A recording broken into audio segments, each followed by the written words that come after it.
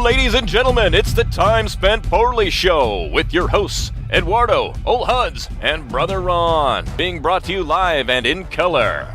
Tonight's guest is Peter Brill. Here's Edwardo with a brief interlude within this kick-ass intro to give you a rundown of tonight's topics. Thank you kindly, the Beard, for the dulcet tones. Tonight, Brother Ron has a job. We'll be talking about the outcome of the 2020 election and give our theories on the potential fallout. Plus, Peter will share a nonpartisan opinion piece. We're going to talk Mandolorian thus far, how Edwardo's home office is also where the cats shit.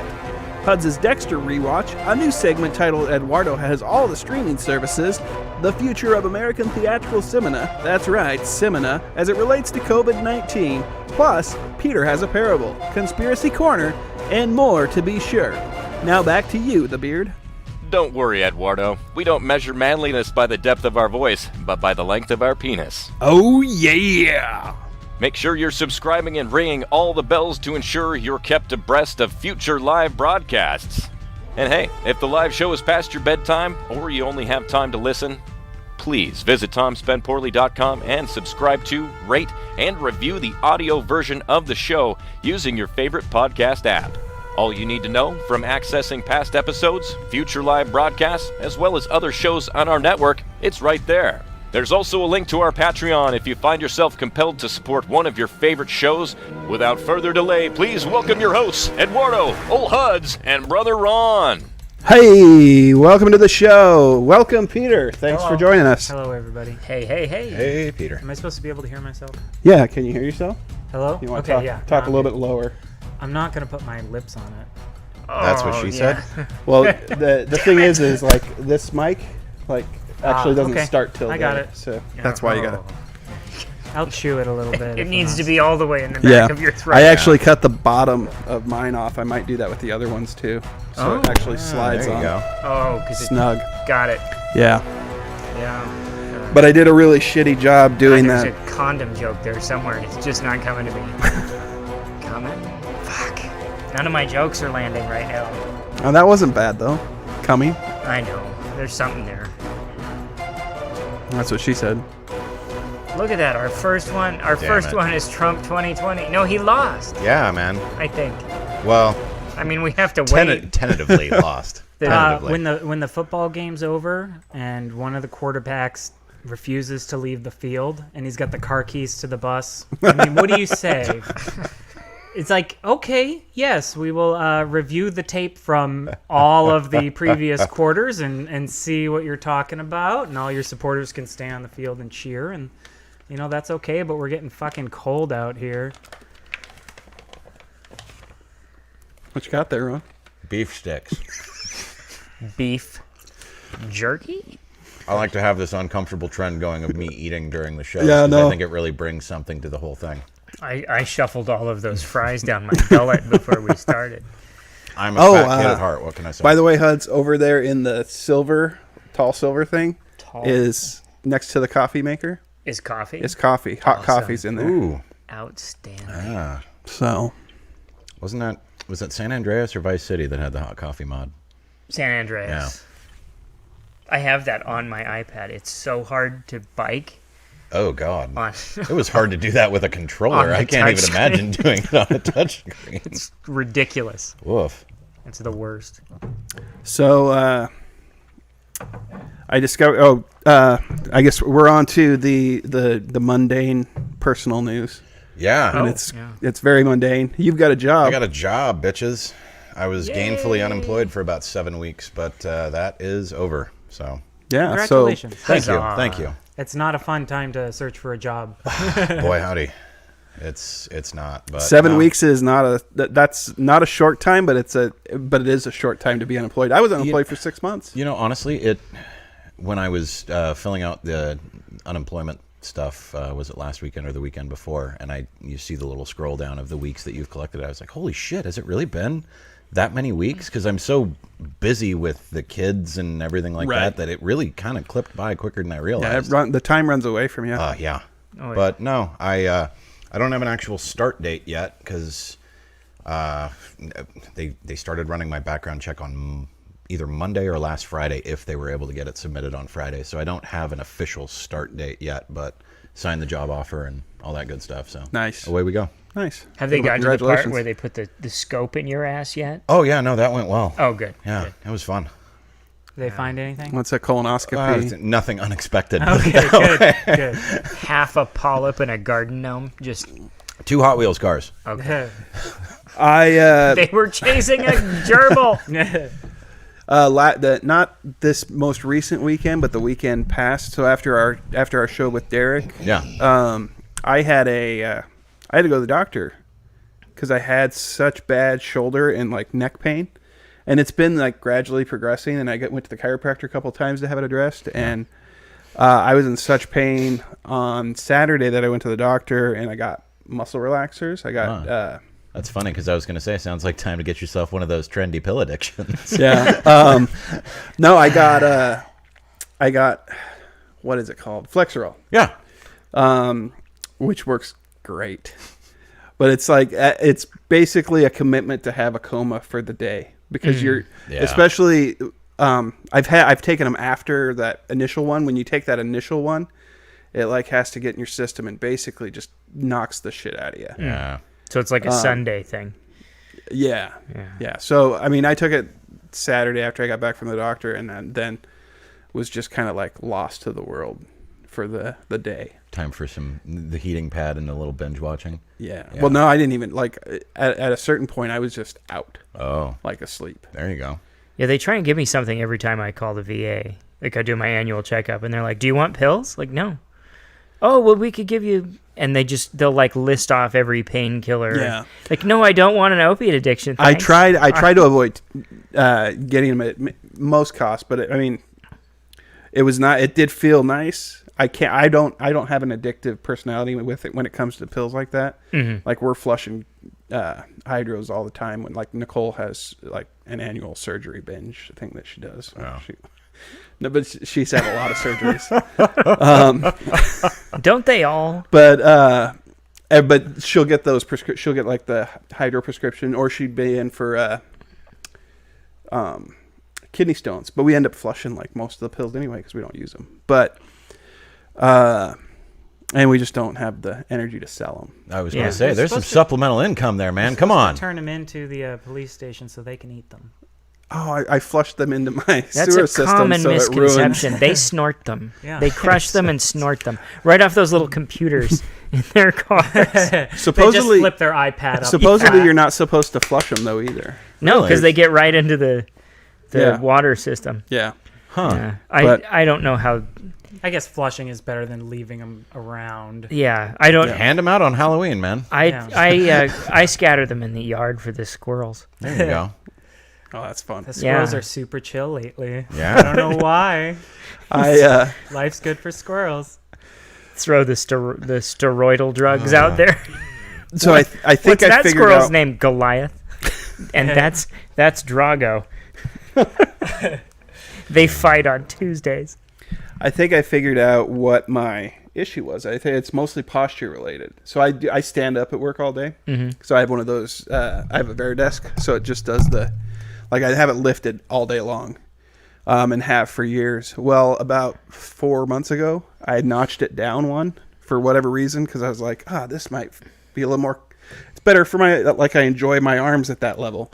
But what was happening is it was like pulling, the way my arms were just that little bit lower was pulling on my shoulders. Yeah. Because when I notched it back up, I felt this instant relief. Ooh. From Ergonomics is hella complicated. Yeah. It really is. Yeah. And it's hard to get right because you're like, this feels good. This feels. Oh, wait, I crippled myself. Yeah. Now I'm. Yeah, that's awful. That's Yeah. exactly what Everything it was. It was just sucks. Well, Yeah. and it's Everything sucks with all your the back, time.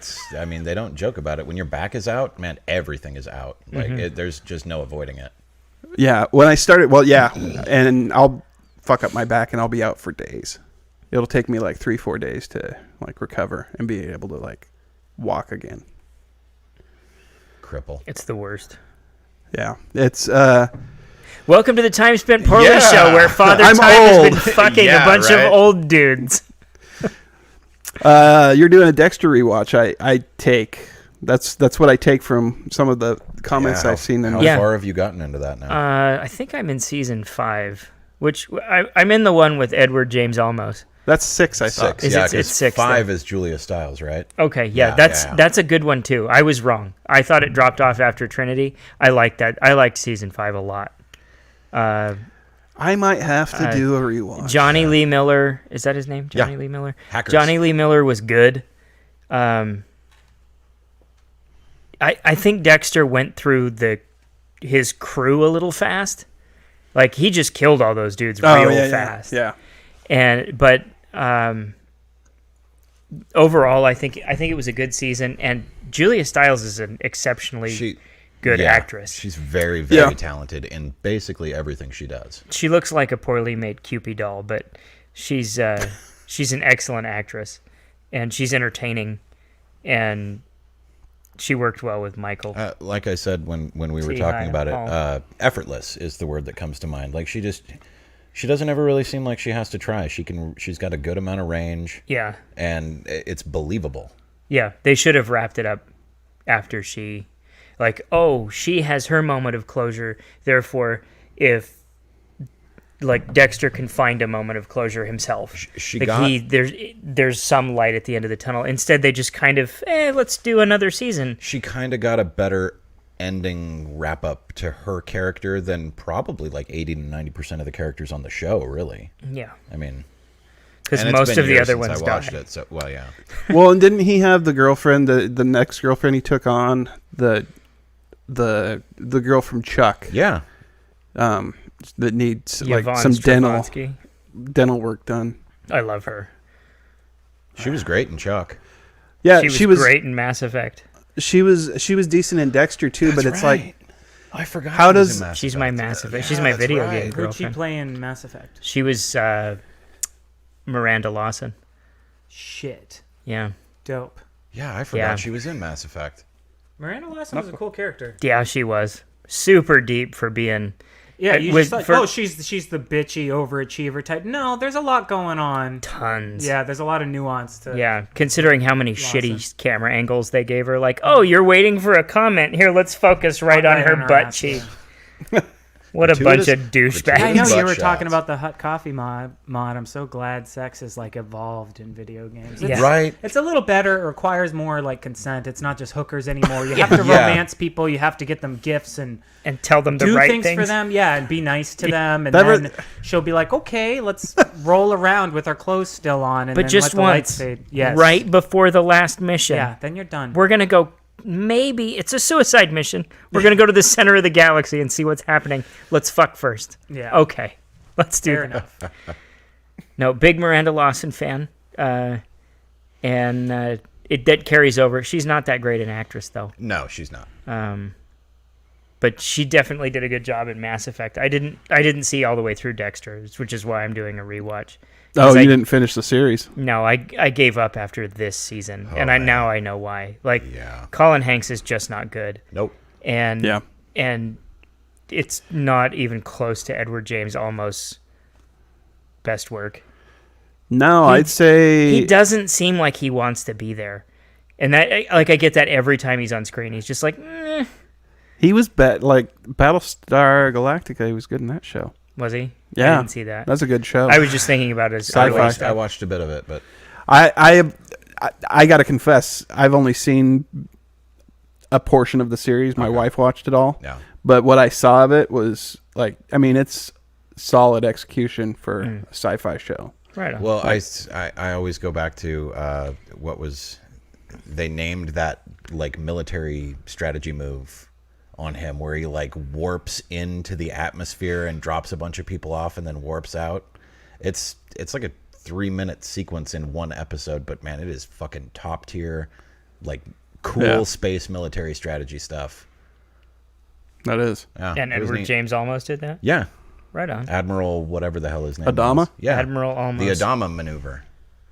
But yeah, I don't know.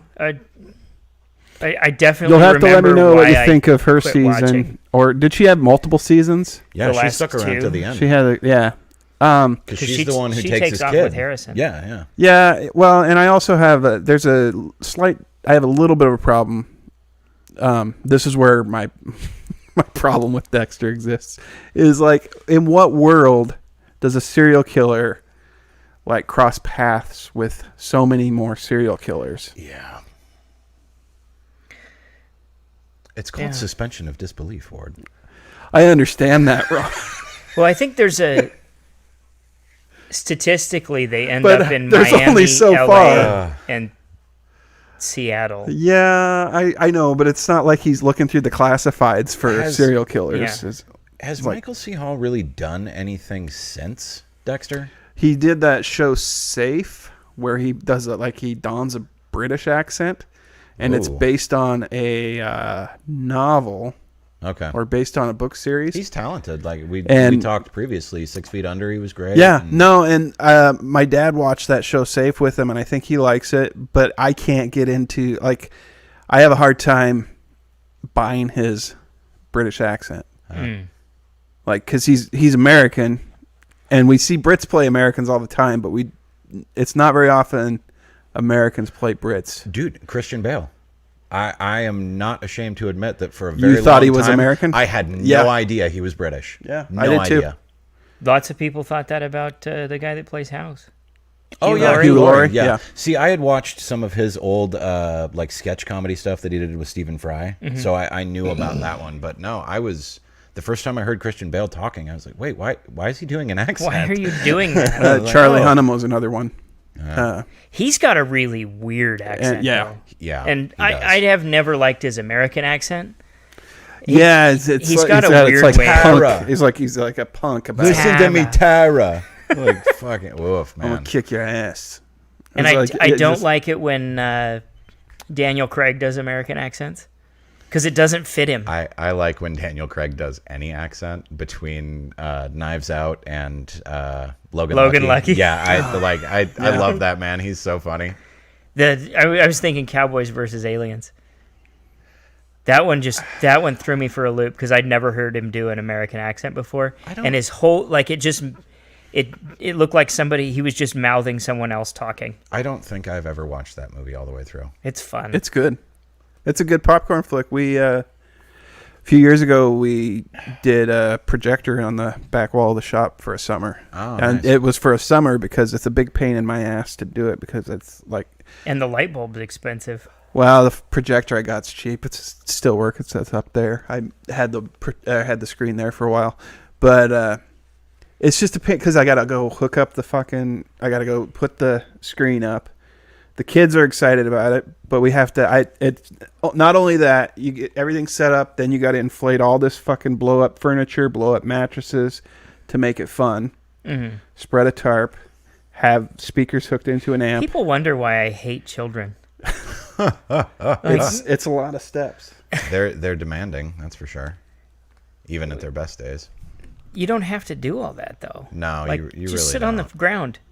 Although Spread out a I blanket. will say, those little bastards. some of the most fun that I've had Then when it's over, in they're the like, last "Good night, couple Dad." years is building like epic blanket fort type things with the kids. Like, I don't know. Maybe it's because I'm at the end of the day like a 36-year-old boy in a lot of ways, but I love me a good blanket fort. I really do. Even though it kills my back because I'm borderline crippled at times. Sleeping on the floor is just not a thing for me anymore. Yeah. But it's fun. I love it. It's nice to remember that like 8-year-old you and modern you are the same person. Dude, yeah, exactly. Just that that kind of stuff, it didn't completely go away. It still Yeah. exists. Mm-hmm. I still want to walk in woods I've never explored before with my friends and just be like, what's out there? Yeah. Yeah. Well, and It's one of my favorite parts. I'm not big, like I don't like morel mushrooms. I'll eat them if they're offered to me, but I'm not big on it. But I will absolutely go morel hunting with people anytime just because I'm going to go over to this spot in the woods that I've never seen before. Like I don't know, that exploratory, like you said, it speaks to the sense youthful of wonder. Yeah, exactly. Like that anything's possible and that your imagination is worth who knows something. what I'm going to find? Yeah. I'm probably not going to find anything, but who knows what I might find? Yeah. I was always hoping I was There going to could the be woods and fucking you know, just goblins. find a cabin with video games and no adults around that I could just live in. Yep. Yeah, exactly. Just be like, Dad, I'm not coming home. I'm not coming home. You can't make me. You can't. well, it's fun. I was talking about this the other day. It's easy. It's getting easier to not feel so like negative towards like old people anymore. I've always been an old person. Because I see that in you. I've been old since I was 2. But what will happen when you're probably in your 20s? You're like, God, man, he's just an old square. But then you realize about the time you're 35 and the age that we're at right now, it's like, oh, I'm never growing up. Mm-hmm. Like I peaked at like 17, and then like my mental like age has stayed there. I keep on reverting back to like there's some things that you grow out of, like the American Pie movies aren't as funny to me as they were when I was 19. Mm-hmm. Like you can appreciate them on a nostalgic level, but you can't. Criterion but if you pop in a movie of the same American Pie, basically of the same caliber, yeah, to American Pie today, you're gonna look at it and be like, yeah. But I graduated the same year as the kids in the American Pie movies. That's why I'm saying it's like there's a nostalgic appraisal of it that you have for like I can watch those and be okay with them, mm-hmm. But if I watch today's equivalent to the American Pie movies, dude, have you ever watched any of the direct I'm just like sequels of those movies? Oh, they're bad. Oh man, they're so bad. Oh, man. The high school portions of Cobra Kai is like a whole different species of person. Like who the fuck are those children? Well, to go back to our last show, similarly, the Saved by the Bell reboot. Like I see those people, I'm like, dude, I don't understand you, nor do I connect with you in any way, shape, or form. Yeah. Like Yeah, well, we talked about that the last show. There's I don't know that I'm going to be able to. I'll try out the show for the first episode or two, but I don't know that I'm going to be able to do a full-on commitment to it. People came up in a world that is much different from the world we came up in. It's just like night and day. It feels like an old person thing to say, but you're 100% correct. I remember playing Atari. I remember playing NES. I remember dialing up on AOL. I will never know what it's like to be born in a world that has the internet. Right. It's like Facebook. Yeah. Yeah. It's my 14-year-old is one of those. When I look at 100 gig download and it's like 4 hours, I'm like, holy fuck. It used to take me 4 hours to download one like shitty picture. Right. Yeah. Well, and there's a lot of difference between, like the people who grew up with the transition to, not just television in general, but color television specifically. Right. But it's to be fair, it's not even the same league. It's not the same sport. It's having access to television come about in your life is one thing. The internet and the way that it connects you to literally everything, like that's big. No. Well, remember when we used to? How did you learn things pre-Google? Yeah. What if you want to find out where Tom Petty's from, and you just have to go years, and you find some guy at a record store, and you're like, dude, where's Tom Petty from? Yeah. And he'd be like, Florida. And you'd be like, shit. Dr. Rox is closed. Yeah. You don't just open up Wikipedia and just like. It wasn't in the fucking World Book Dictionary or the World Book Encyclopedia. I say fuck you to anybody that's like, I remember the old argument for Wikipedia used to be like, well, not all that stuff's true. It's like, enough of it's true, though. Yeah. Enough of it's true. And I can sourced. As much as people want to talk shit about Wikipedia, it's goddamn sourced. Yep. And you can look at those sources because there's links to those sources. Right. I'm not sure if you've ever made edits, but the admins, they're tight asses. Are they? They're I've never done it. Any other like college professor. They're probably tougher than the editor for the Encyclopedia Britannica. They brook no nonsense. If you're not well sourced, but if they're wrong and you fix it, they won't let you fix it. I love, and usually there's controversial pages where people are always fighting over stuff like that. But I won't even fix grammar on there anymore. Like fuck them. Let them have their little grammar mistake. I love the little things that they don't last, but like if somebody's able to get a screenshot of them, like the example that I have is it was not this last weekend, but the previous weekend when the Bears and the Saints were playing. Did you see the guy that threw blows at the Saints player? For one, if you're punching somebody that's wearing a football helmet, you might want to think. Oh, yeah, I saw that. But so the night of it happened, so offensive player for the Bears was lined up against a defensive player for the Saints. Saints guy got in his face and stuck a finger through the guy's face mask just to be like, doo-doo-doo, it's a good way to get fucking hit. Yeah. And so on the following play, I think his name's David Wims. His last name is Wims, but on the following play, as soon as the ball went dead, he straight sprints across the field to where this guy was that poked him in the face and just fucking wham, decks him in the face. And the guy kind of just stood there like, what? And he threw another punch. Well, somebody that night got on that particular Wims' Wikipedia page and edited it to say that he was a star in the National Football League, but also a professional boxer. And he went to college at such and such place, and he began his professional boxing career during a game against the New Orleans Saints. That kind of shit on Wikipedia, I love. That's so delightful. funny to me. Yeah. It'll get filtered out, but when it's there, very what a quickly, joy. but God, it's funny. Well, what was the one that football or Super Bowl got edited to be like the one time a year where a team plays to play the New England Patriots? Oh, yeah. Mm-hmm. Yep. I worked with a Not this year. guy in the Army who wrote an entire entry for another guy in our unit, and it was up for almost 3 days. And then before it got pulled down because he wasn't... a non-notable person. Yeah, he was It's nobody. a shitty thing to say. Yeah, dude.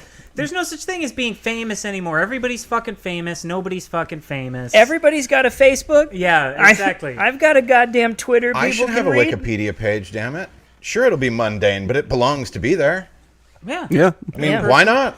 I'm live and 3 people were watching me right now, and one person fucking liked it. It's just tough. Like, where do you draw the line? How notable do you have to be before you're like, okay, this person is famous? Because there's people that have a subscriber base of like 200 people on their YouTube channel. That's pretty famous. Yeah. That's I would aspire for outside that. of the amount of people that actually know him. He has actual fans. Yeah. Right. And I have 350 friends on Facebook. There you go. That's 350 people who know who I am. Might want to look me Yeah, up right, on goddamn I'm exactly. sure Wikipedia. at least 300 of them like you. I don't. I have. Maybe you less. might be being Same generous, here. but you No, know. there's probably 3. I think I have somewhere around 400 friends on Facebook, which, like, I look at that and I'm like, oh, that's a lot. Look at you swinging your big I- Facebook dick around the room. I think I'm like, that's a lot, but then I'll go to someone else's page and they'll have like 10,000 friends. I'm Yeah. like, what does your feed even look like? I used to have- pare it down to 250 anytime it went over. I have because of the 751. Dunbar number. And the only reason that I know that number is because last week I went through and removed a lot of people who, like, when I worked at Canada for Life, very frequently customers would send me Facebook friend requests. And you know, they're your customer. You kind of rely on them for tips a little bit, so you don't want to be rude.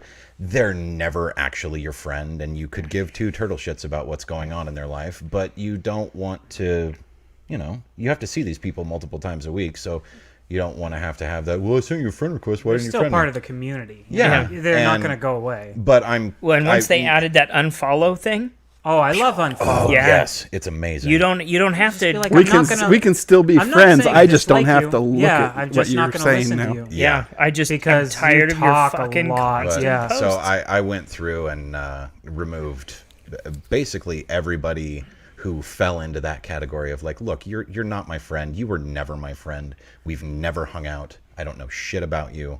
I was your friend on Facebook because I didn't want to have to be at work and have you ask me, well, how come you didn't accept my friend request? Which, dude, Those conversations have happened. they do. And man, I pity the women that I worked with. Oh my God. Did I ever tell you about the dude who was sending workout videos to my coworker? That's awesome. Just videos of him. He'd stand his camera up while he was at the gym, pumping weights, being all beefcake. And that was it. There was no, like, she didn't ask for them. They didn't have any dialogue or anything. It was just like, oh, I'll bet she'd like this. And I was like, God, I wonder what it's like to be in that guy's head of like, what makes you think that Okay, statistically, anyone would want to receive that? That poor girl. statistically, yeah, I know, at dude. least 3 of the people who are watching right now are girls. At least 2. Okay, let me know what's worse, a dick pic or a workout pic. I have to know. My favorite thing, Unsolicited. though, my favorite thing was she was telling me about this. She didn't show me the video or anything like that, but she was like, "Yeah, did I tell you blah blah blah blah blah blah blah?" And I was like, "Oh, who is it?" And she's like, "Oh, I don't want to out him. That wouldn't be nice." And I was like, "Okay, Yes, it would. that's fair." I fucking called it within 3 days. Out him. He was. I don't remember his name now. But he was in the store, and it was one of those things where he was like, no, I'll wait for her to help me. Like, oh, well, we're all here, and she's the only one with a customer. And he's like, no, I'll wait. And as soon as he walked out of the door, I screamed to her from across the store. I was like, that's workout video guy, isn't it? And she just goes beet red, and she's like, damn it. I was like, yes! I think that's worse than an unsolicited dick pic. I think it's definitely comparable. Like, I mean, I- it's Pretty close. It's It not has as to vulgar, be like but it's really it seems so much creepier. yeah, it really Like does. I mean it. Look at my body. Look It, how Yeah. It's the Look at what want I'm doing. It's the Watch me in arrogance. motion. yeah. Like in what world do you think that is something? If she asked you for that, hey, yeah. That's even one then, thing. it's so fucking but unsettling. even then, Like, it's like Who are these guys? Then and that who guy's ends got up the. fucking Then them? if she asks him, then that Thank makes you. her They're doing weird. the real problem. that's what I couldn't help but go back to is like it was something that I've always wondered when I see guys that do the like negging girls, where they they try to make them feel like shit to get Yeah. their attention and Yeah. stuff like that. It's like, are there people that actually works on? Thousands. small, 'Cause like holy a shit. small portion of people, which ends up being like large in aggregate. Yeah, But stop. When a guy's a dickhead, don't fuck him. It's When a guy's a piece just of don't. shit, don't fuck him. We could be done with dickheads in 2 generations if you just stop fucking dickheads. exactly. Yeah. It very You know what very happens problem when is I'm they- a dickhead? they marry My girlfriend those doesn't have dickheads. sex with me. Yeah. And there then you they go. have And that's how families. it should be. Yeah. Yep. And the pictures are great, and then the dickhead murders the wife. Well, statistically, Dude, I watched there's a show on Netflix that is it that American Murder or no, whatever? it's called Murderous Affairs. Oh. And it's like Well, I'm talking about that one where that guy like dumped his kids into the oil vat. Jesus, I didn't see that. Oh, you But should woof, watch it. But yeah, American And Murder.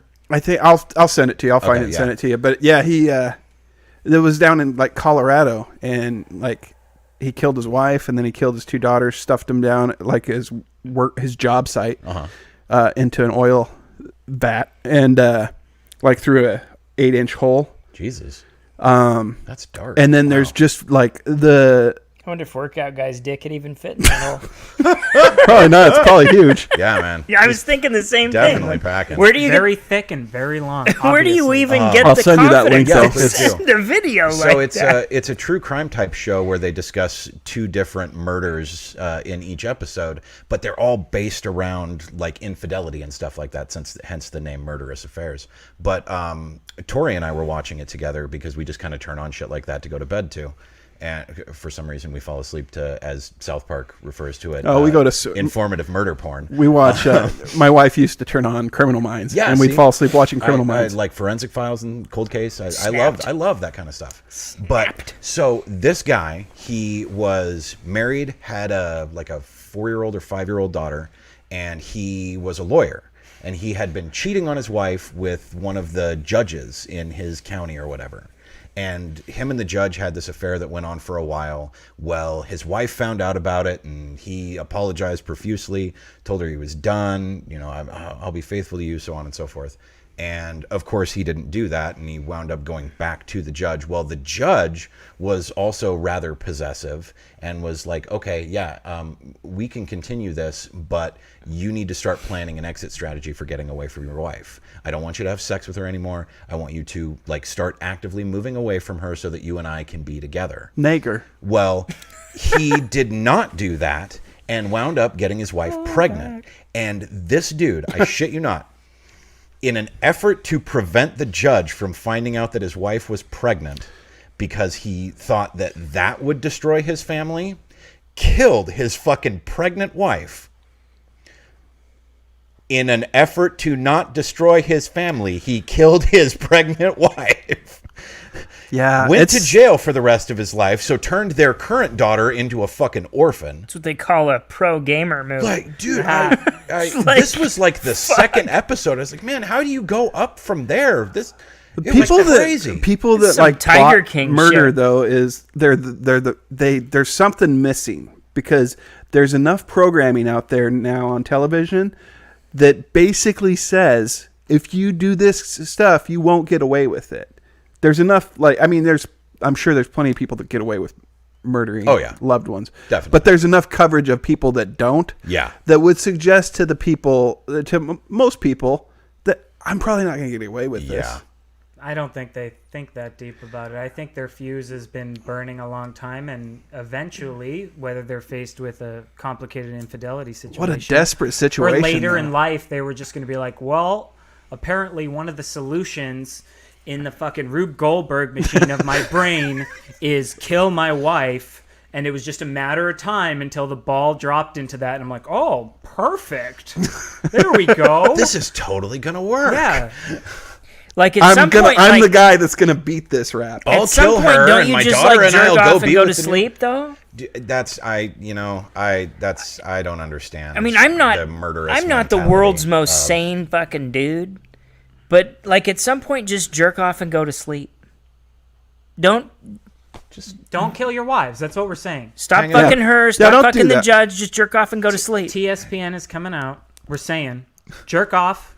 Don't kill anybody. Yeah, Hot coffee mod. just Hot coffee yeah, mod. just call it.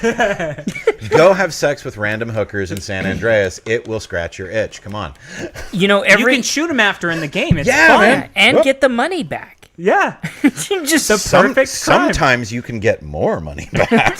sometimes you're the third John.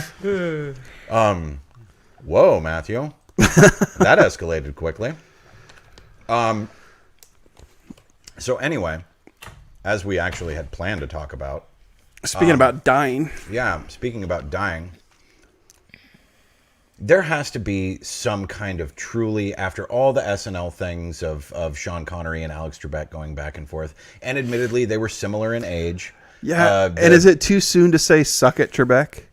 Oh, I It's don't never think so. too soon. I don't think so. I think he'd have a chuckle at that. Yeah. A spiritual chuckle. Depending on your views of And the you're right, afterlife that's the- and heaven that's the and Connery stuff like and- that, they're absolutely, if those things do exist, Sean Connery was standing there tapping his foot waiting for Alex Trebek to just be like, suck it, Trebek. Yeah. Didn't Trebek like beat the shit out of a dude in a hotel like 6 years ago?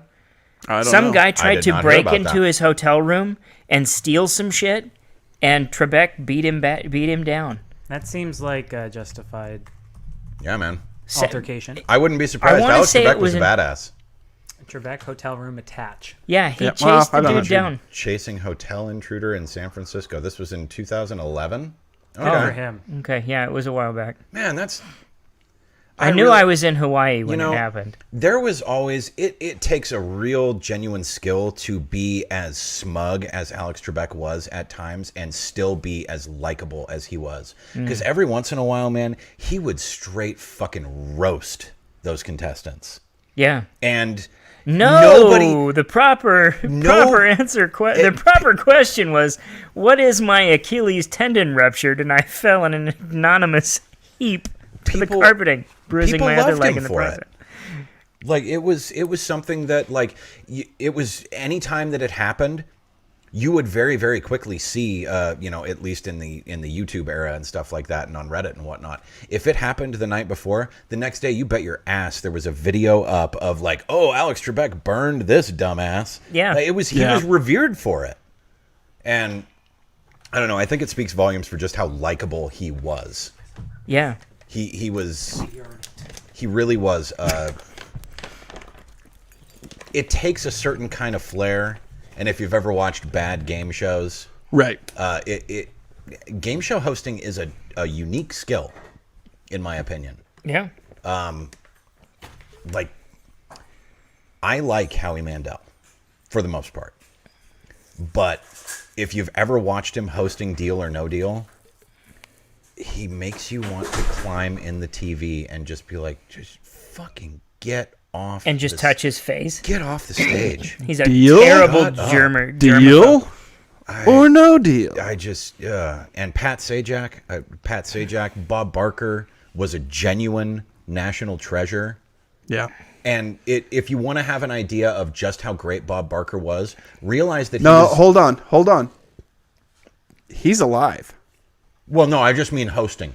Like, Did you know that I had a Mandela effect moment with Bob Barker because I thought he died. No. I like about a month ago, I was like looking up. I was watching. It was a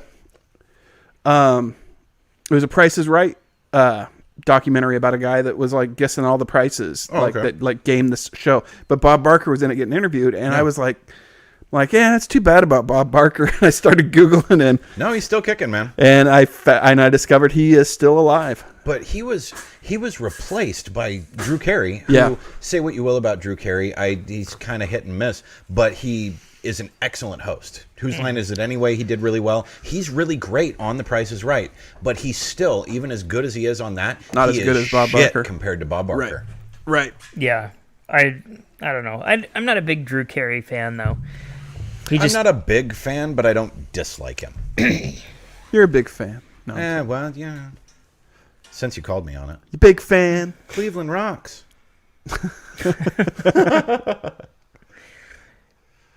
Oh, I got Sean Hudds doing Connery, a Dexter though. rewatch on there twice. Wow.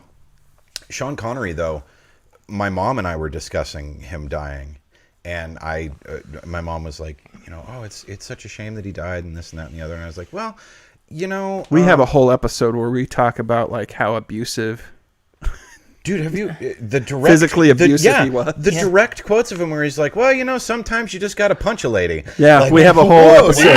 Whoa, calm down, Sean. And my mom had absolutely no idea about it. Yeah, it was it like was a kinda Barbara like- it was a Walters Barbara interview. Walters interview back in the late 70s, early 80s, I think. So the original quote was from the 70s when he was being interviewed by Playboy. Barbara Walters called him on it 20 years after the fact. He's like, yep. And he was like, yeah, no, I stand by that statement. Sometimes you just got to smack a bitch around. And it's amazing to me in the Me Too time that we live in. That he didn't get post-canceled? That he didn't get called out more for that because he wasn't. They'll wait till he's dead for 40 years. He No, wasn't- he's been John off Wayne. he's been off the radar since Well, he hasn't- League of He Extraordinary Gentlemen. hasn't done anything Yeah. since Leave Extraordinary Yeah, there's Gentlemen. much but- more juicy Me Too targets. Yeah, that's Yeah, very, like that's John very true. Wayne. That's very true. Yeah. Yeah. But it was always surprising to me that so many Had people this coming, Wayne. Yeah, Again. and plus he only hit white women, It was and so it was okay. it was what we talked about. She was Scottish. She could take it. She was a Highland bitch. Several episodes ago about the strange circumstances of who gets canceled and who doesn't. Right. Of here you have a guy who is openly admitting in a national publication of yeah, man, sometimes you just got to smack that bitch. I think it's... and people were like, it's Sean Connery. It's partial ownership because Alec Baldwin is similar to that because he has that just kind of I'm an asshole. Yeah. What are you going to do about There's it? truth to that. That gives you you're a right. little bit of armor against Yeah. being canceled is actually owning your behavior. Yeah. I've gotten away Not with a lot in my necessarily being life, just proud of it, but kind of Just straight kinda- up saying yeah, I'm a just being lazy honest. asshole. Yeah. Basically I'm... Yeah. I do things I've not made necessarily mistakes. proud of. Yeah. You've seen... They're there. We all fight against our worser natures. Yeah. But, Johnny Depp. Dude, that whole thing is such a wild Yeah. up and down. Can you believe they had to pay of- his full 8-figure salary For the movie he stepped away from? Harry Potter movie? Yeah. Really? I wasn't aware of that. He'd filmed one scene, and his contract was set up as such that if he filmed anything at all, What was he got- found? What was discovered? They- Was he actually factually, physically abusive? no, they Why did they cut ties? What He- was the point in cutting ties then? Why not just have him do the movie? Nobody cares. I think it's more People of care. what we talked about And- previously. Of they don't want their name in the same sentence of that this court of public yucky opinion? thing. it Yeah, was like cutting James Gunn loose. Yeah. And Yeah. bringing Companies him are back. averse to risk. yeah, exactly. If it means that it's threatening their money to have so-and-so, cut so-and-so. Yep. Self-preservation's most Yeah. important. Except for Disney. Disney is not averse to risk at all. I'm not sure why, but they've dry humped fucking Star Wars up and down.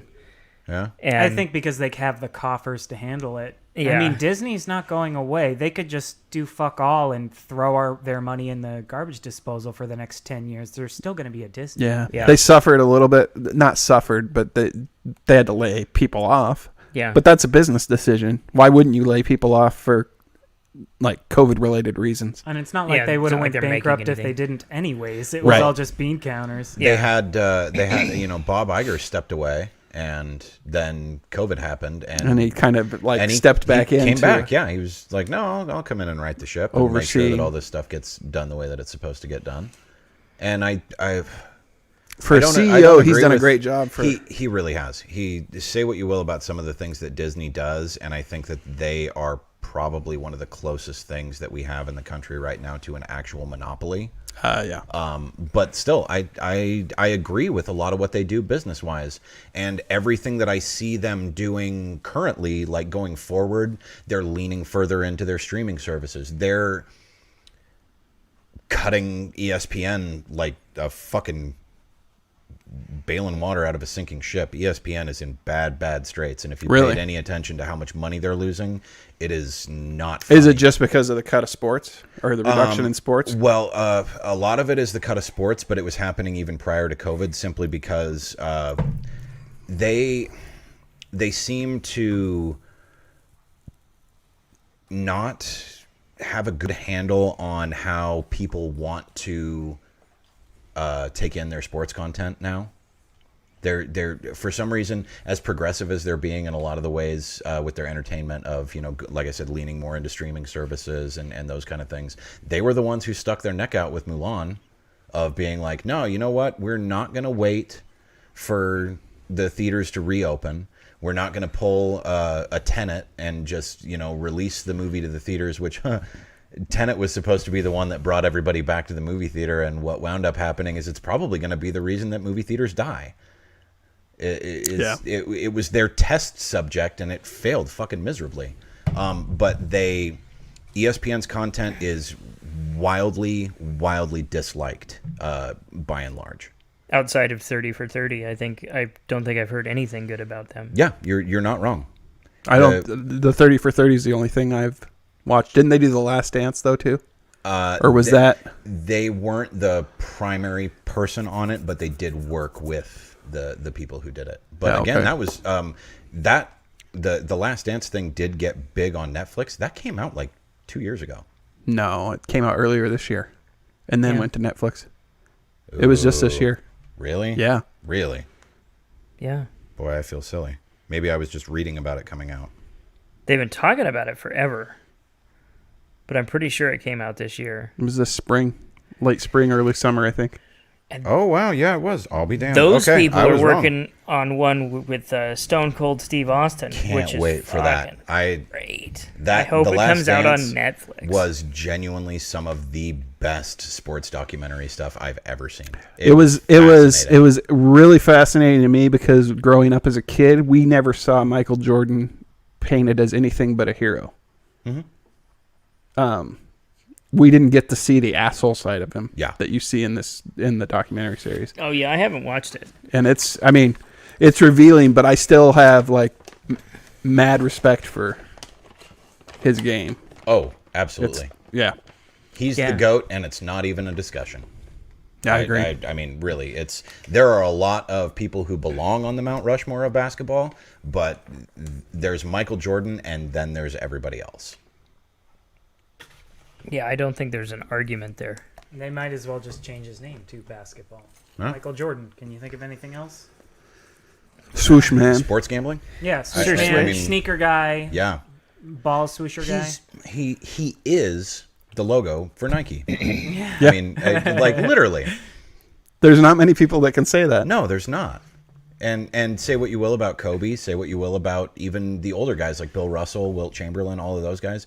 Even them, again, do they belong on the Mount Rushmore? Absolutely. But there's them, and then there's Michael. Yeah, they're not on the $1 bill. No. Yeah, yeah.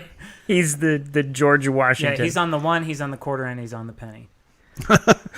But right. Speaking of Disney, Mandalorian, they have the new WandaVision stuff that we were talking about, which Entertainment Weekly just dropped a big thing about WandaVision today. So I saw a breakdown.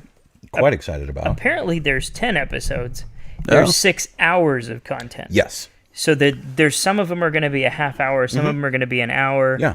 I thought it was just going to be 6 episodes. That'll be interesting. No, I'm really For one, as you and I have talked about off camera several times, I think that COVID was really, really helpful for Marvel. I think that it couldn't have come at a better time because Endgame happened, and I don't think that superhero fatigue necessarily is a thing, but it was a really good time to just kind of take a breather.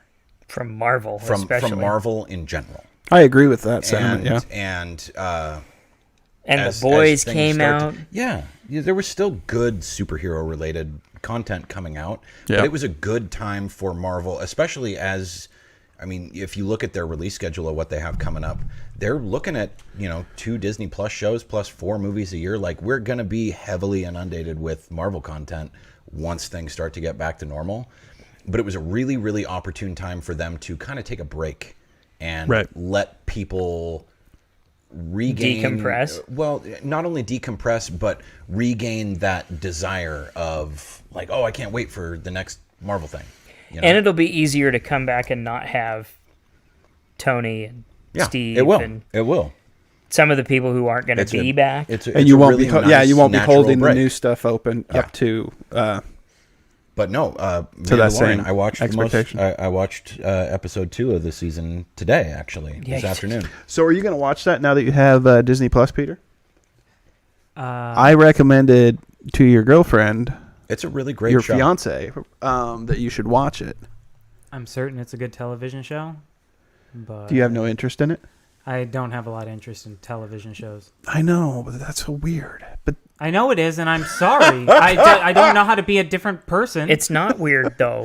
No, it's not. Respectable. I wish I didn't watch so much fucking TV. Oh, I do sometimes, but it's hard to say I'm just going to sit here for this amount of time. I'm racked with guilt. There's dishes to be done. There's paintings I could be painting. There's things I could be building. There's things I could be There's writing. cocaine to be snorted. I could be calling my dad and telling him I love you, Dad. Going on a bike ride. On a bike ride. Dude, you could be calling your dad and discussing the new episode of The Mandalorian. Yeah. I do that with my dad. Mandalorian especially. I say that with in all jest. movies, all TV shows, like I always give myself a pass because I'm like, it's not going to go away. Nope. It's always going to be there. I always can pick it up. Like every book I didn't read, like every play I didn't attend. That is literally the argument that I use with my son for him being like, oh, I wish I could watch this, rated R movie, because I'm really. There are some things that I'll let my 11-year-old son watch that people are like, you let your kid watch that? And then there are other things where I'm like, no, dude, hard line, no. Yeah, if you've watched it before, then you get to make your call. I hate it when parents are like, well, I don't know, I'll just look at the rating. Nope. No, that doesn't work. If it's open There's suggestive to debate, elements in there. You know your kid, you know your values. Yeah. Well, and your kid has a little bit of you in them, the DNA, so that you know that they're going to perceive it in a similar way that you would. And also, there's some shit that's rated something, and it was rated something at a completely different time. Oh, yeah. Like, have you ever seen Bloodsport? I know you have. Oh, yeah. But Alex Many and I times. watched Bloodsport a few weekends ago, and it is maybe a PG. It was Jean-Claude Van Damme's first real movie, and there's some like martial arts violence. What's it but that's rated? it. It's rated R. Really? It's funny watching him. Forrest Whitaker's in it, and Is there any sex scenes? not really. I mean, Just like gentle it- under the covers. it cuts doesn't away. cut to thrusting no. immediately. Yeah, Okay. there's it, and then I think he gets out of bed and you see his ass. Oh. It's like an excuse to show, Well, like, seeing look at Jean-Claude Van Jean-Claude Van Damme's Damme's ass. is like I a think rite of that's passage. He spends fine. like half That's the fine. movie in his Everybody can underwear, look I at his think. ass. But no, But It's important.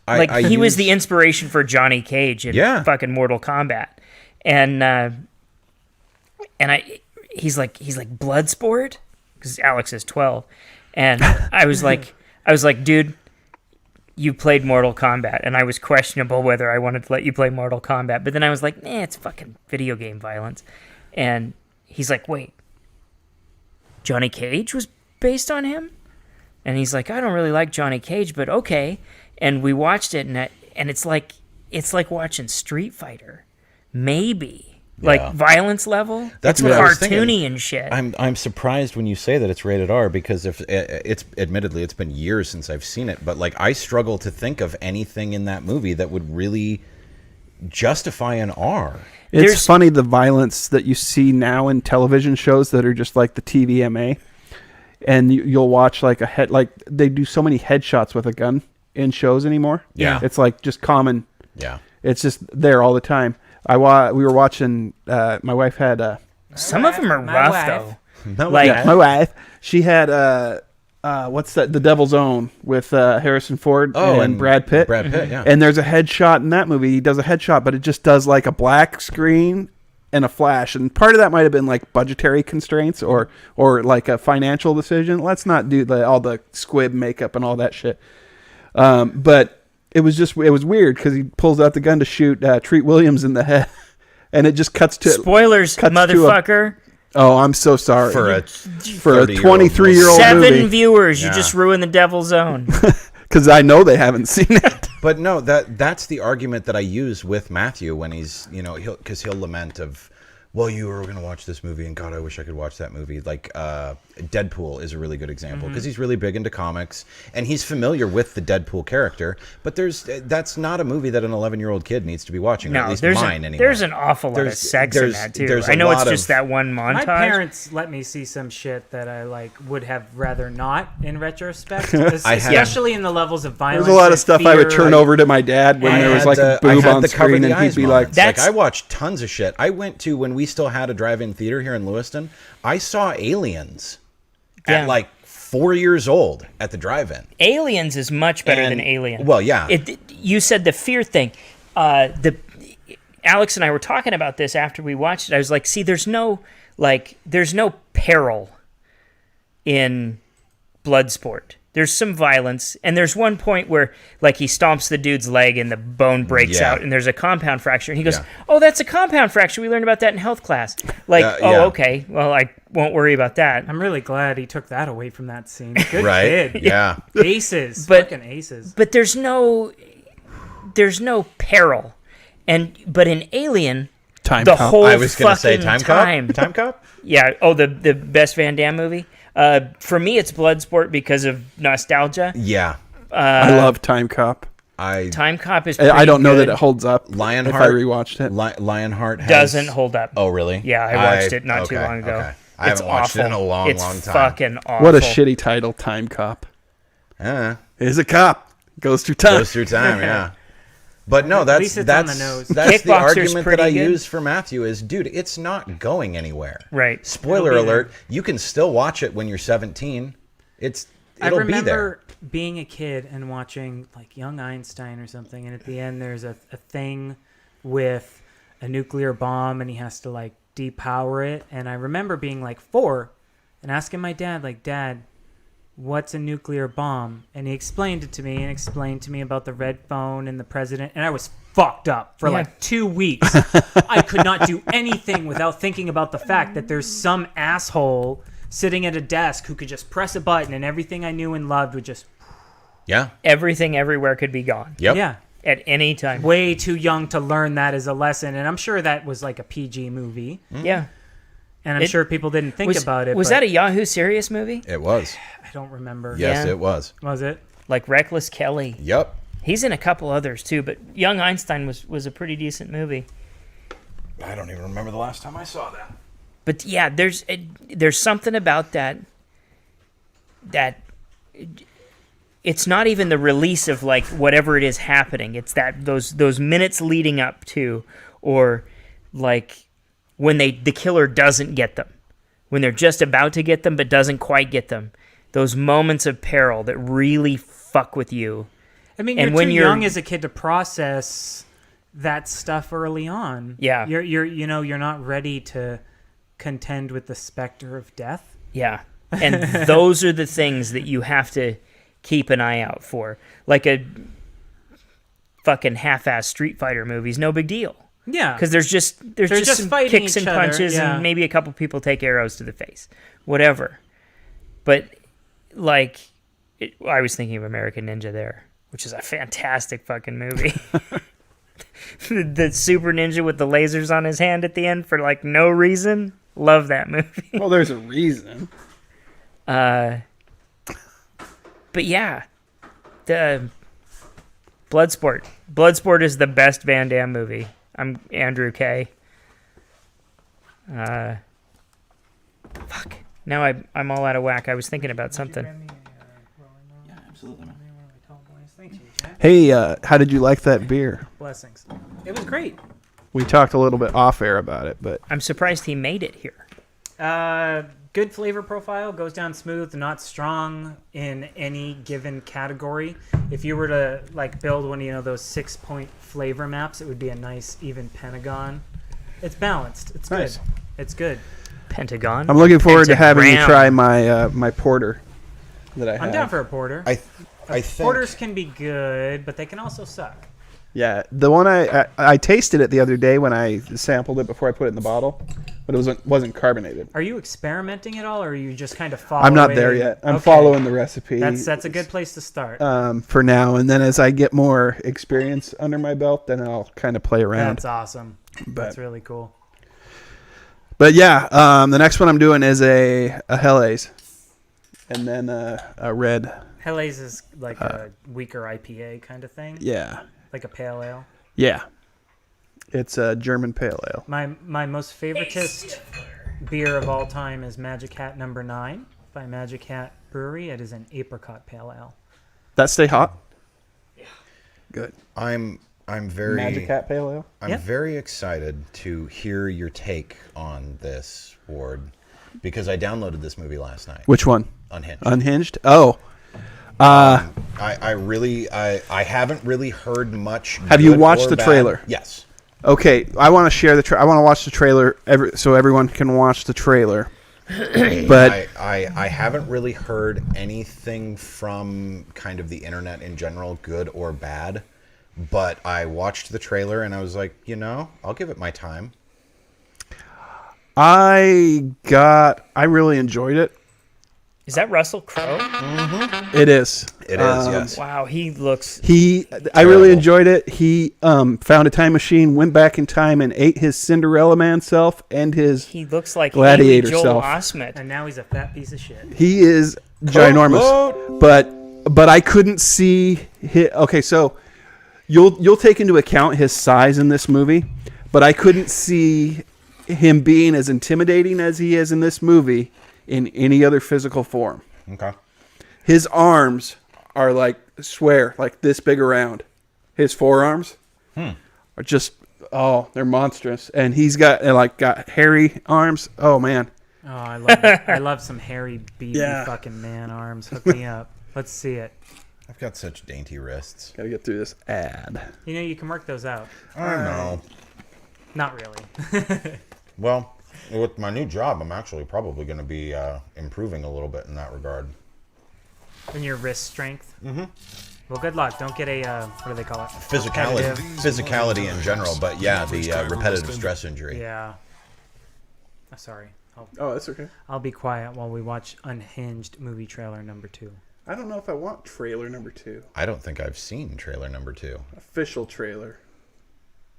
But no, I downloaded this last night, and I downloaded something else too, and I can't remember what it is off the top of my head. Oh, the New Mutants. New you Mutants, realize- what is that?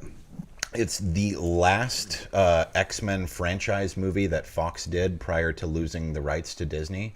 It was originally slated for release on April 18th, 2018. It came out a couple months ago-ish. Yeah. All right, let's see this nonsense. Here we go. See, 2 minutes. Feeling unhinged? Most days. So the first few minutes of this movie, I thought that the female lead was the Skywalker, or not. Ray? I thought it was Ray. I thought it's not. It's a Daisy different Ridley? actor. Daisy Ridley. I thought it was Daisy Ridley. She's cute.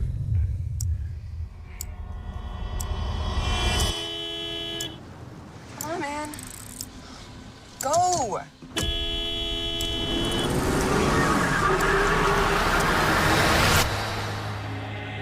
Seething anger. Thought we already did this, and it was called Falling Down. You know what Right. a courtesy tap is, young man? Sounds like this. It's light. It's friendly. Sure, that's what your mom meant to do. No, it's not. Mom! Having a kind of a hard time lately. I'm sorry. Ben Affleck did a movie like this Accept too. my apology. Just ignore him. If Changing you could just lanes? do the same, Yep. we could press I reset. don't have anything to apologize for. Can you go, please? He looks like he wants to eat her.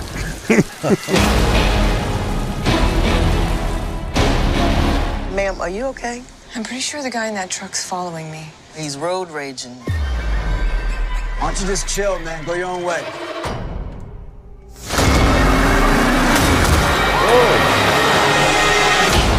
I don't think you really know what a bad day is. But you gonna find out. Stupid.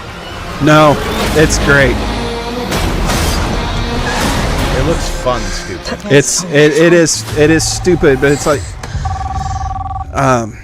remember that movie Cellular Waiting for you.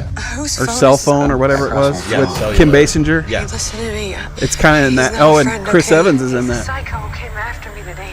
This is where your first lesson begins. Give me my phone. Put him back on this goddamn phone! Beat the shit out of Jimmy Simpson. Yeah, man.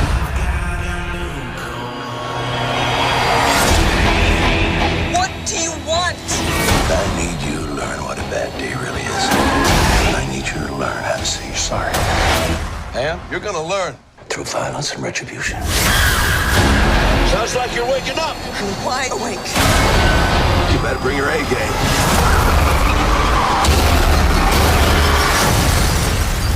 'Cause you're gonna need it.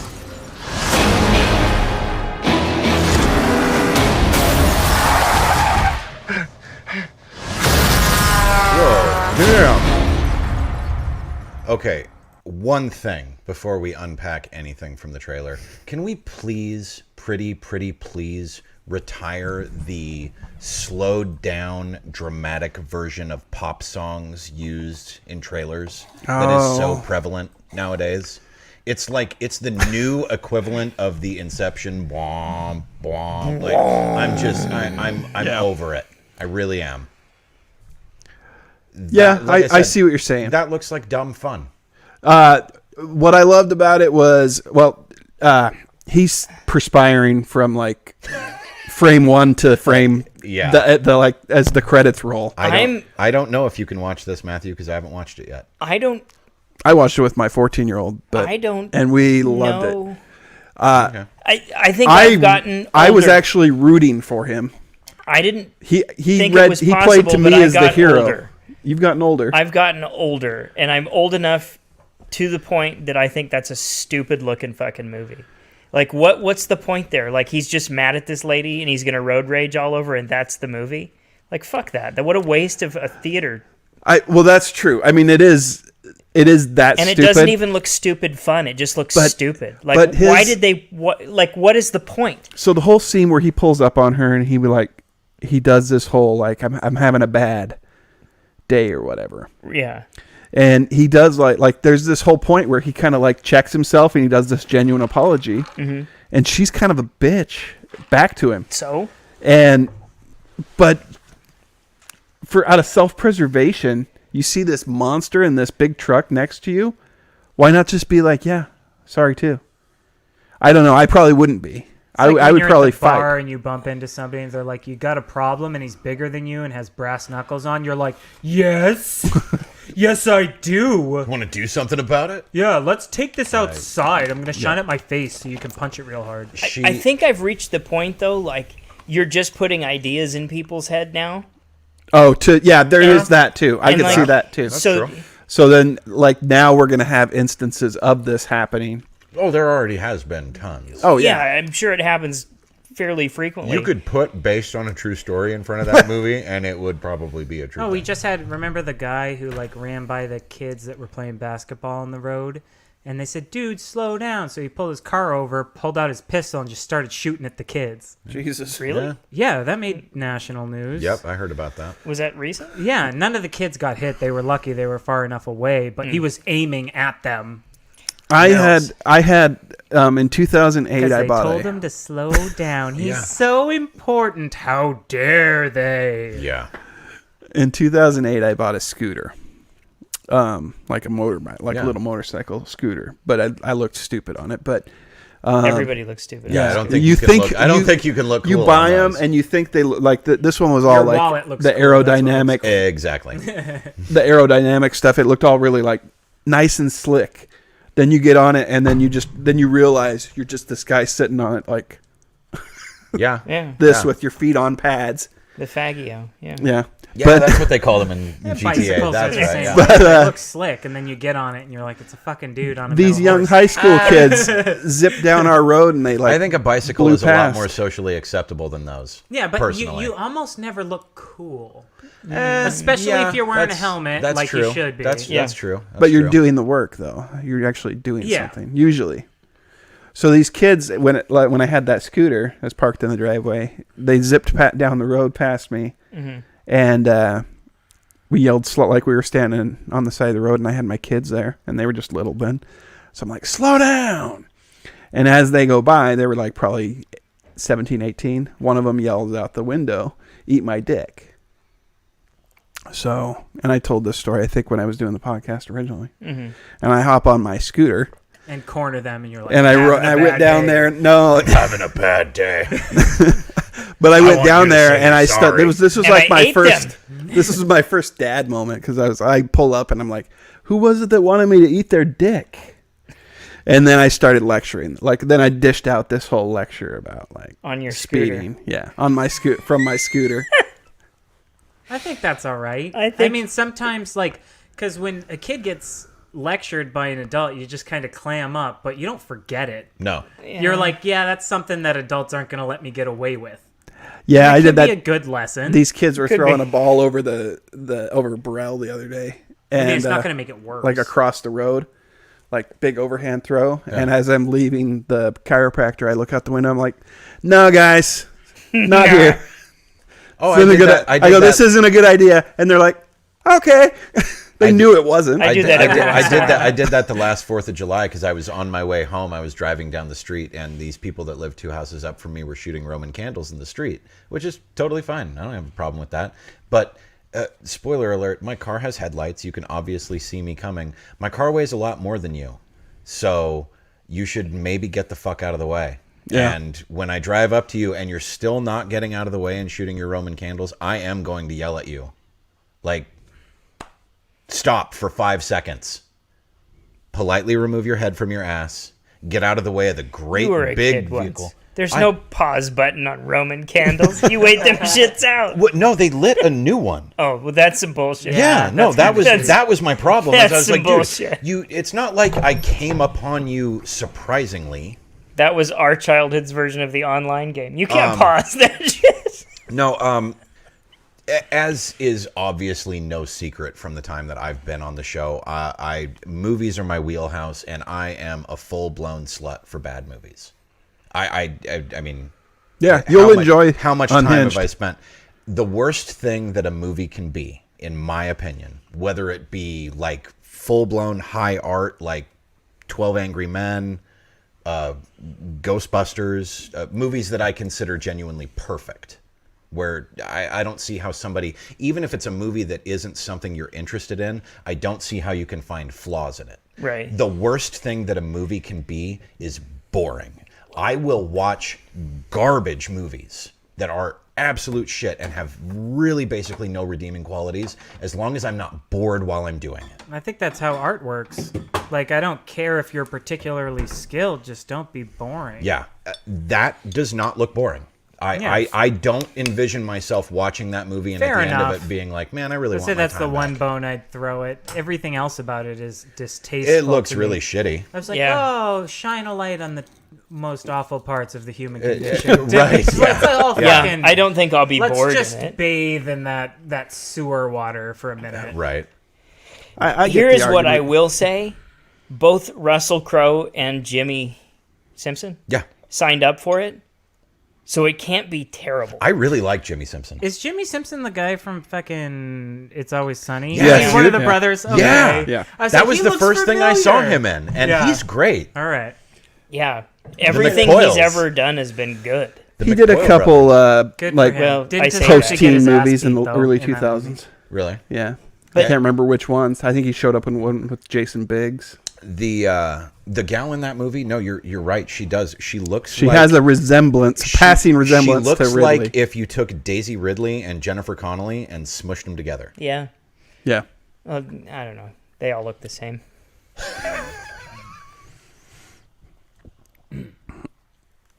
Brunettes. Sorry, Right hole? maybe I found that funnier than I was supposed to. Brunettes but- all look the same. I don't really know the two people you're referencing. I can kind of picture the lady from Star Wars. Well, I was going to say Daisy Yeah. Ridley is the one from Star Wars, and Jennifer Connelly was in.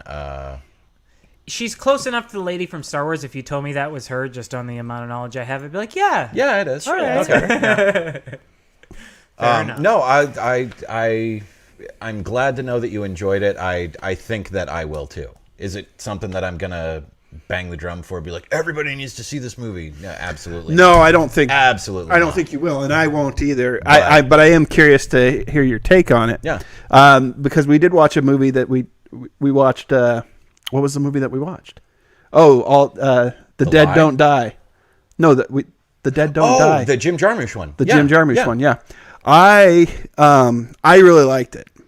I enjoyed it. I liked the self-aware aspects to it, That was one of the high points of it. and I enjoyed the way that Adam Driver played his character.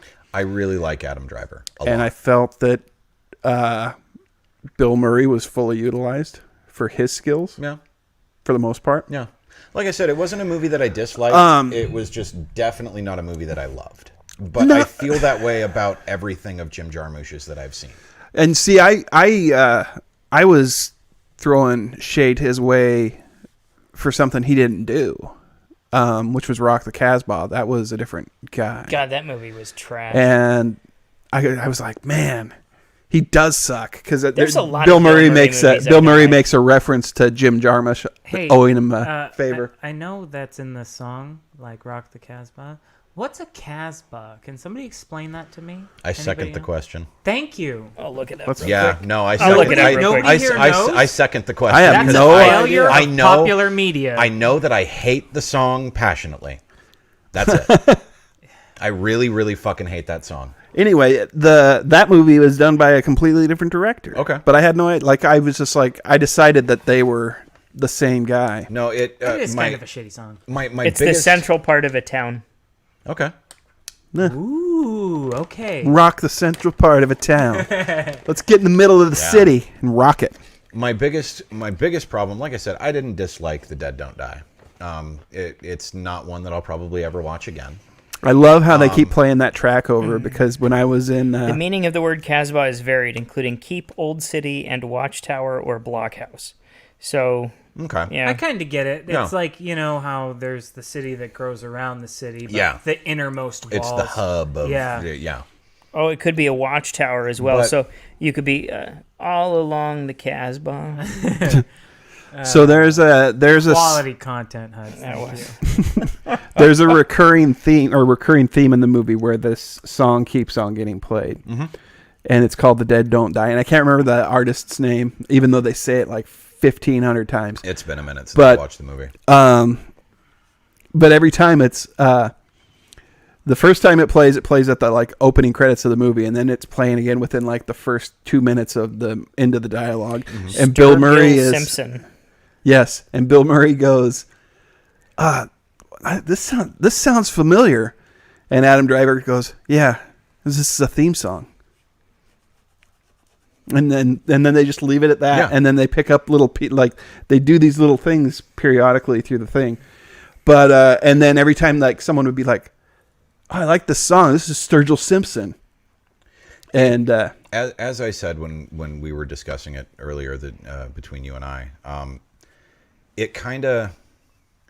it almost felt like it was trying to be too many things at once, and it wound up not being anything definable, if that makes sense. I think it makes accomplished what it set out to it was accomplish. like, Though, well, we want to be funny, but we also want to kind of pack in a little bit of an environmentalist message, and we also with the kinda wanna frack- have a with the little- fracking It's really thing? hard to spin that many plates at once and have a coherent story. Exactly. It's if you're gonna make a comedy movie, you can have moments of horror, you can have moments of action, but you've got to lean into the comedy. If you want to make a drama, it can have funny moments, but you got to lean into the drama. And it was a movie that just really didn't ever lean into anything enough that it was just kind of...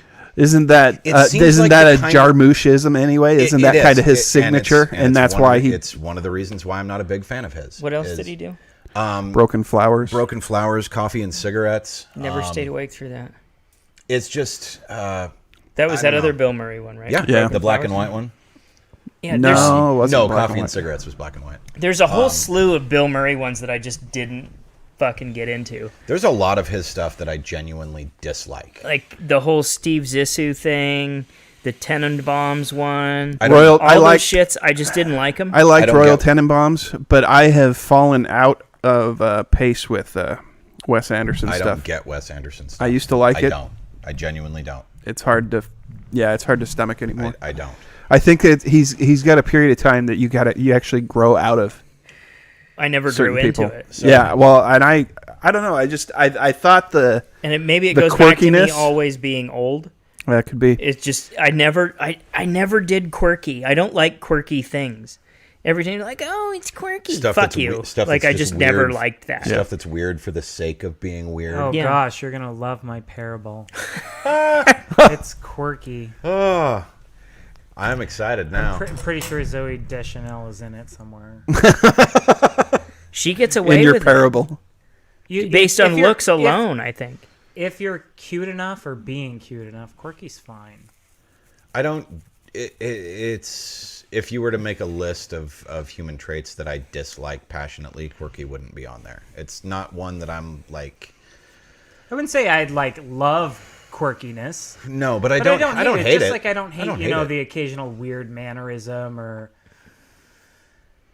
what do they call it? An idiosyncrasy. Yeah, it's like a thing that guy does, and it kind of makes him unique. And as long as it's not the basis for your personality, that's kind of boring. When you lean on it that hard, it is a problem.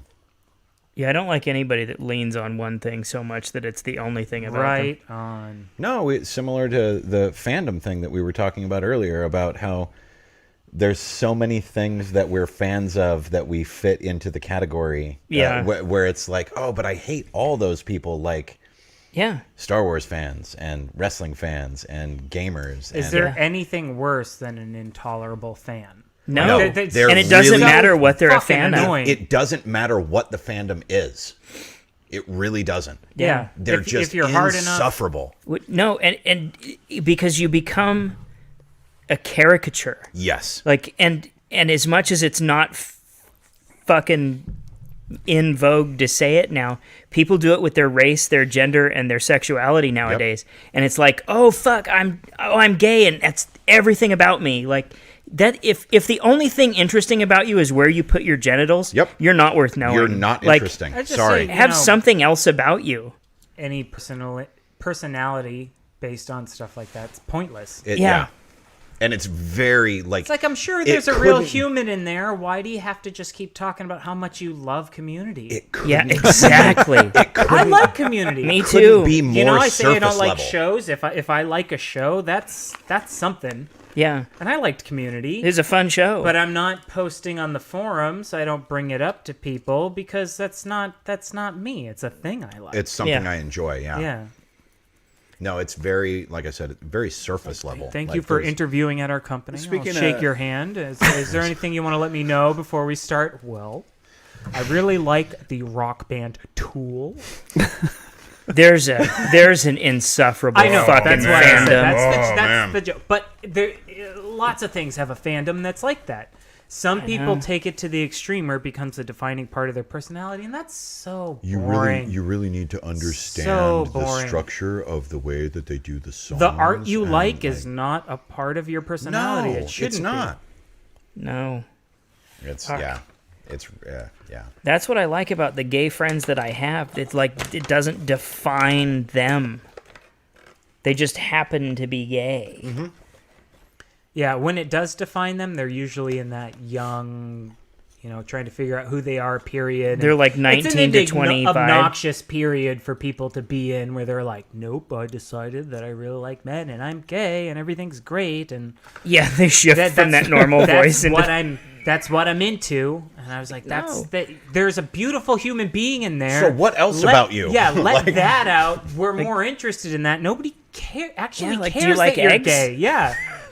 How do you like your eggs? Yeah, do you poach them? Yeah. Do you Yeah. fry them? Poached only. Are you That's a Coke or weird. a Pepsi person? Like, Dr. Pibb. I drink only Dr. Pibb. right? Yeah.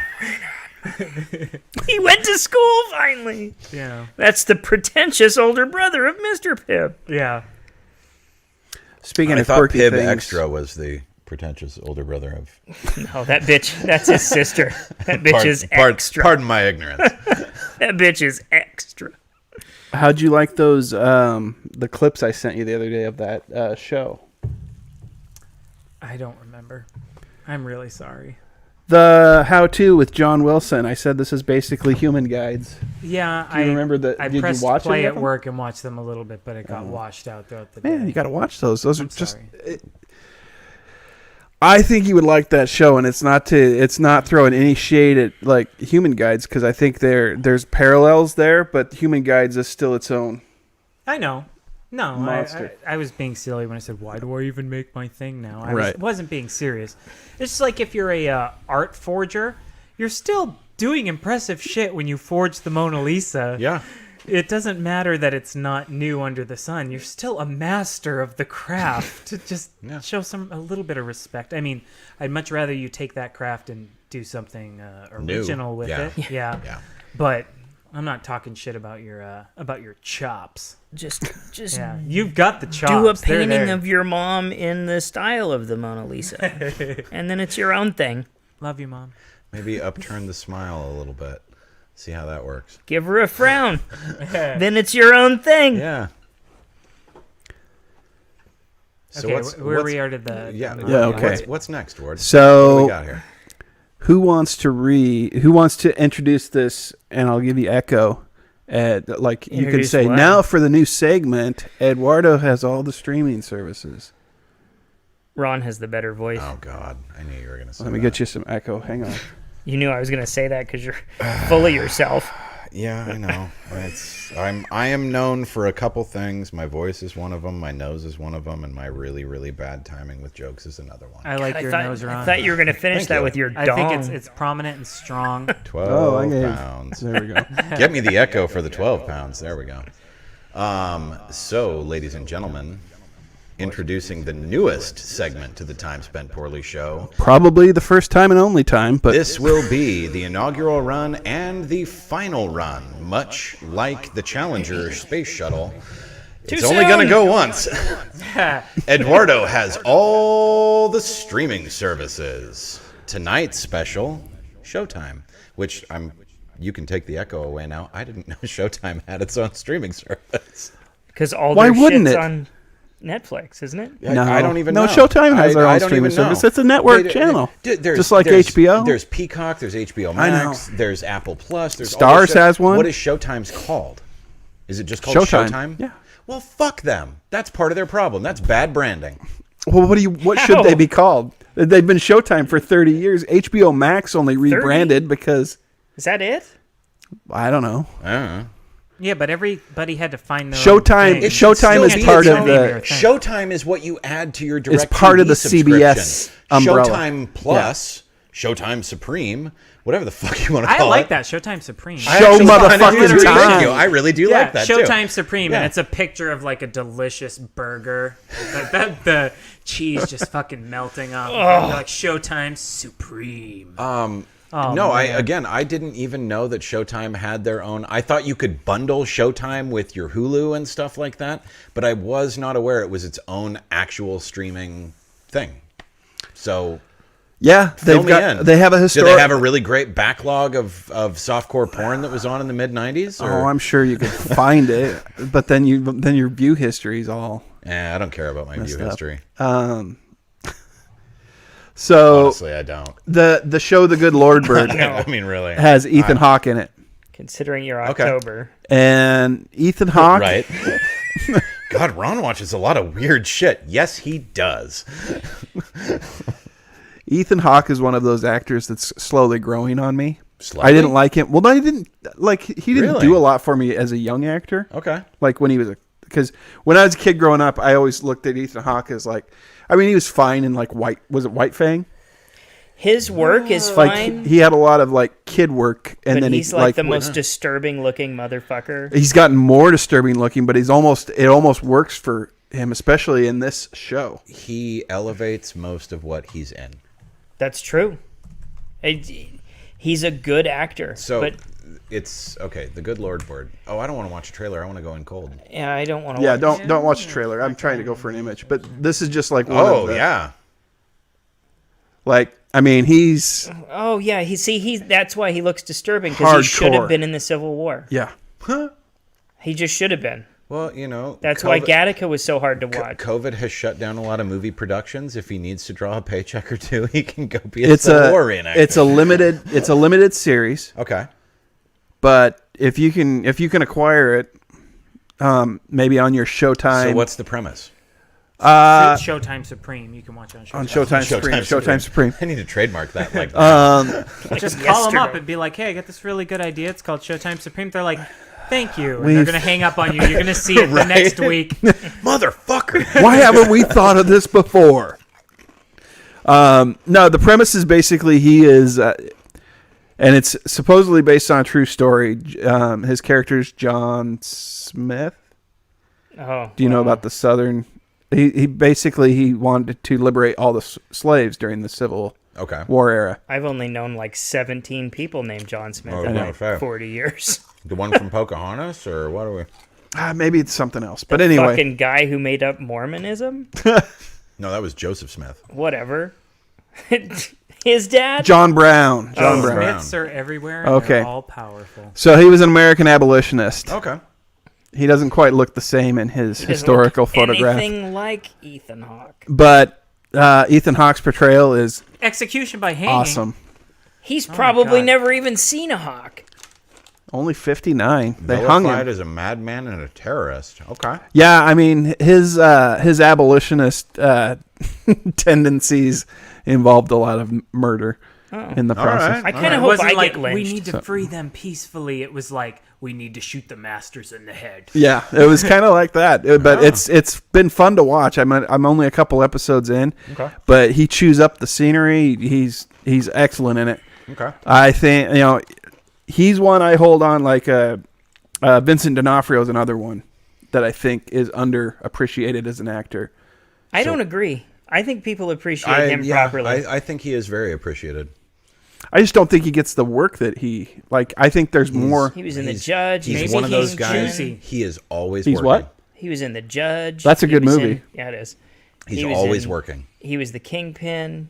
I mean, he's been working since. Oh, I he was see him show Private up and Pile. stuff and all the a lot of. I see him show up in a lot of stuff. I just don't. He even Like- dipped out of movies for a while and led the Law and Order spinoff. Yeah, That's true. Like he's literally that's he's always probably why he can be Hasn't choosy. been as active. working. So here's my question for you, Ward. Okay. Since we're going over and we'll make this a regular thing now. Talking about me watching Every time that we bring up the streaming services and the fact that you apparently genuinely do have all of them, because I have all the you streaming have ones services. that I didn't even fucking know existed. You got Peacock? So I do. Okay. There's some good free shit on You get, Peacock, by the way. There is. Mr. Mercedes is awesome. The old Abbott and Costello Universal monster movies were on there. I watched a couple of those during Halloween, like Abbott and Costello Meet the Wolfman and Abbott and Costello Meet the Invisible Man and stuff. Oh, You know what they call a female Good fun. peacock?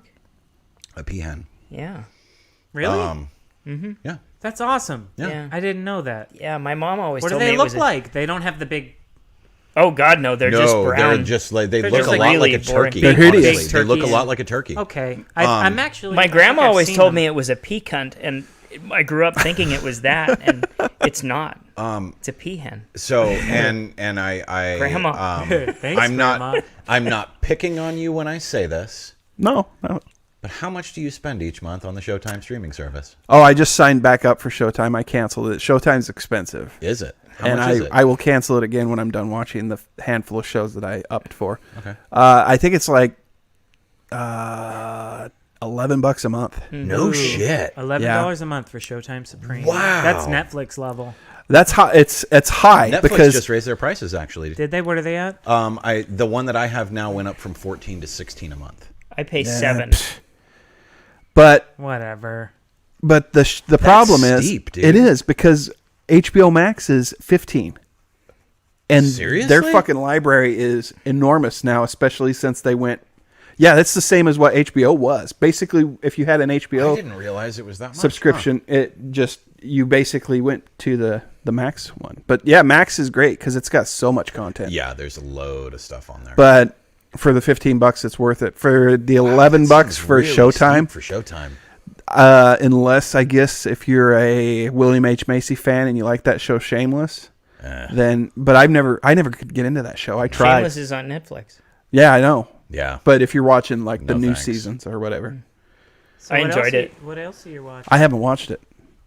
The other one is Moonbase 8. That's got Fred Armisen in it. I won't watch it. and It's- Tim Heidecker. It's created by Tim Heidecker, Fred Armisen, and Which one's John Tim C. Heidecker?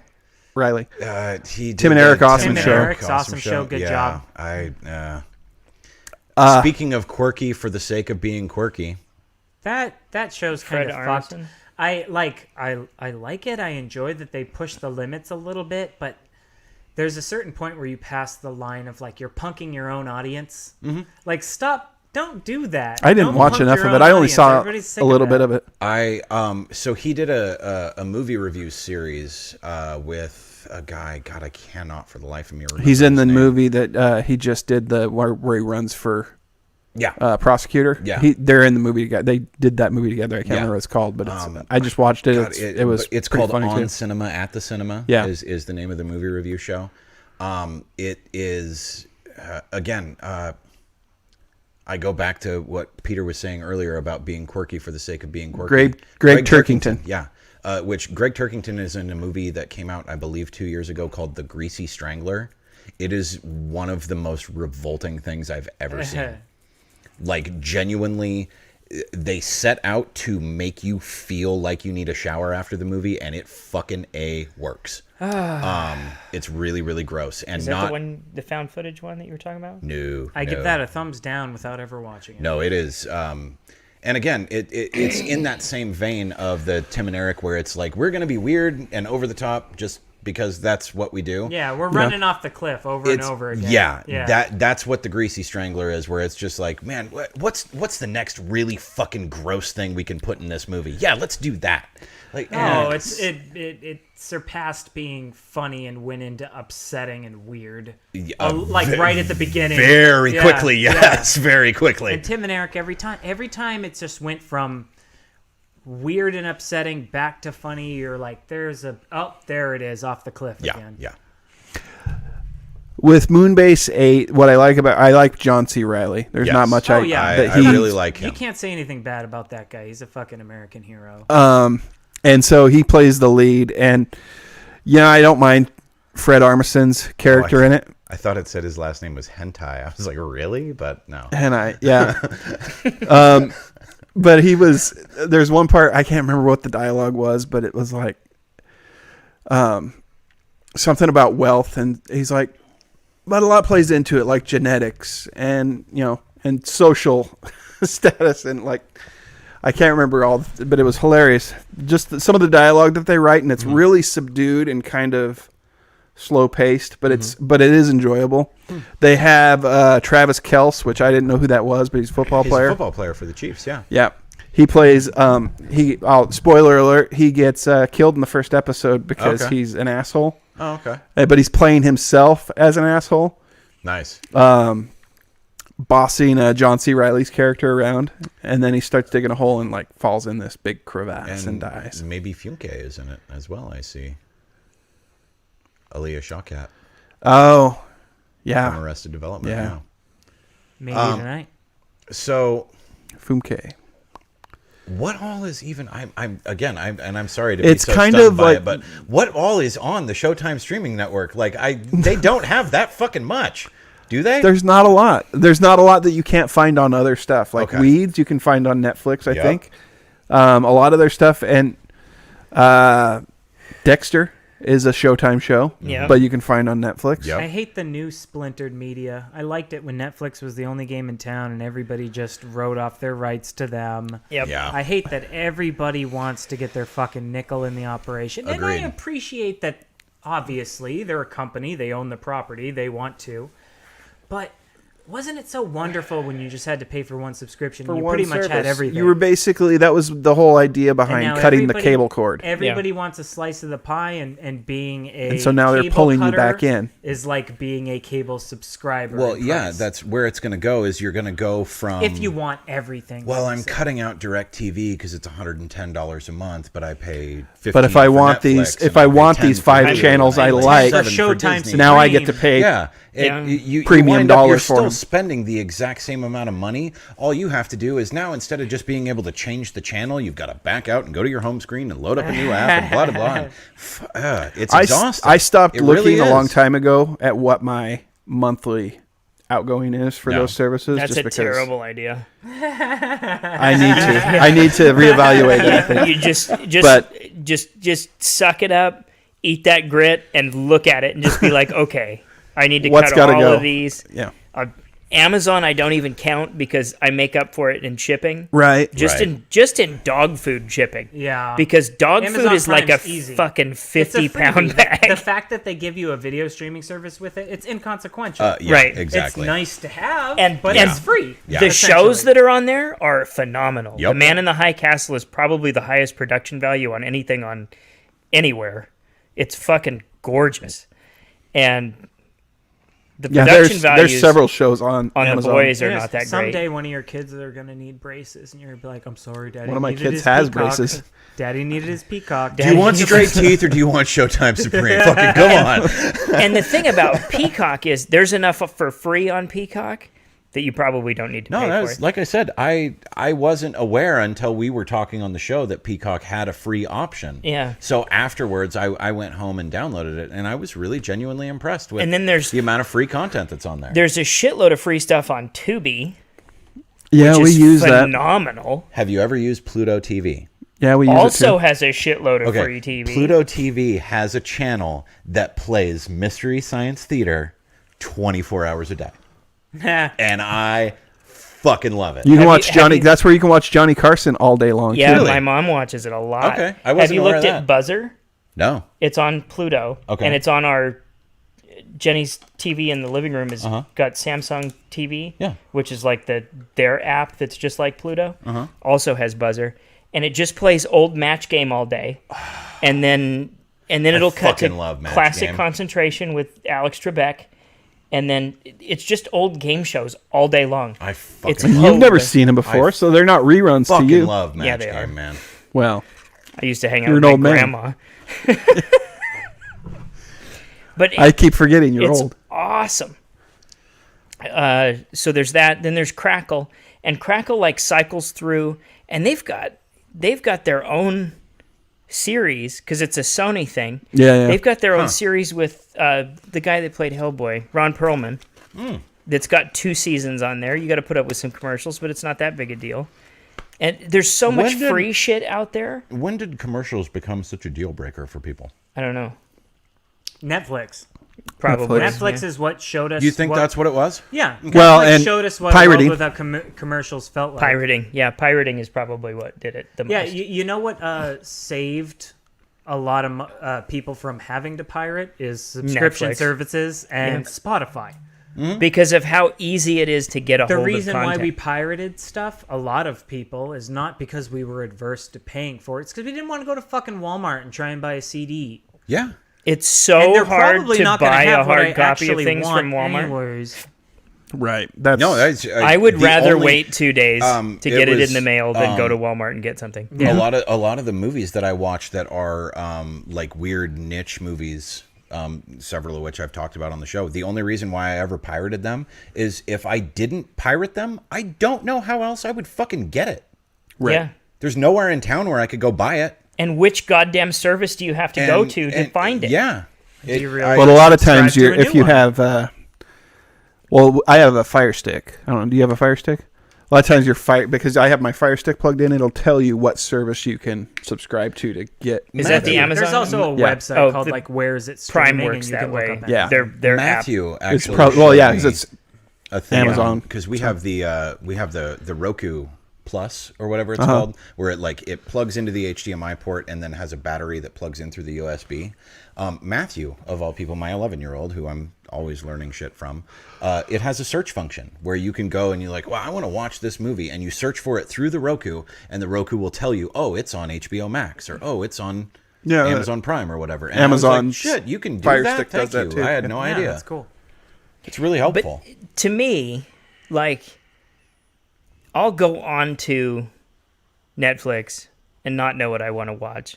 And I'll have already scrolled through all of their suggestions, and every fucking line of suggestions is the same, like 15 movies, right? Yep. There's 7,000 fucking movies on there. I don't know what's on there because they won't show me everything. Right. It's exhausting. And I have to think of something and then search for it, and then it'll show me like 11 things that are like that because the one thing that I want to watch isn't on there. Yep. And maybe I'll go look on Amazon, maybe I won't. And then it whatever I wanted to watch ends up being on one of the free services. What the fuck am I paying for this for? Why do I still have Netflix except that I have the cheap ass $7 one that if the kids want to watch something, I can turn it on that, and then they're watching something in standard definition which doesn't look any fucking different. No. And doesn't eat all my fucking internet when they want to watch Disney Plus in 4K. And I don't have 4K TVs, so it doesn't matter if it's in 4K. But I can't turn it down so it's not sucking a gigabyte a minute. Right. And then I pay an extra $1,500 in internet this month. You can change your stream settings on Fucking Netflix. where? You got to do it on a computer. Hi, Jesse. Sons of bitches. We're actually talking about streaming services right now, as a matter of fact. Yeah, how do you like the Disney Plus? How's your Marvel rewatch going? I was genuinely like, it was. I love Iron Man. Yeah, I do too. So she messaged me the other day because she's with the coronavirus. It's really thrown off her. I mean, as it has with everybody, it's thrown off her work life and whatnot. And she was like, hey, I know that you would be a good person to ask about this. If I'm going to sit down and watch, I think that if I remember right, the ones that she asked about was Infinity War and Endgame. But she was like, can I sit down and go into these movies cold or with the knowledge that I have of the Marvel movies, and will I still enjoy them? And the more that I thought about it as we talked back and forth, the more that I started to realize that, like, really, no, you can't. It's like a capstone. It's not. You will still enjoy them. They're enjoyable on their own, but you can't fully appreciate the continuity. There are so many things. Like, as I was telling her, I was like, okay, I was trying to hit the capstone movies of like, you have to see this prior to. If you didn't watch Civil War, you would have absolutely no idea why the fuck aren't Captain America and Iron Man friends? Right. Where the fuck did that come from?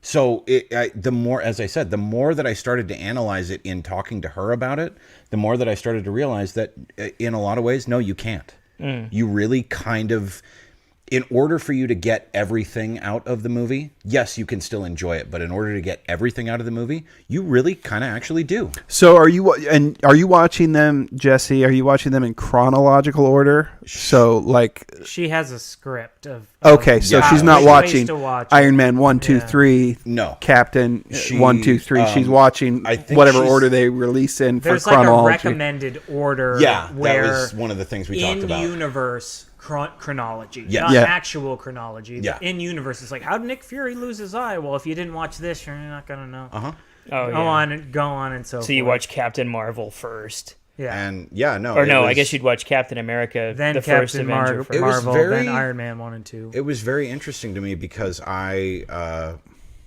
guess I didn't really give it as much thought as maybe I should have. That, yeah, you really, because I grew up on comics and because I was always so excited about the movies coming out, it was never a second thought of like, yeah, I'm absolutely going to watch the new Marvel movie when it comes out.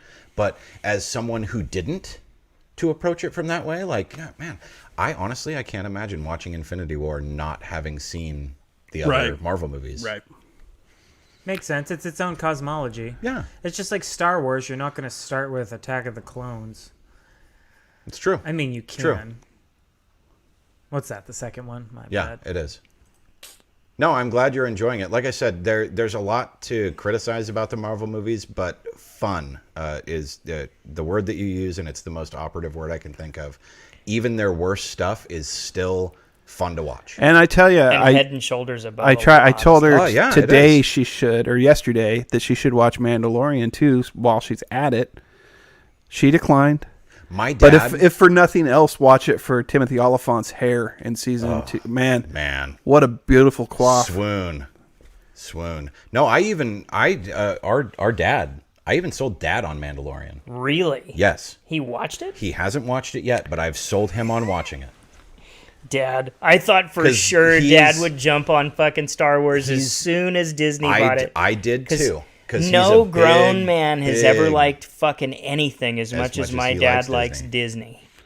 But I told him, fucking But he's weird. but he's oppositional to Star Wars. He does not like Star Wars. He's one of those people who takes pride in the fact that he's never seen a Star Wars movie. Until I sat down and started talking to him about, no, Dad, don't think about The Mandalorian as Star Wars. Realize that The Mandalorian is merely a Western dressed up in Star Wars clothes. And he was like, really? And I was like, yeah. But you can't sell it as that either. You have to sell it as something else besides just a Western, because then there's people that are opposed to both of those things. I respectfully disagree. There are people that are opposed to both. There are, but I think But that then maybe I guess it's not for them. But I think that is. I mean, it worked for Dad. Granted, he hasn't watched it yet. If you don't like but Star Wars, he your chances perked. are you like he perked Westerns. up to that sales Disliking pitch both is kind of more than it's a big spectrum. His whole thing was, oh, it's goofy and space and blah blah blah blah blah. And as soon as I told him, I was like, no, think about the old Italian spaghetti westerns that you watched, where it's just all beautiful landscape shots and really slow, and there's a gunslinger and this and that. I was like, it's that, but with space stuff. But that's what Star Wars, the first, like, A New Hope was. In a lot of ways, yes. But not as much I mean, as Mandalorian It is. leaned a little more into the samurai flicks instead of because based on the trappings. Yeah. But I don't know. I really enjoyed the second episode a lot, but there was a part of me that I'm also like, we need to like get away from the conflict resolution. The episodes. We were talking about that on the way up. It's very much a monster of the week. Yeah, it is. It's a really, really. There's not a lot of shows. It's visually amazing, and we'd so said that pretty. We'd said that over the chat too. If you like Firefly, you'll like Mandalorian. Honestly, if you like Firefly, you'll probably like Mandalorian. Without too many spoilers, how did you feel about the child in the last episode? I thought it was really, really solid timing for comic relief. And I think he's very. I don't know. Season 1's a year old. The child reminded me very much of a kitten. And there's episode. Like there's that time when he starts to choke out Kara. Yep. And I think the child is a very suspect thing. I think that his cuteness might belie some other. I think he's very suspect. I don't know that I would go that far, but if they went that route, surprise is not what I would feel, if that makes sense. Yeah. I don't know that I would say he's suspect, but if he started to show more of those kind of characteristics, I wouldn't be surprised. People automatically look at him and they think, oh, for one, it's super duper cute. For two, it looks like Yoda. So you're going to lean towards the good guy, cuteness, wholesomeness, blah, blah, blah. Well, maybe he's not that. So, but I think he's going to be more like the Mandalorian than he is going to be. But then what like happens Yoda. when the series runs its course and people have all this fucking tchotchke shit that they bought up over the, like when... Oh, I don't think they'd take him like full evil turn. Yeah. What about all the people who named their fucking kids Khaleesi? Yeah. And then she burned them. How you think they feel? That's true. Yeah. How you think they feel? Fair point. Or they were like, oh, we'll name her Arya Stark. Whatever. And then now she's a murderous psycho. She fucking fed that dude his kids. Yeah. No, you people are stupid. I did not like this, to go to your point, Andrew, I did not like the second episode of this season as much as the premiere. honestly, Ward, like you said, largely Timothy Oliphant carried that man, episode. He's so... The Crate Dragon fight, as I said, is probably like all Star Wars movies, everything combined, probably like a top 3 Star Wars moment for me. I honestly, in It that was so episode, well done. I stopped caring about Mando, the child, and it became about, like, I was like, I want to know Oliphant's story. I'd almost watch There's 3 books about it. Yeah. The whole Aftermath trilogy is about his character, like how he got to be who he is, and it ends a month before that episode I would starts. totally I might be have to interested read those books. Yeah. Me too. I like Chuck Wendig's writing Normally, style. Star Wars books can kiss my ass. We were friends on That's my Facebook for a opinion. while, but then we had a disagreement. Disagreement. Speaking of disagreements, that's a great way to segue. Let's talk about politics. Yeah. Should we? Huh? Should we? We're there. Are we? Outcome of the election? Admittedly, I don't have a lot to say. Aside from, I don't know that we're going to disagree. I'm glad that I didn't place money because My candidate didn't win. neither did mine. But if I had... Kanye? No. My Chris candidate and I- wasn't on the ballot. Chris and I, and I hope you don't mind me saying this, but I think you've already said it. Chris and I both I say voted it George loudly. Jorgensen. I say it awfully loudly. If I were a betting man, which this is just more proof as to why I am not a betting man because I lose bets, I would have put money on Trump winning. And while it is not guaranteed yet, I mean, it's not over until it's over, but I think the writing is pretty clearly on the wall. We were at the lodge on last Tuesday night. We were at the lodge, and I was pretty confident, based on the numbers that they were forecasting at the time, that Trump had it in the bag. I left thinking he won because they had at the time Michigan and Wisconsin were both red on the map. Yeah. And it didn't look like, and it looked pretty favorable for Trump. And that, like, when I was looking at the thing, I was like, the most Biden can get at this point is these are pretty comparable. Would you green me again, mate? These sexist these sexist misogynists not voting for a woman because she's a woman. I can't get behind that. Yeah. Yeah, that's the only reason the Libertarians didn't win this time. That's why Hillary lost. That's why Joe Jorgensen lost. People just really don't like women in this country. No, I know why the Libertarians Not in don't positions win. of leadership. No. Like, I get it. Because Well, and I don't can be think second in Jorgensen command, didn't but have they a don't loud like enough the voice idea of either. being Like, I number think one. that there needed to, like, if she wanted to even have a chance at winning, there needed to be more exposure. Her percentage of votes were It's a two-game party. I mean, like, two-party game. Yeah, it's a No. two-party game. our platform is bullshit. It is. Oh, I agree. No, our platform is leave us alone. That's not, you can't win a It has vote. to be a little more nuanced than that. Yeah, I mean, and as much as I love her, all taxation is theft.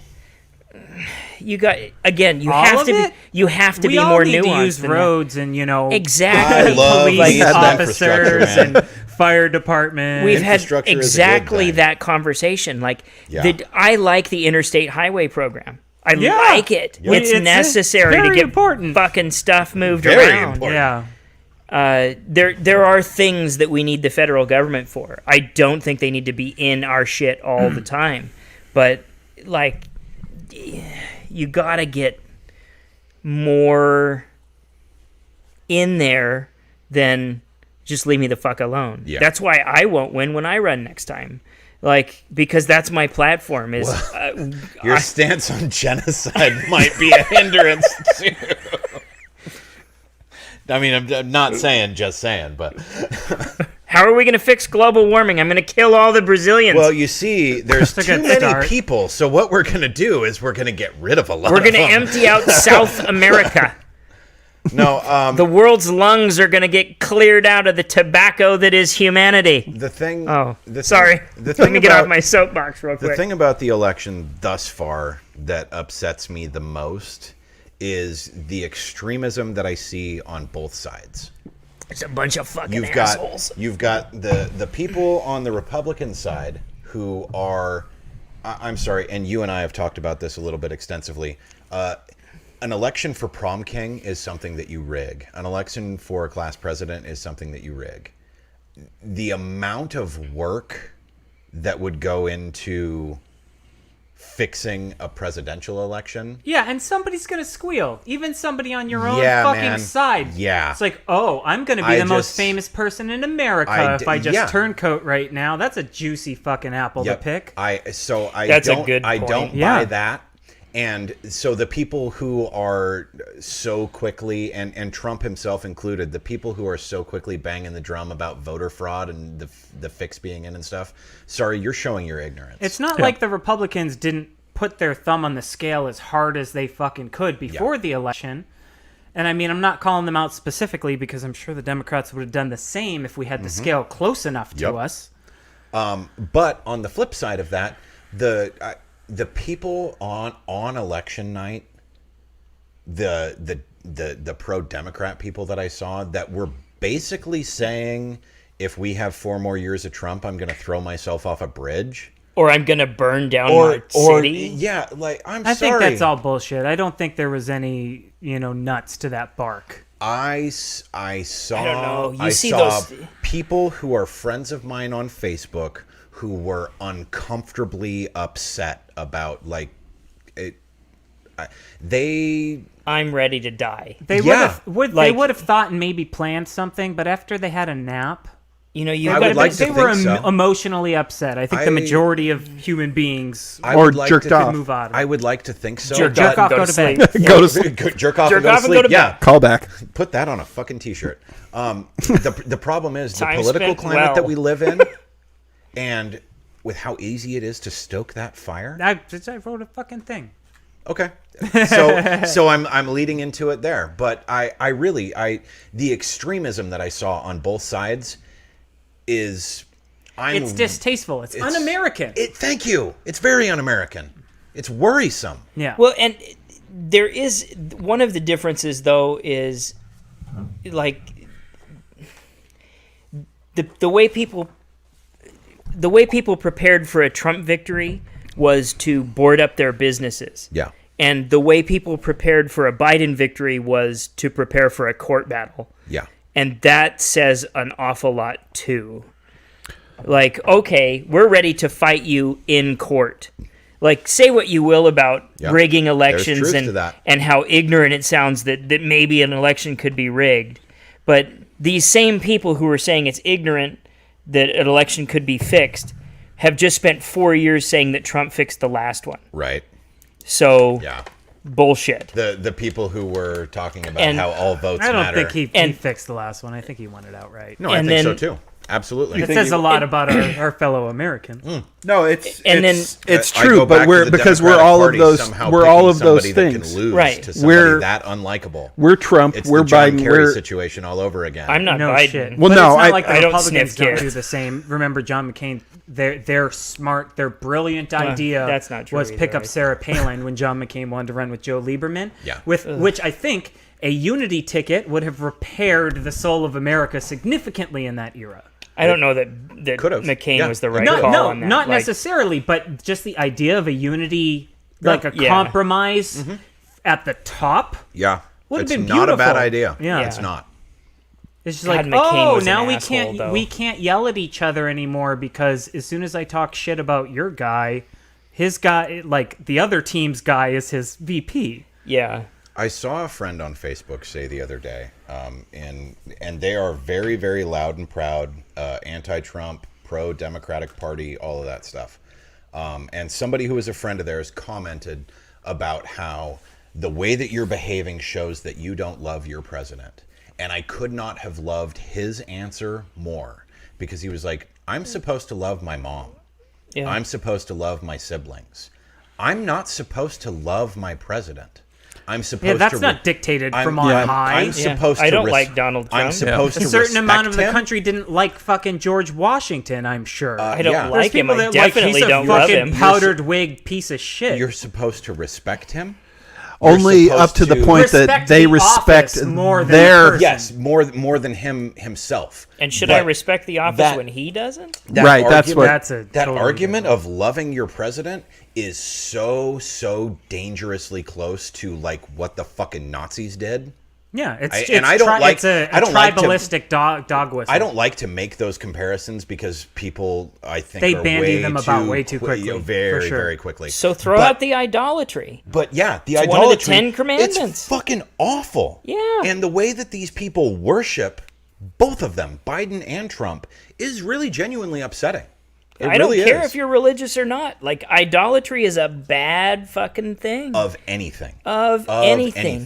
That's what did why, the great gold sheep do for any of us? Exactly. But that's why fandom is so off-putting. Yep. Because it's idolatry. It just it takes away. That's very it well. takes That's away very yourself. astute, Hudds. Thank you. Very It much so. takes away the self and puts all of the value on something external that has no real value. Yep. Yeah, Because only it's the a value fake put thing. on Only it. the value you assign to it. Yeah. Right. And that value is so fragile. Yep.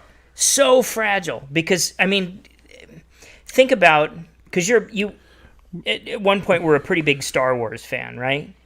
I still am a big Star Wars fan. Hi, Amy. Congratulations. I love you. I am so fucking happy. Big shout out to Ollie. It's Yeah, like putting hi, all your Oliver. eggs in the Pirates of the Caribbean movies. No, the franchise, because you love Johnny Depp. Speaking of perfect movies, that first Pirates movie is very a much so. perfect movie. Very much so. That movie is fucking You're genius. not wrong. No, I still consider myself a Star Wars fan.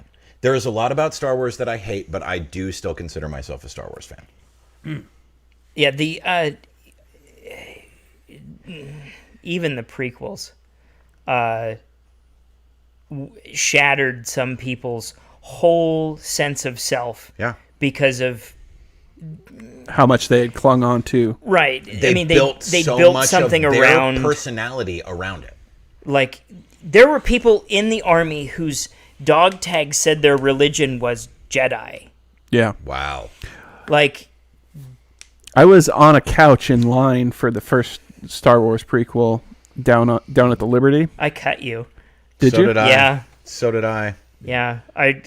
I didn't Big know. shout it out was, to Lee McVeigh I didn't, on that I didn't, one. I didn't Oh, know there it was two you, couches but down yeah, there. Thanks, No, Lee, there 'cause was. I did too. There was the Pizza Hut couch. Oh no, which Lee and was- Lee was doing a remote, and I got to walk down after work, and Lee and I walked in first and got to sit.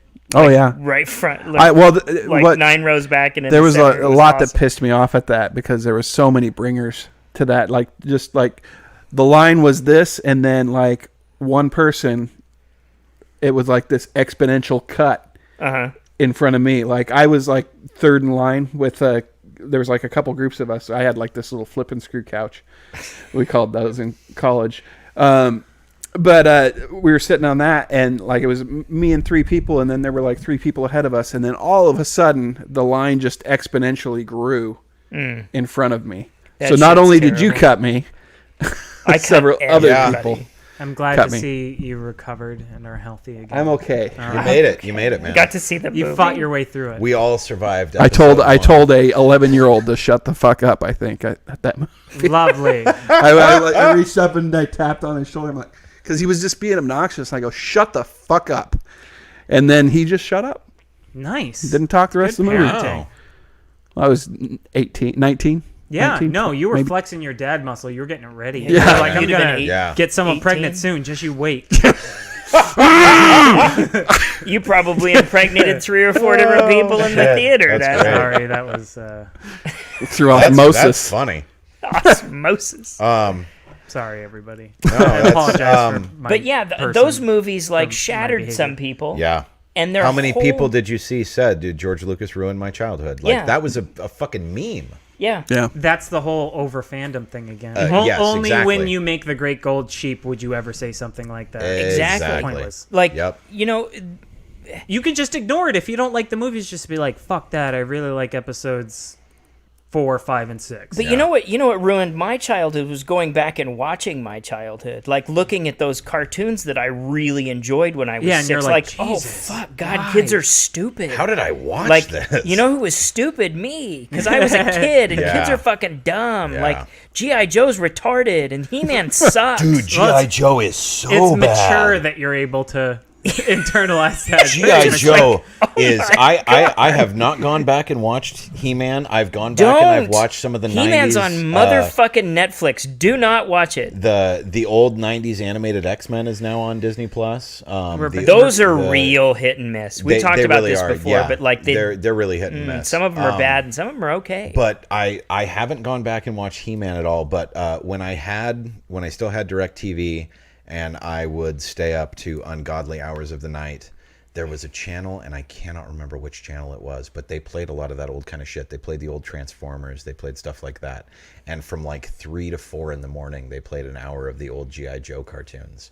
And holy shit. I bet it was USA. But people it say, wasn't like, USA. It was a niche network that it's one that I genuinely don't remember the name of. It's not like, I don't remember which channel it was on. Like, I know it was on a channel, but I don't remember what the name of that channel was. People say things like, And, Michael Bay unwatchable. ruined Transformers, Michael Bay ruined Ninja Turtles, or fucking these new G.I. Joe movies ruined G.I. Joe. Like, no, G.I. Joe ruined G.I. Joe. Yeah. Go back and watch that shit. It's bad. Go rewatch it now and try they just tried to make it a little bit better, maybe. There's a reason that they let Sergeant Slaughter be on there. Yep. They could pull in professional wrestlers Yeah. because it was nonsense. The whole thing.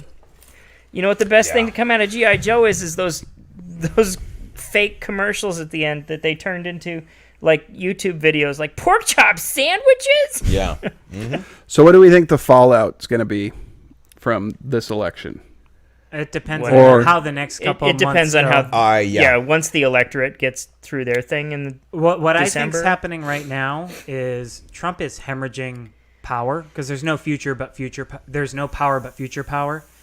If you say I am president today but I will not be president tomorrow, good luck getting anybody to work with you. Yep. Right. So right now he's trying to hold on to that, and the most loyal people are clinging to him, but the majority of the Republican Party seems to be let's keep things quiet. Like when he is in his worst behavior, and I appreciate this about the Republicans, they're quiet. Because they're smart. They know how to play politics. They're playing the long game. Yeah, they're thinking, well, if he's going Well, to even go down in McConnell's flames, like- we're not going to go down with him. Yeah. Even McConnell's like, well, he has the right to fight this. Yeah, and he does. has and every I right to support fight. that Absolutely does. That said, the election has been called. The Associated Press has been calling elections since 1860. Yep. And that's how we've always been like, okay, that's it. Once the Associated Press, all of the agreed upon, including, the conservative people, all say, yeah, okay. Because The they have only people they who have an haven't entire called it- algorithm They there. have a that's- very specific system of we don't call anything until, and these are their words, until not it's mine, impossible. the path to victory. And they've only is been wrong. Yeah, it's been three blocked. times. Yeah. And They were wrong with Gore. They were wrong with Dewey. yeah, the Gore thing, the margin wrong was with- much, much smaller than Yes, it is this the time. the Gore margin and I'm was smaller. not saying they won't overturn something. The amount of voter turnout is incredible. This election has been. If you can if say nothing anything else- about it, it's really good with how many people it managed no to turn matter out. no matter who You wins, can the think voter Trump's turnout legacy is good. voter turnout. I think Yes. when That's the good. recount People goes are through engaged. and Yeah. Kanye is our president, I think all four of us are going to look stupid, and maybe I we'll wanna have know- just a musically inclined White House. I'm ready to wanna, look stupid. I want to I'm know okay. what Dude kind is of a recording fucking musical studio they genius. have in the White House, He'll or replace will the he bowling build alley. a new one? Kanye doesn't bowl. Like the official new addition to the White House will be a legit bomb recording studio. He'll just take out the press room. I hope he That'd rushes. be great. He rushes a stage at some point. I, Wouldn't that be like it was I an did- award ceremony, I did like he see did a with Taylor meme Swift about that one the time? Taylor Swift thing where it was something about how wouldn't it be funny if Trump came out to give his concession speech and Kanye jumped up on the stage and was like, "Yo, I'm gonna let you finish," but So that was Yeah, that my made me laugh. campaign was the best run campaign of all time. right? He got that's strange credulity, 105 Mr. West. votes in Nez Perce County. Yep. Think about that. Hey, and here's something that has been really unpopular for me to say, but, listen to my opinion. I have a microphone. Kudos to people who vote third party, even people who vote to Kanye. A lot of people do not have the American spirit enough to get up and go vote on voting day because they think it's all pointless, and they're all so cynical that even the occasional, just the once every 4 years requirement that you go and vote is too much of a sacrifice for them. Yeah. Even if they're going to go in and write down Mickey Mouse, that's still the American spirit. That counts. That used to be me. Seriously. The guy that's just like, it's not worth it. Not from a matter of I get mad at people or I don't have time. Not from a matter of I don't have time. It was I literally that was how I looked at it. Was I had the very, very firm belief that it didn't matter what my vote was, it was a waste of energy. Well, and the Electoral College helps to inform that. Yes, it does. And I've since turned the corner on that, and I no longer feel that way. But what you're describing right there is when I was a fresh-faced 18-year-old voter, that was how I felt. Yeah, and I'm not saying your vote necessarily, moved mountains or anything, but every little bit counts. It doesn't matter if you're the last person to jump on the corpse and take a swipe. It says something. You're doing it to say something. Well, It's more of a statement. Yeah, there were a lot of local things on this ballot too. On it.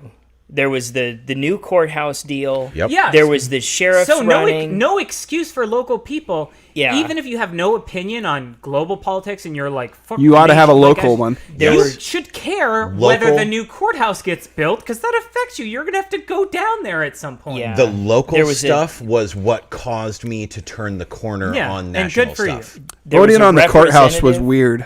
Yeah, because it was so like, if this, then this, and if that. The vote for what you wanted to do, like whether they should spend the money or not. Yeah, I think you are. Okay. Whether to spend the money or not was what was actually on vote. The other part was just a referendum for opinion. It wasn't binding. Right. But I can kind of appreciate the fact that they were like, well, what do you guys think we should do? How often does government stoop so low to actually get proper public opinion, rather than approaching you with a written law that's 500 pages long, and they're like, you support us because you've supported us before, sign off on this. It was it was interesting to see that the vote on the high school definitely affected that, on people's opinion on it, because they're like, let's renovate what we have instead, because that's where I voted. It would have been cheaper to renovate that building down below, because of the way they said things like, they highballed the estimates on renovation and super lowballed. A couple people in that high school looks like a prison too. A couple people in the bureaucracy can put a lot of weight on the scales with their thumb. And that's always shitty because it's hard to catch. Yeah. And it's usually you catch it way after it's too late to do anything. You guys want to hear my... No, I was going to say, please, we're skipping around on subject matter, but it's very relevant, so please. This show is like that level in Donkey Kong where you're on the cart and you're jumping over the gaps. And if ever you miss the gap and you fall down, television and movies talk. Yeah. Back up again. Just up here. Fuck! You guys seen The Incredibles? We're talking about Star Wars. Okay. That's a great way to put it. It really is. And I don't mind. He listens to all our fucking Mandolorian. That is really, really astute. The thing that reminds me of the Republican Party is something that I saw in season 7 of Game of Thrones. Normally, when I write things, I'm very, very careful with the words I used. I crushed this in like an hour, so apologies if I misstep anywhere. You're someone but also who, fuck you and fight me. You're someone who chooses their words carefully, and you understand it's a, I don't remember where I heard it, but it's something I always go back to. There's a difference between being pissed and being angry. Yeah. You choose your words carefully, and it's one of the things I respect about you the most. Thank you. Much love, Ron. We've reached a point in this country where many have become convinced that those whom do not share their political beliefs are enemies. The right believes the left to be the party of wanton looting, thoughtless and sloppy welfare, and socialism. The left believes the right to be the party of locking up children, dismantling women's rights, and dismissing any accusations of unfairness in our social structure. We've gotten to a place where no longer just opponents, but mortal enemies. We each point to the worst behavior and thoughts of one another's sides and demand that they own it. We see the very few actual violent protesters and say, all the left is like that. We see a small group of Proud Boys waving their red flags and screaming about white oppression and say, all of the right is like that. These broad generalizations and tribalistic tendencies are some of the worst qualities of the American spirit. We love to cheer for our teams. We love to press our boots down on the back of the enemy defeated team and punish them for daring to resist us. We've forgotten that it's all sport in the end. Americans no longer and never should war with themselves again. War is not sport, and sport is not war. Year in and year out, our governance has been hamstrung by obstructionism and grandstanding from the federal level all the way down to the state level, and furthermore, even all the way down to town councils. Both sides make arguments dripping with intellectual dishonesty, and reduce all of our most precious beliefs into tiny little sound bites. Taxed enough already. Black lives matter. The sanctity of all life. All cops are bastards. Defund the police. Get your government away from my freedom. They're gonna take our guns. If you don't support us, you're against us. All lacking nuance, empathy, and missing the reality at large. If you've no ideas in your head beyond slogan and talking points, I have little respect for you. Little does not mean none, because I know there's a human in there under the bravado who really does think they're doing the right thing. Since the recent election, the most common thread I see in the news media is a call for national healing. And people from both sides seem to be screaming to our leaders, prove you mean it. Prove you're willing to compromise. In reality, when we ask for either side to compromise, most of the time what we really mean is to have them take a step towards the middle while we staunchly stay put. How can we expect our leaders to stop waving their tribalistic flags when we are waving our own? How do we expect them to stop when we're the ones who enable them? It starts with us. It starts with us rank and file hardworking Americans, the people who actually keep this country running. Not the lobbyists, not the politicians, not the rich elite, and not the sometimes disconnected bigwigs of academia and science. Many of you have been fooled thinking that there's a great chasm between yourself and your neighbor. This is a convenient lie made to keep us turning out and keeping these assholes in power. Your neighbor does not want to see you starve. Your neighbor does not want to see you suffer. Even my uncle, that posted a lynched-in effigy picture of Obama right after he was elected the first time, would never want to see anybody who he disagrees with suffer, I'm assuming. I don't think he even truly wanted to see Obama suffer, either. He was just waving his flag, supporting his team. And when his team won, he stomped his boots into the enemy with gusto. He was in good company, too. We won, and you guys are really going to get it now, was the sentiment. And it's an incredibly popular one. Even now with this recent election, people are lacing up their boots. They've forgotten, as many have, that this was all just supposed to be sport. Our wants and desires that we actually agree upon as Americans are the last on our minds and the last on the minds of our rulers. Where do we go from here, and what can we do? Perhaps maybe it's time for nuance to return. Maybe it's time to look your neighbor in the eye and see him for the hard-working, honest American he actually is, regardless of whom he turns out to support every 4 years. He doesn't own the racists, the corporate apologists, and those who would see America run by the dollar, for the dollar. Your neighbors don't own the looters, or the cop killers, or the most out-of-touch socialist assholes who've far more education than intelligence. The parties, on the other hand, do own these people. Without them, the fight is lost. Everybody, no matter how repugnant, matters when you're trying to win an election. But we, the people, don't have to put up with this. We can question our leaders in public even the leaders of our own team. We can call the quarterback of our own team an asshole, especially when he acts like an asshole more often than not. Maybe there are more important things in life than winning. Maybe there are more important things in life than seeing your enemies driven before you. So, my fellow Americans, I personally pledge myself to this notion. Come with me if you will, and if you won't, then feel free to take your tribalism, cynicism, and bad faith arguments and deposit them in the bank of your choice. That way, you can earn all that delicious 0% compounding interest year after year. If you're really lucky, you might even still have absolutely nothing to show for it in a few years' time. Stop waving your team flag, because we all remember the order in which our team allegiances go, or should remember. The flag of Earth, the flag of humanity, and then the flag of America. We get the leaders that we earned through our actions. We cannot live on a ruined planet. We cannot survive as an island in a now globalized society where not only the U.S. has big bombs. We cannot vote out bad actors if the bones of America break through infighting. Stop generalizing.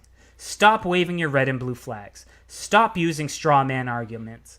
Call out people who generalize. Call out people who are intellectually dishonest and argue in bad faith. Call out the assholes and shitheads among us.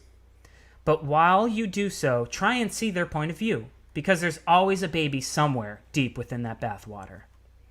Do so with some compassion, and do so with some empathy. Do so not because it's what our leaders expect, but do so because it is what we should expect from our leaders. That reminded me of an episode of Seinfeld. So I was watching movie talk. I was watching Netflix the other day. So quick. God damn it. No, seriously. I'm reminded. That reminds me of a really, really poignant piece from George Carlin many, many years ago. The American people, and I'm paraphrasing here because it's been a long time. Bravo, since I watched by the way. That Comedy was Hour. Yeah. Again, very, very extraordinarily well worded. I'm reminded of a piece from George Carlin where he discusses the fact that the American people cannot expect their leaders to be better until the American people are better. Right. Stupid, ignorant, garbage people are going to elect stupid, ignorant, garbage people. So you are 100% correct. I mean, when was the last time there was somebody on the ballot that you were like, that's my guy? That's the one I actually supported in the end. Never. Not in my lifetime. I'd Not say in never. my lifetime. Where is my Ron Paul? Where's my Bernie Sanders? This time I went for Michael Bennett. I'm not sure if you looked into him at all, but Like what the- a sweetheart. The defensive lineman for the Seattle Seahawks? No. U.S. Senator from Colorado, Michael Bennett. Okay. Well, like, Was he the well-spoken, constitutionalist? Nuanced. He was a centrist, essentially. But what party was he under? Was he He was independent? a Democrat. Was he? He was a Democrat because there's a thing about our political system where there's two parties, and if you don't play in the two parties, you don't get on the stage. Yep. Yeah.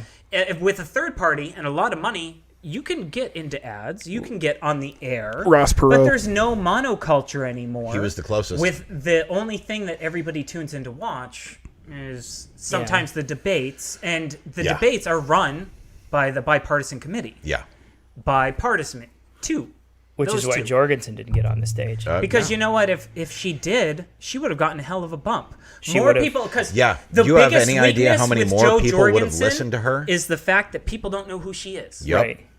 Because there were times when I would say, well, what about Joe Jorgensen? And people were like, who? Who? And Yeah. it was like Yeah. when the libertarians doctor ran that's Gary running? Johnson. It's like, you know what? I don't agree with everything Gary Johnson says. As a matter of fact, I don't agree with 90% of what Gary Johnson says, but I trust Gary Johnson. Yeah. I think like Gary Johnson is a decent dude. He's the guy's door who I would knock on if there was a problem. I Like if a house is really burning down don't on my like street. Bill Weld, though. I voted for Gary Johnson, but I don't like Bill Weld. Was that his running mate? That was his vice president. Bill Weld's a shitbag. He's Yeah, a but, you know, shitbag fucking Republican. Vice presidents are window dressing at in the best of cases. Yeah.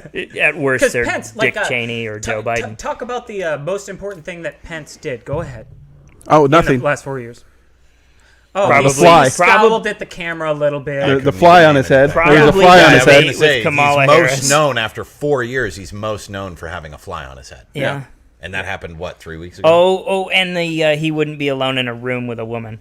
Yeah. I don't blame him for that though. I mean, No, with no, that's a thing. after Trump's grab him by the pussy thing, if I was in his cabinet, I wouldn't be alone in a room with a woman either. I think Mike Pence, he's self-aware enough to know that he's aligned with a guy that's not equal to him in moral standing. Yeah. And he still wants to come out of this clean and be like, I did the best I could. He wants to be able to sleep at night. And he was aligned with a dude who wasn't Right. Yeah, on the yeah. political level that he was either. No. Because say what you will He about fucked himself from being able to run Mike independently. Pence, but his Who knows? ability It's a in that weird world. debate, Oh, that's true. he and Harris had a much better debate than Biden and Trump did. What a couple of fucking dipshits. that whole thing. I mean, you got Weekend at Bernie's and you've got the Muppet, and it was just like, Oh my It God! You've wasn't got one pretty. guy I being run by didn't, pulleys and one guy with somebody's. I mean, just fucking. The second debate was not as bad. And I'll tell you, I don't know. There might be something to the Regeneron thing because Trump actually came in. And I don't. Do they have any kind of teleprompter or anything that like takes them through what they're saying? Trump had some fucking like. I'm not saying anything he said was anything I'd support, but he made some like real erudite, like just like Yeah, I didn't. concise watch the second. I statements. feel like Trump is at his best when he has all the handcuffs and all the shackles on him. When they say you're in this box, don't fucking stick your hand out of this box for a second.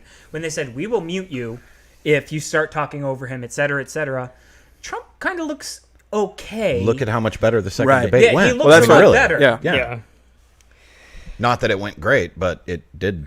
I mean, Yeah, no, comparatively, it went great. there were more constraints, and so he had like he was tempered. A lot of people want to say, Trump lost the first debate. It's like, no, the American people lost the first debate. Yeah, China won that one. No, we played bingo for the first debate, so I mean, it was. So technically, I won that debate. No, I really, again, kudos to you, Peter, for such concise thinking. It's about nuance more than anything. The fucking soundbite culture is killing us. It really- Somebody says it they're, really they're is.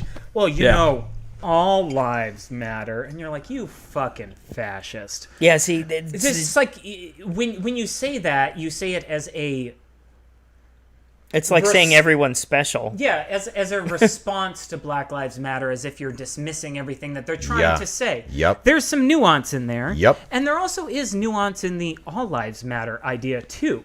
We assume, we just take their words and we say, okay, I know what kind of shitty straw man this person is. So I'm going to take those words and I'm going to put them through this filter of what I know the other side is like. And I'm going to take that and be like, you fascist.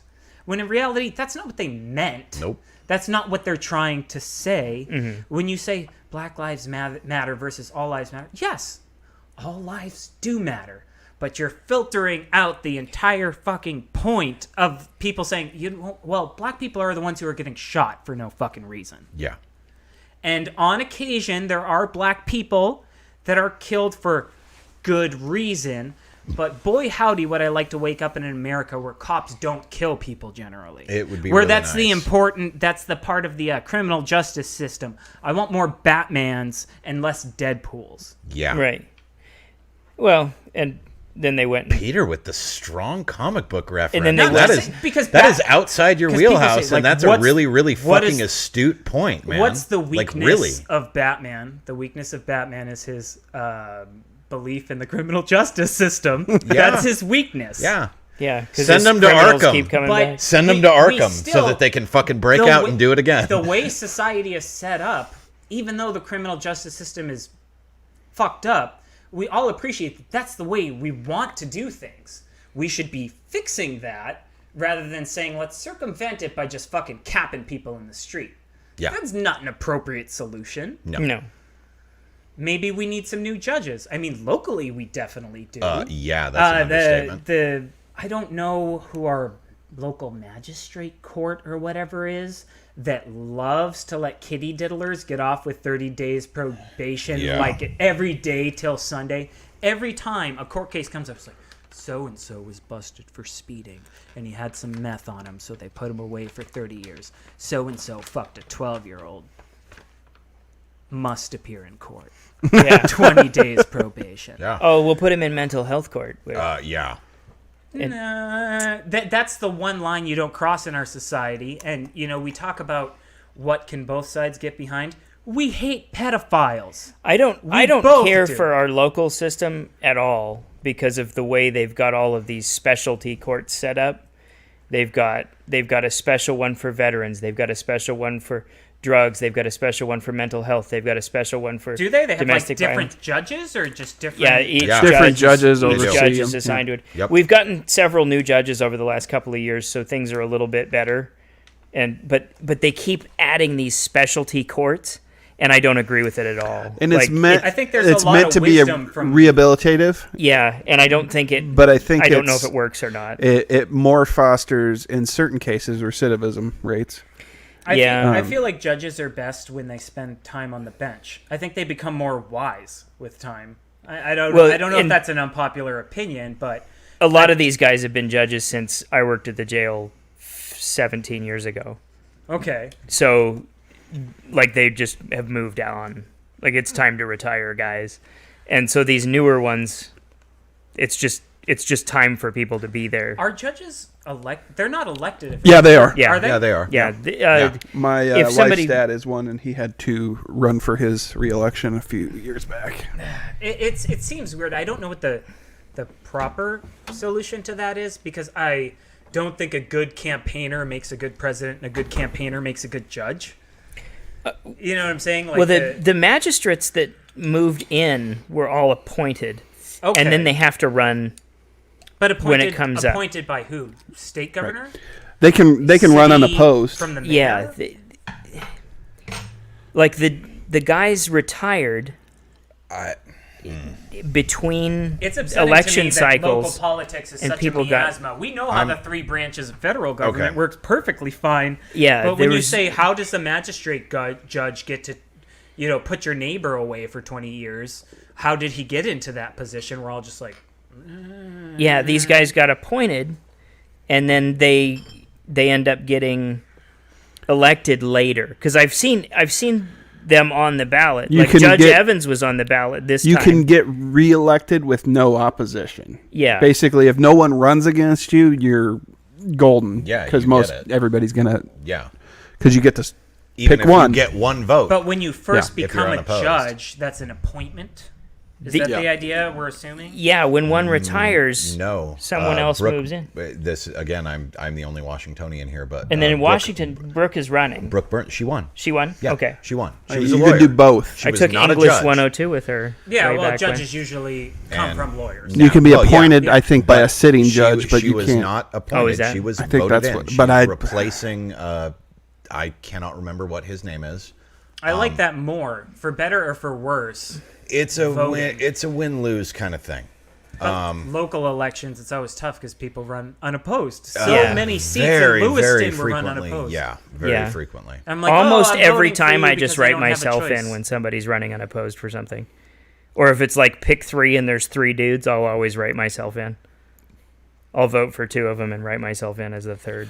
Well, because and then it makes you wonder, like, what is their salary? What are these people's salary that they just get to keep their job unchecked? Yeah. Like, and I like, Like and the what do they? prosecuting attorney And what, here in town. what is their salary and what exact? It's like He ran unopposed. I'm not Office sure space. how much What they exactly make, it but is it's you more do than here? What do us. you do here? Yeah. What would Yeah. you say that you do here? Yeah. Because I think there's a lot of jobs that exist within our local government that are. And the only one that seems to They have could a be phased regular out and you opponent wouldn't is the notice. sheriff. Oh yeah. Which, That got turned. yeah. Bryce Hardcore, crushed him, man. too. It wasn't Wow, even it was close. not even People close. did not like Rodriguez. No, Yeah. not at all.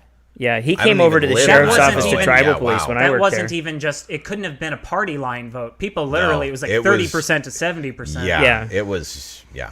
It's been coming for a while though. I Yeah. mean, he's. I don't feel Yeah, like it is. Lewiston police were particularly well run. Oh, that's the county. That's He's Ne- Nez Perce the County. next yeah. step Oh, up. okay. Yeah, no, he's Yeah. Nez Perce County. But yeah,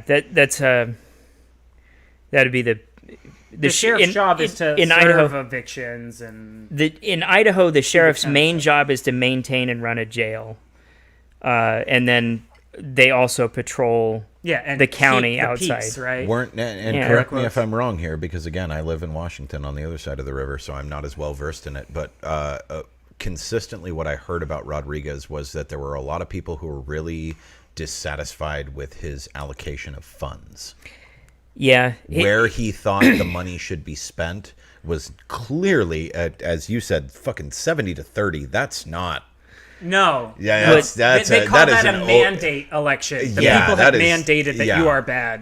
That's not a well, party line he thing. took people away, had a lot of issue with that. he took away their take-home cars, when he first got elected. I knew about and that. I think he served 3 terms, 2 or 3. I think it was 2, but I could be wrong. I think it's 4-year terms, and he served 8 years, so 2. Yeah. And he took away their take-home cars, which was not popular. No. And then he had a couple of I don't hate the idea of take-home cars. It's like if there's a big emergency and you have to call everybody in, they hop in their fucking car that's in their driveway. I can and think show of up. worse places to spend the money. Yeah, There, it's not like they can't take their patrol cars to go grocery shopping, can they? no.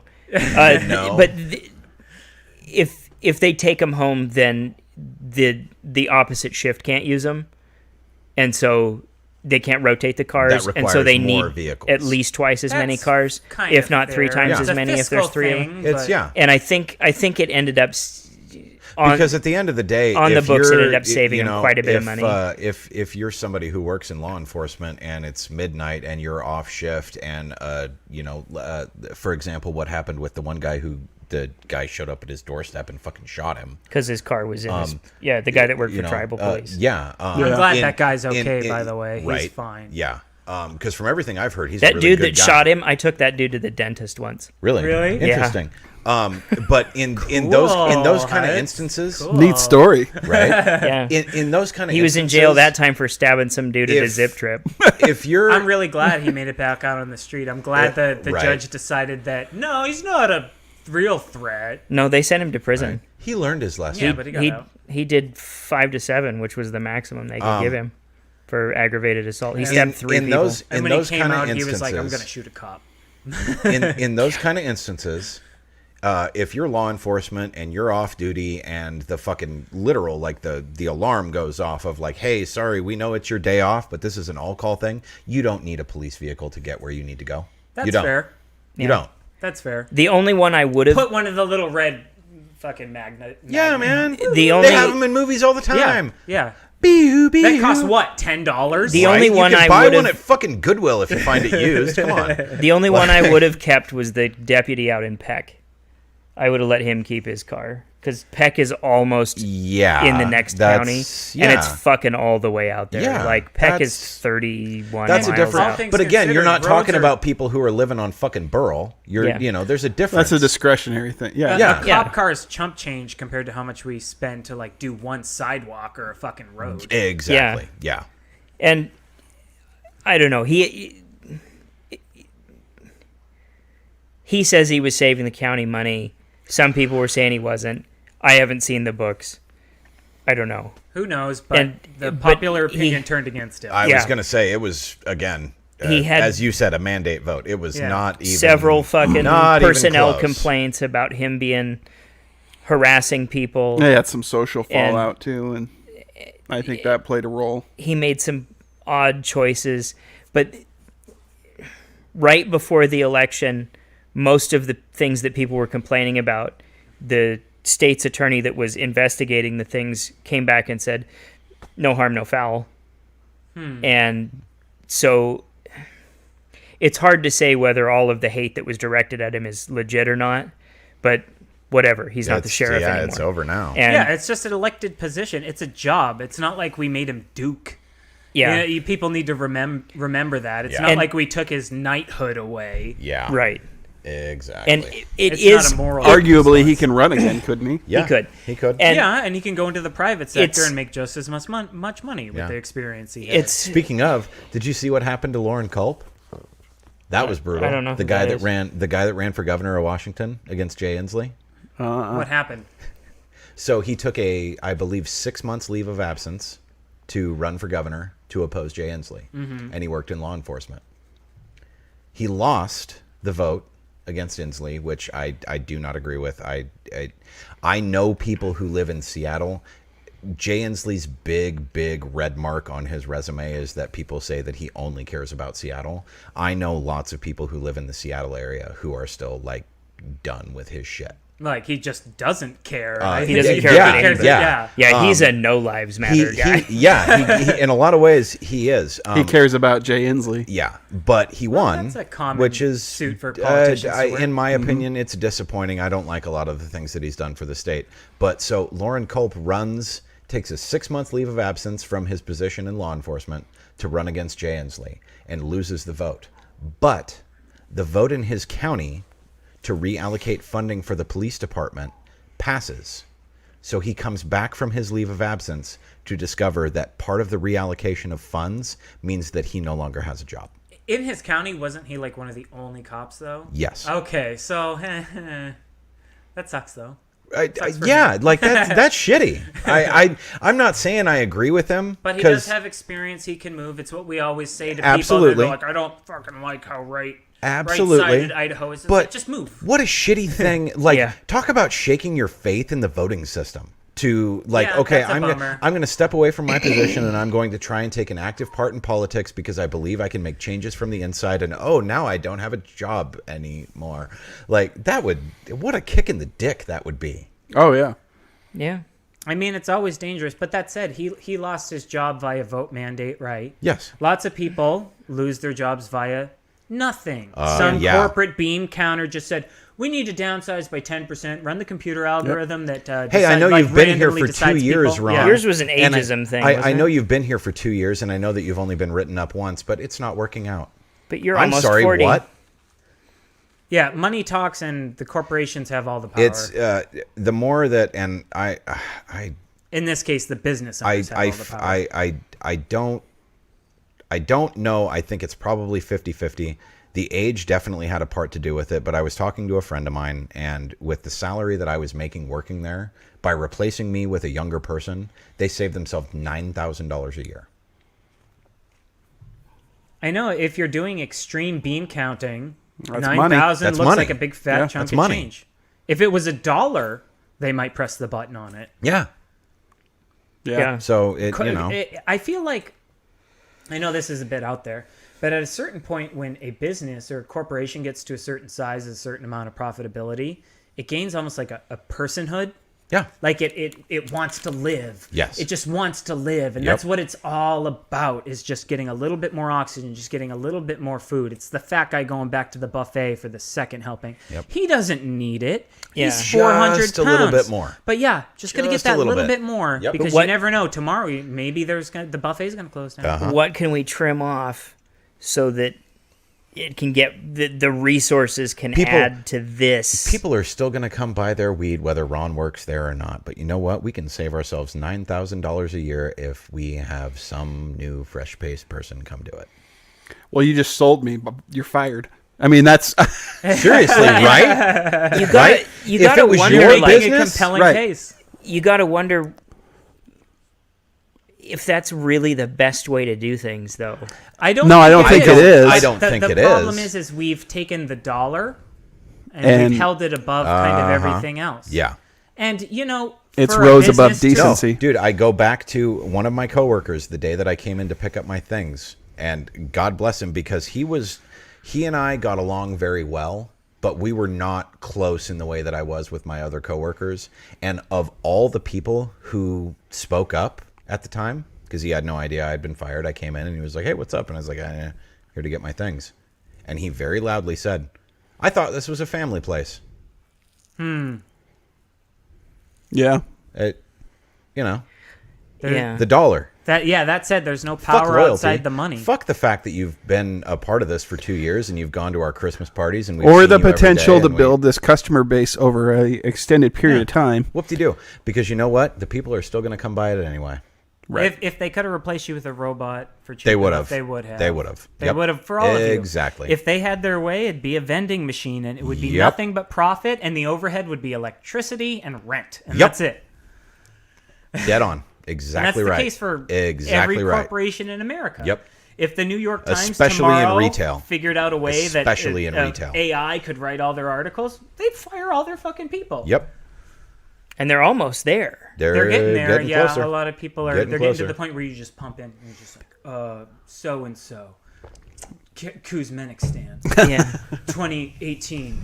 The And speaking Some of... of those writers, though, for those papers, they're like journalist light. Because, I mean, you could almost hire a 16-year-old to write as well as some of those people that write for these Speaking papers of, anymore. of shifting paradigms and things genuinely changing in our lifetime, the I floated the idea to talk about it. Yeah. Theaters. Yeah, the death of The death of the American theater chain. AMC has already closed countless theaters, and it's not a matter of... I know Regal's not doing good either. no, they're not, and they're in the same boat. They've already closed many, and it's not a matter of, hey, we're closing this until coronavirus is done. It is a matter of they're not coming back. There's no determined reopened it. Yeah, No.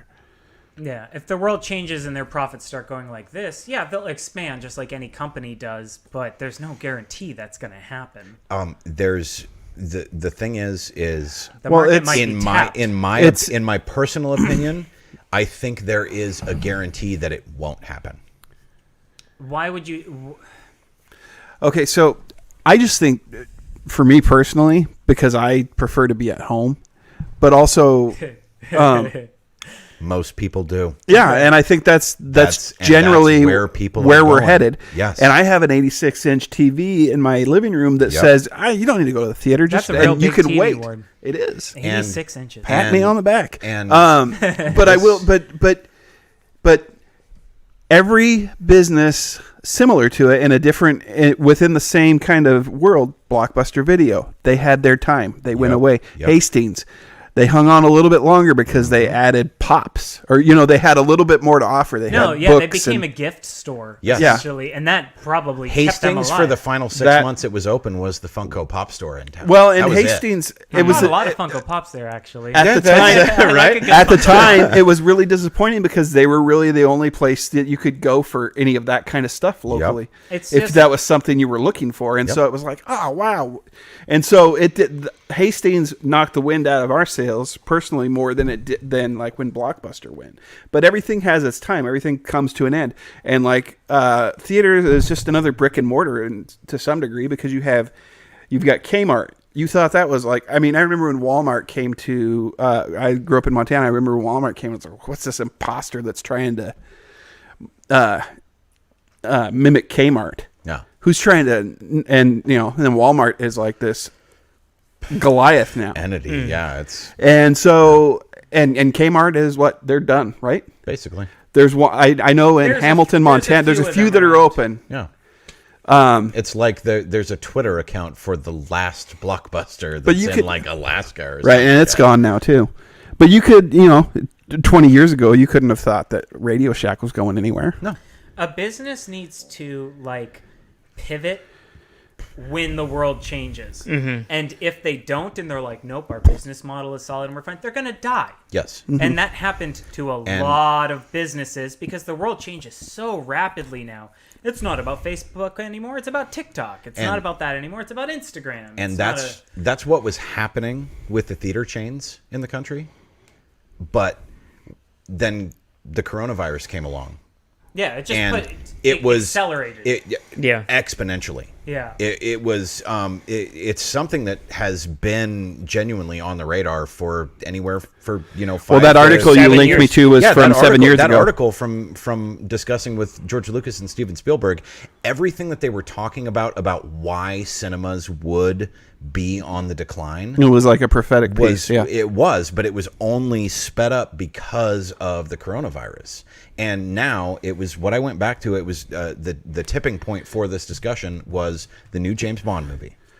Well, and in addition to people watching at their homes, they're also watching on their phones. They have plenty of ways to watch things without going to the movie theater.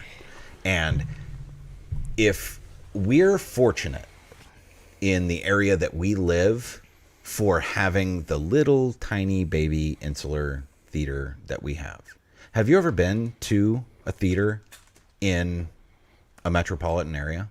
Mm-hmm. Did Like- you enjoy your experience? Like in a big city. Like, are you thinking like Spokane? Like, how big? No, I'm talking about like a big city. Like I'm talking about like Seattle, California, like Los Angeles, like big theaters No. where you're packed in. Because I don't go to, because if I go to Where- Los Angeles, I'm not going to watch a movie. where you're. Saw I've Forrest done Gump it in LA. once. I But were you, saw, what were you doing in LA though?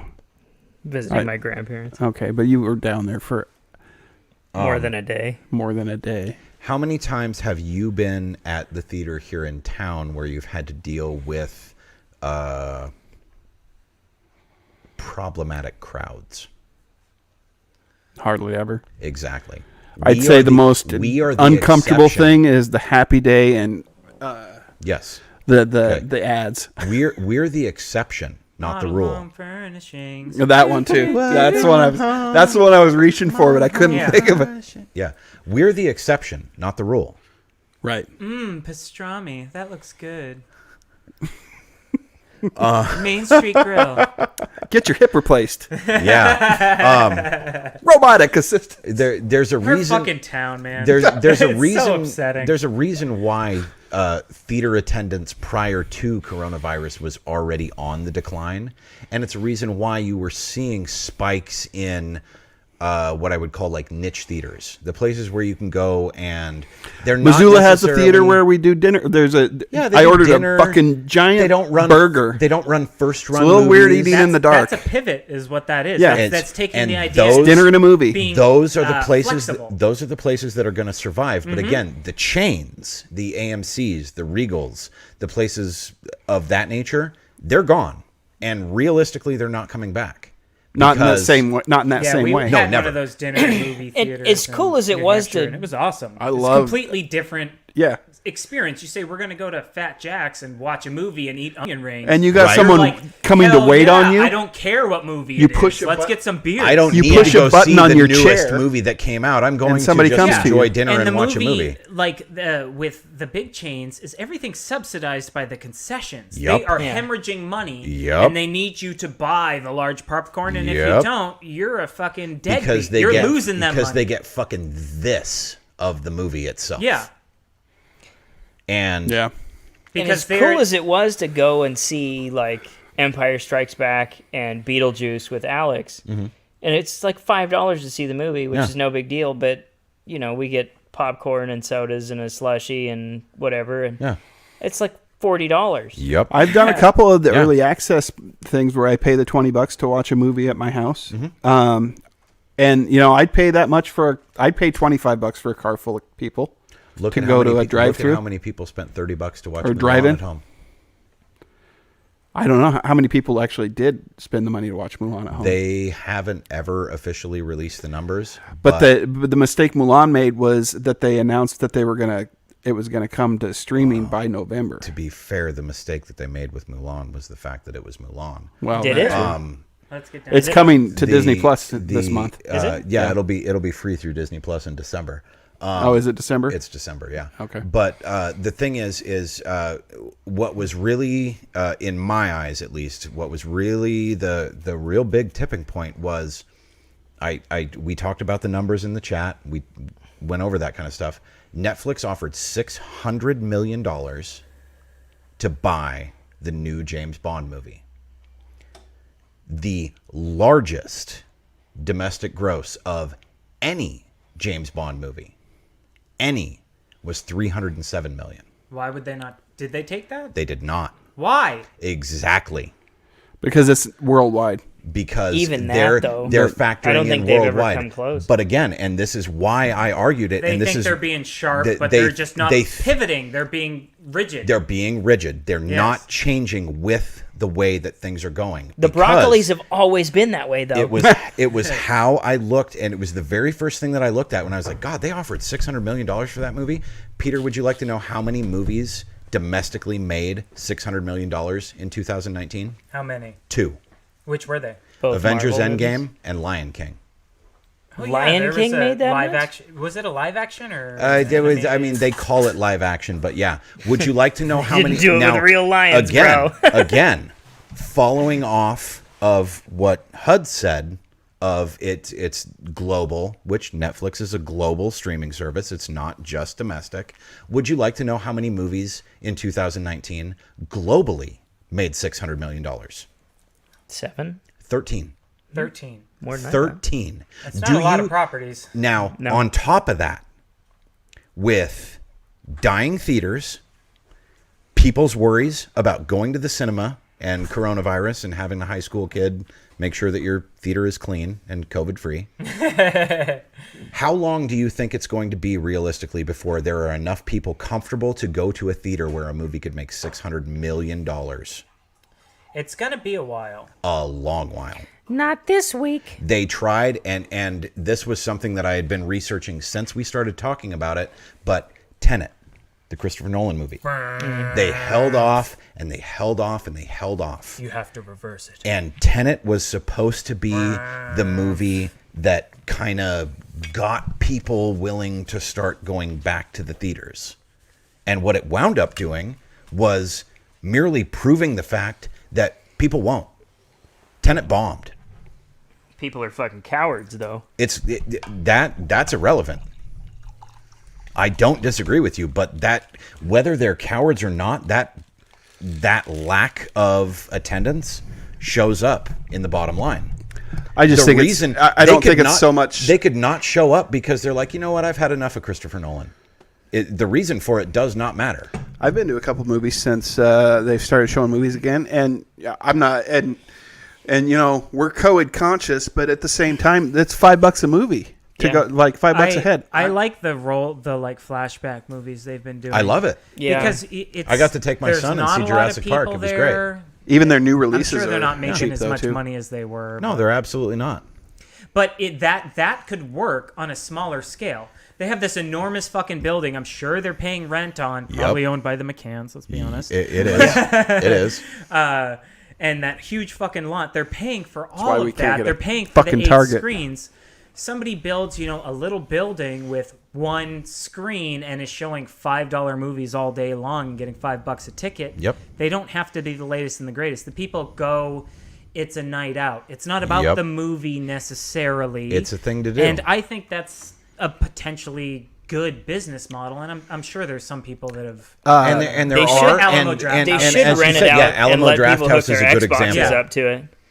Kids locally they are should be looking doing. for things to do to get together and do. Like they're actually looking to get away from their phones. Yep. Because my son, my 14-year-old, can I go to the movie? Can I go to the ice rink? So they don't want to be stuck on their phones all the time. Yep. And so like you can see that there's this breakaway that's happening. So I feel like it would be a positive thing to have one of the something like that available for kids to do. They don't care what they see or what they go see. They just care about being with their friends. These corporate bigwigs forget about the mind, like the youth mind. It's like when I was a kid, playing video games alone, awesome. Playing video games at a friend's house, 3 times as good. Going to do something at like a paintball field or a completely separate thing with lots of friends, 10 times as good.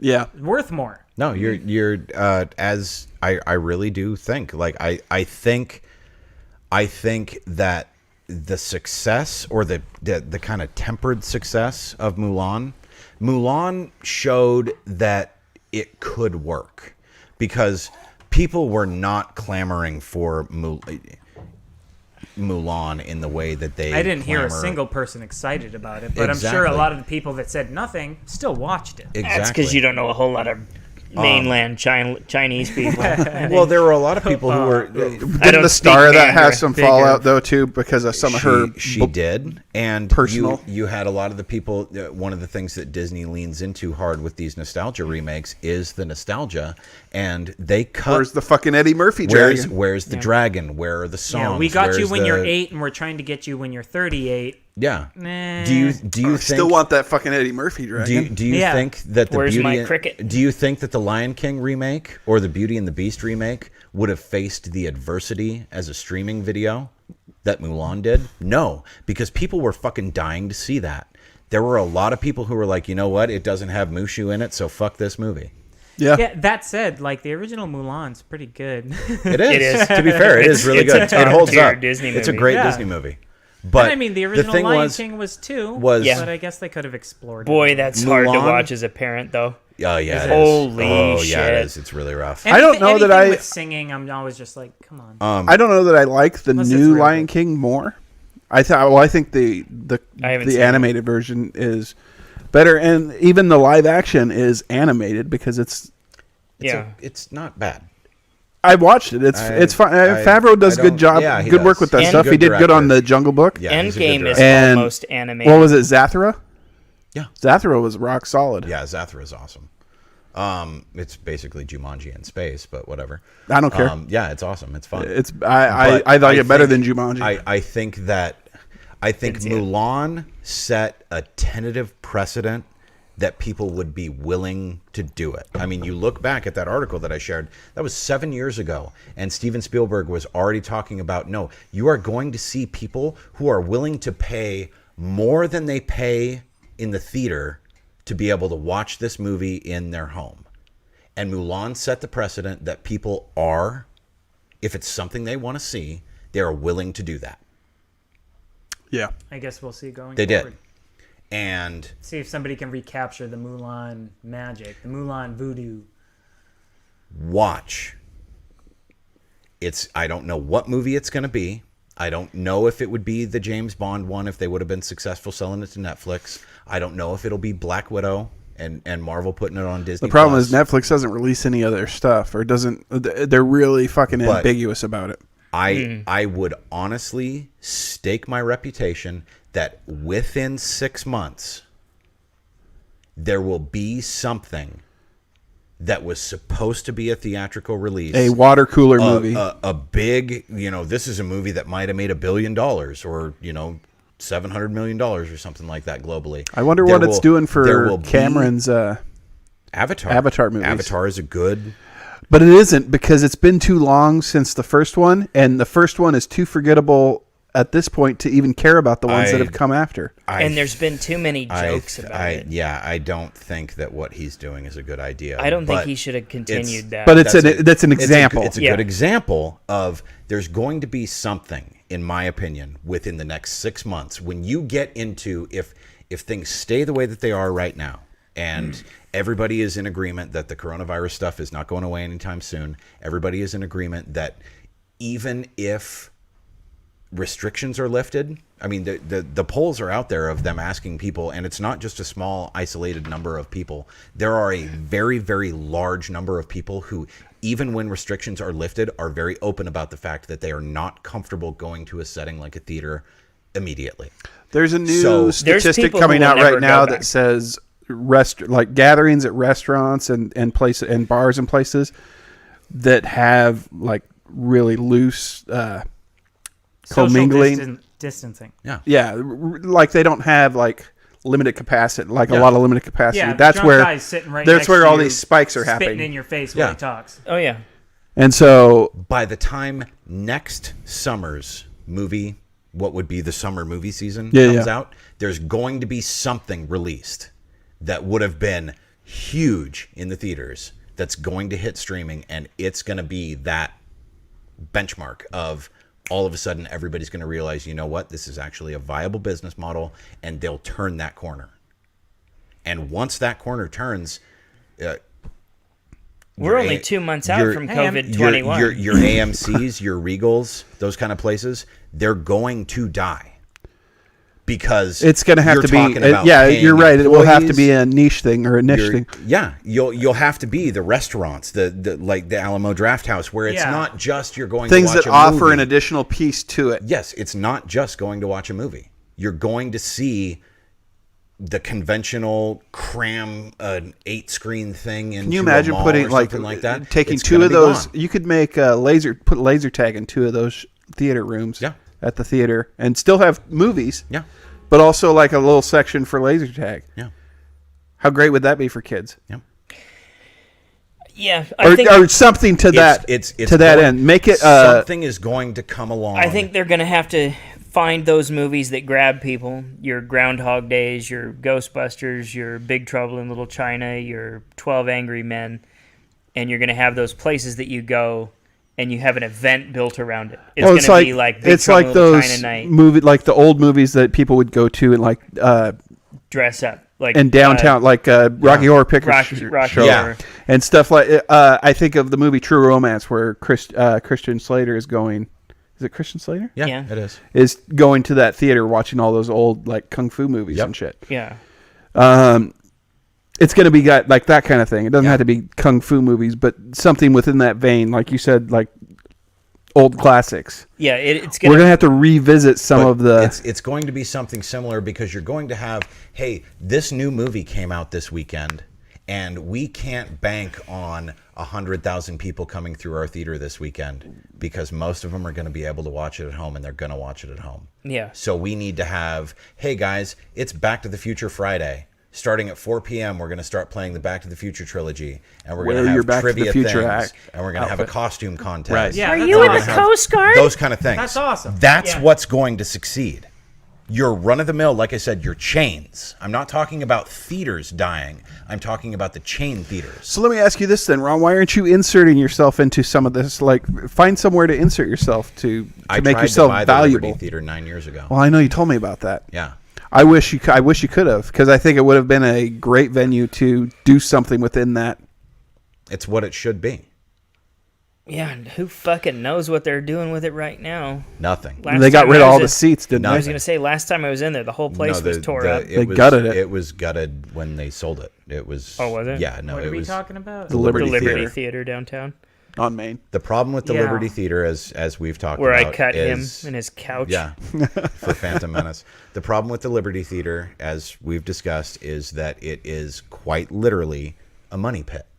Yeah. The value of the building and what it would cost to turn it into any kind of viable public venue is more than the value of the building. And then So you essentially, can't- ultimately, what you're doing is welcome giving the to facade a Main Street facelift. the Main Street America conundrum. You can't. Why so many businesses are fucking shuttered. Yeah, exactly. You can't just. You could not take out a loan for the building There's been a and business turn it down into there something. burnt down for, what, 2 years now? Yeah. That's Fuck still that guy, burnt by down. the way. Can I rant for a minute? I hate Yeah. that That dude. guy, Oh. Sunjai, whatever his Oh, name is. yeah, If I'm fuck getting that that guy. wrong, I'm sorry for being racist.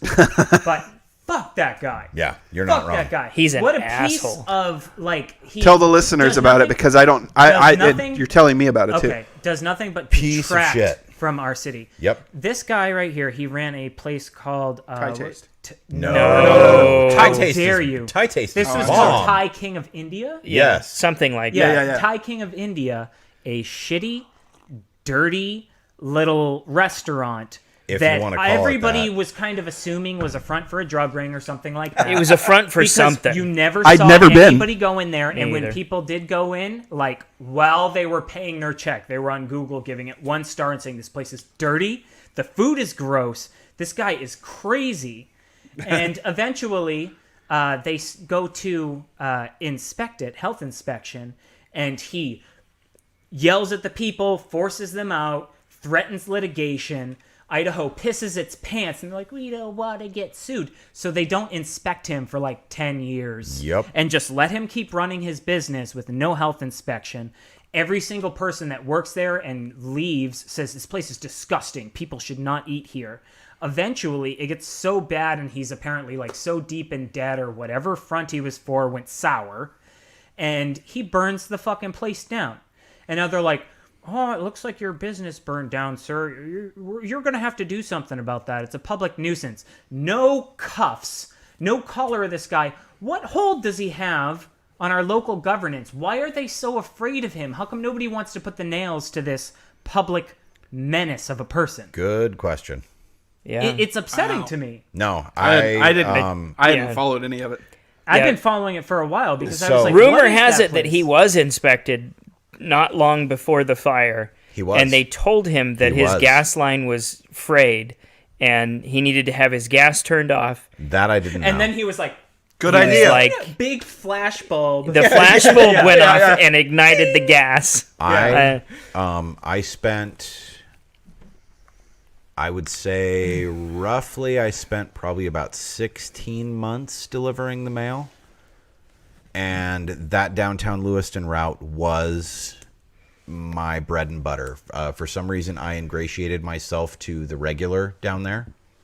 And he trusted me to do a good job. And so I delivered that piece of shit. And I have no qualm saying that because that guy is a fucking piece of shit. I delivered his mail for the entirety of my term working for the Postal Service. The only time... What is his race? Not that is... I don't know. Oh, okay. I don't know, honestly. All I can tell you is that he's not white. That doesn't mean you should hate him, everybody. Yeah, no. I don't know why that needs to be said. I don't know. But he's Not certainly white, from a that's- different nation. He Yeah. may have been That's where I draw born the here, line. but his ancestry is but, not Anglo Saxon. Saxon. He's Every some time- form of Middle Eastern. Yeah, I think. Every time that I delivered his mail, And that's the least offensive part about him. every time that I be delivered fair- his mail, either His scent is probably the place, oh dude, that place smelled. Oh my god! If you've Part of ever it was gone centered into around a the place owner. and you literally like hold your breath as you go in, yeah, that was that place. One of two things happened: either I showed up to deliver his mail and the place was locked because he wasn't there, so he obviously wasn't making money then. Or During business hours, it was just shut down. Yes. Okay, of course. Or I Definitely went up in front. to deliver his mail and it was empty. Not in the sense that there were no customers. Empty as in the sense he wasn't even behind the fucking bar counter. I would walk in and lay the mail on the counter and get the He fuck was out of there back as in quickly the as I office could on his because it phone, stunk the so bad. only employee. I shit you not. In the entire time that I delivered mail down there, I never once saw a customer. Ever. Yeah, Ever. I've never ever seen anybody eating in there. That's why I always like, what is up with this place? And when I looked into it, they're like, never been health inspected in the No. last 10 years. Gross. All I sorry. I don't know how someone could eat in there with how it smelled, honestly. My daughter has had shits that smell better. Did he own the space outright? Is that like... I don't know. Honestly, I don't Either know. way, he burnt it down. Yeah. Let's just be honest. He burnt it down. Yeah, he burned it down. There's no fucking question about that. Whether they catch him and whether he gets away with it is a whole other thing. But I think he already has. There's something about this guy. I don't think he can be more transparent. And please don't come and shoot me. Don't put a pillow over my face and shoot me when I'm asleep, Mr. Guy. He knows people. But there's something Clearly. up. There's something up. Yeah, he knows people. Yeah. You don't How dodge. do you avoid a health inspection? You don't for that dodge long? scrutiny Yeah. of that level for that long without knowing somebody. Yeah, because the health inspector was like, "Oh, I'm going to kick this up the ladder," and somebody on the ladder as it was getting kicked up was like, "No, Yeah. don't kick over this bee's nest." Yeah. No, don't mess with this guy. Yeah, I'm not sure where he's from. I don't even know what his name Thai is. King of India mob. Yeah. He's Dude, I was convinced when I was in high school and I was working at Burger King, there were some Colombian guys that owned, this was back when we still had a Burger King in Clarkston. I have absolutely no doubt. The people who own that place, they were running money through there. I did the math. I worked there for probably like 8 months, maybe a year. My friend Matt worked there for even longer.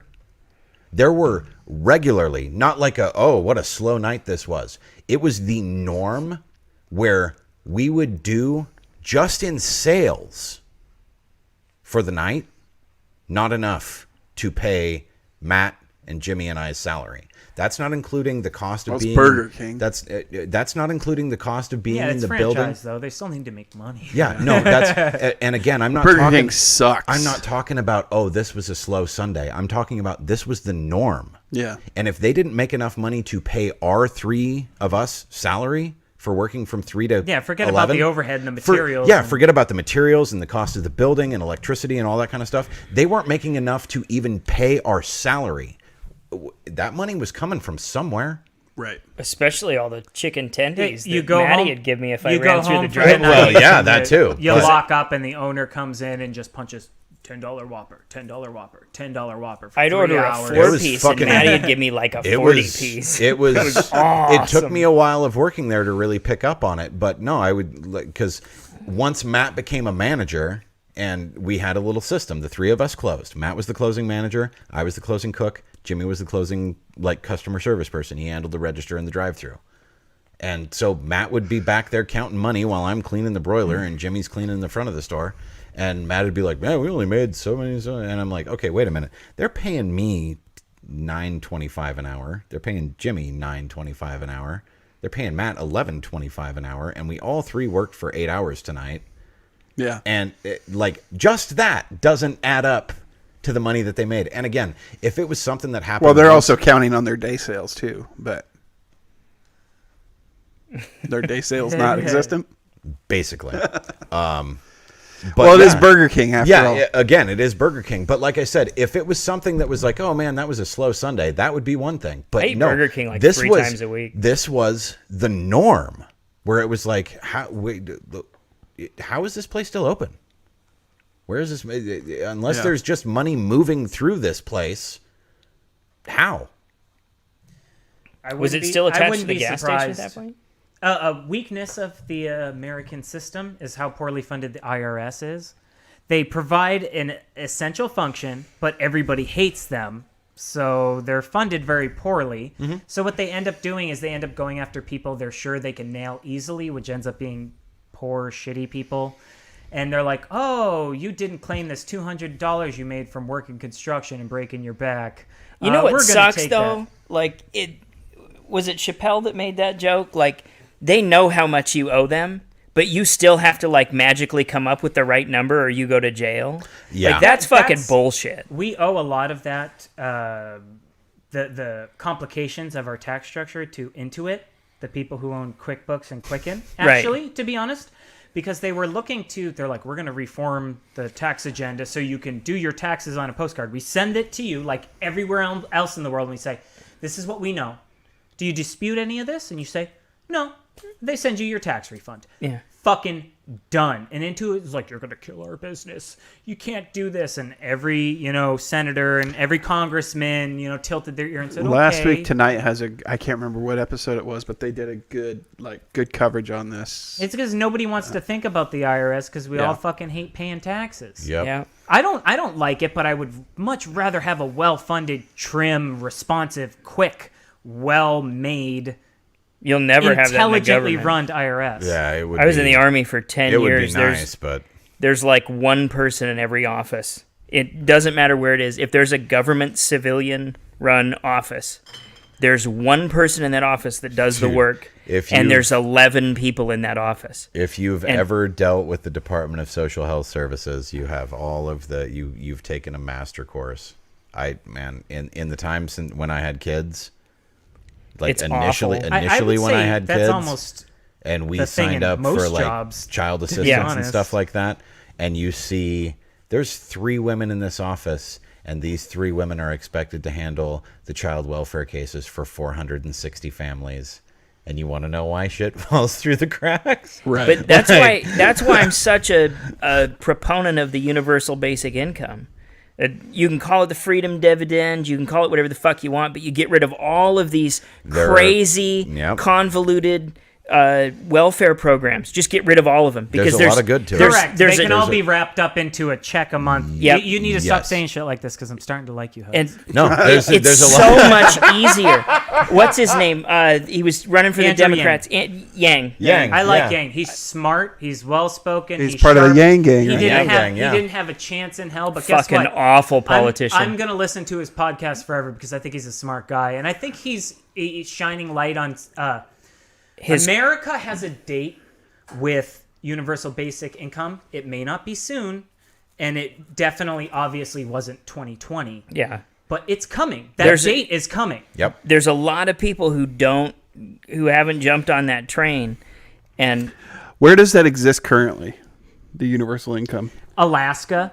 Do they have that, or is that? I know they have the $2,000 a year. That's but that what it was is. That's what it That's is. They basically call what it it something is. else. Yeah, they don't call it call something it- else because it's unpopular to call Yup. it a government thing. Right. It's called like a sovereign fund or something like that. Yeah. but Yeah. but Is it freedom more now? dividend It probably is more than- tested Maybe a little well. bit. No, That and was like 25 years It does ago. well. I mean, it's because, like you said, all these other welfares and all the structures that support these other welfare offices just get to go gone, snuffed Yep. out. You Yep. say, you got your $2,000 this month. Figure it out. You're an American. That's what Here's your you money. We get. gave you enough. We know you can survive with this amount of money, Yep. even if you have a fucking family, because we put that into the dividend. Yep. You're not going to die. Yeah, Yep. you're not going to die. And- I'm sorry This is about all all your we other owe you, problems. yeah. Sorry Well- about all your other problems, But Those are your problems. Yeah, If figure it out. you want to spend $500 of that $2,000 at the casino, and you want to spend another That's up to $400 of it you. on cigarettes and liquor, and then be homeless. that's your Yeah. problem. And the Yeah. other We thing gave is, you the if you means to don't succeed. agree with it, if you don't agree with this $2,000, give it to the charity of your choice. Yep. Exactly. Just- And the rich people there's people in Alaska that own tons of property, are landowners. They're the leeches on our society, our most favorite landlords. And they're just raking in money. The $2,000 is not a fucking drop in the bucket. They don't care. It's nothing. They just no. Send it off to the charity of your choice. Do what Trump did with his presidential salary. Throw it away. It's fine. Because $400,000 a year didn't matter to him. Yeah. It's So funny just- that you say that. I was standing in line at Albertsons the other day, and I saw a magazine in the news rack that was talking about Gwen Stefani and Blake Shelton's upcoming $10 million wedding. And I was like, it's really alarming that there's somebody in the country spending $10 million on their wedding. I could pay my cell phone bill for the rest for of the everyone's rest life. of my life and my children's lives for what they're spending You could probably pay, Especially all of if you your go to laundry- Mint Mobile. on right Depending. or Consumer Cellular. But I was like, imagine Come down to Cricket Wireless. imagine imagine how many people, if you were to get on Facebook and say, why don't they pay my cell phone bill? Imagine how many people would get on there and be like, well, why don't you pay your own fucking bills? Why don't you get a job? Why don't you do this? Why don't you do that? Bootstrap yourself. Yeah. Loser. Right? Be an American. Yeah, exactly. Yeah. Well, that part of that, though, I mean, it's like people who are like, well, look at him, he bought a fucking Easy, Hummer. communist. Look at him, he bought a Hummer. Well, yeah, but that Hummer, the guy, think of all the people who are employed by the factory that put that car Yeah. together. Yeah. Think about all the people that are going to be employed by that $10 million wedding. Yeah, Mm-hmm. it's a day, but there's there's probably, 15, 20 And photographers think that about are how going to get grossly paid. overpaid they all are. It's still Yeah. economic action. Like- Money's moving around. It's Yeah. not just getting filtered to one guy at the top of Yeah. Walmart Corporation. Yeah, it's not like that $10 million is just going to go in this wedding fund and not Right. go anywhere. Like, Yeah, the money that- the money that you spend doesn't disappear. It goes somewhere. Yeah, it's going to cake shops and Yeah. caterers Yep. Yeah. Yep. and That's fair. bus boys and fucking waiters and That's- whatever. That's why the Like- universal basic income is so cool, because that money goes back into the economy. It does. Very few people just sit on it, even if the guy who's going to be a homeless piece of shit Even if drunk, you give it to he's your drug keeping dealer. he's keeping the liquor store employee Yeah, exactly. fully salaried. Even if you give it to Yeah. your drug dealer, they're going to spend that money on corn dogs at the 7-Eleven Exactly. later. Right. Like, That- Eventually, somebody's not going to use it for drugs or hookers. the idea there Yeah. is that $2,000 is not going to just sit Yeah, somewhere. exactly. It's not going to go into the stock market and just be stock That's why I market agreed money. Be with the nebulous the money. $1,200 stimulus. A lot of people were like, that seems like kind of a ham-fisted. When you don't have other options, it's a decent way to keep the economy, put a little Yeah. juice in it. yep. Yeah, So you're maybe it gets squirting spent a at little bit of Walmart. lighter fluid on I used the mine. fire. Yeah, man. Yeah. Same.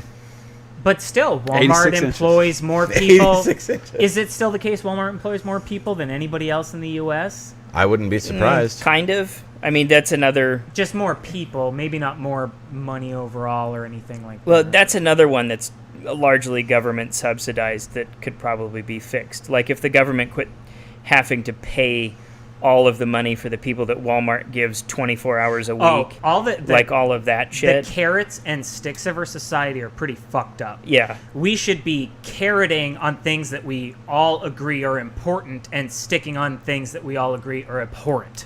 Right. It's that easy. It would be nice. But we miss that, and instead we put our subsidies into corn and farmers and stuff. There's no such thing as the citizen Monsanto. farmer anymore. no. Every small farm is either dead or they're selling pumpkins once a year at the state fair. Yeah. And that's how they're Or their surviving. pumpkins Yeah. are rotting in their garden. or they're Ex- getting sued by Exactly. Monsanto But because guess their what? seeds They're still overtook. subsidized Yeah. because they're on page 289 of a 2,000-page law. Yep. There's another fucking problem.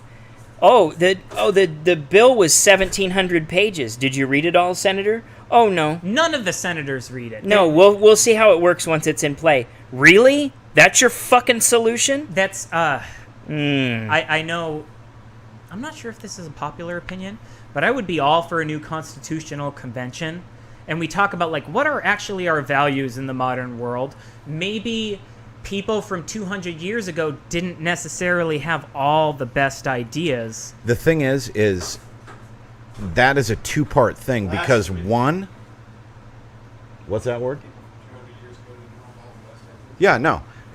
You're right. People from 200 years ago didn't have all the best ideas. For one, you're talking about people who lived over 200 years ago in a world that could not be more different than the world that we have now. So very different. They were also comparatively, look at how many people they were trying to govern versus how many people we're governing now. Things are different. That's not apples to oranges. That's fucking apples to eggplants. Now look at this thing I made to pull behind my horse to till the soil. Yeah, there is no fucking comparison to be made. That's fucking magic. So to think that we shouldn't at least entertain the idea of reevaluating some of it is naive. It's illogical. It's really sacred, and I appreciate the reverence, the reverence that we have for the Constitution because it is important. Very. It's very important. There are a lot of core values we've been standing on for so long. Yeah. But we can build on top of it. We can change the parts that are broken. There are core values that do hold true today. And there's something but about... there's a lot that is, maybe Man. rethink it a little bit.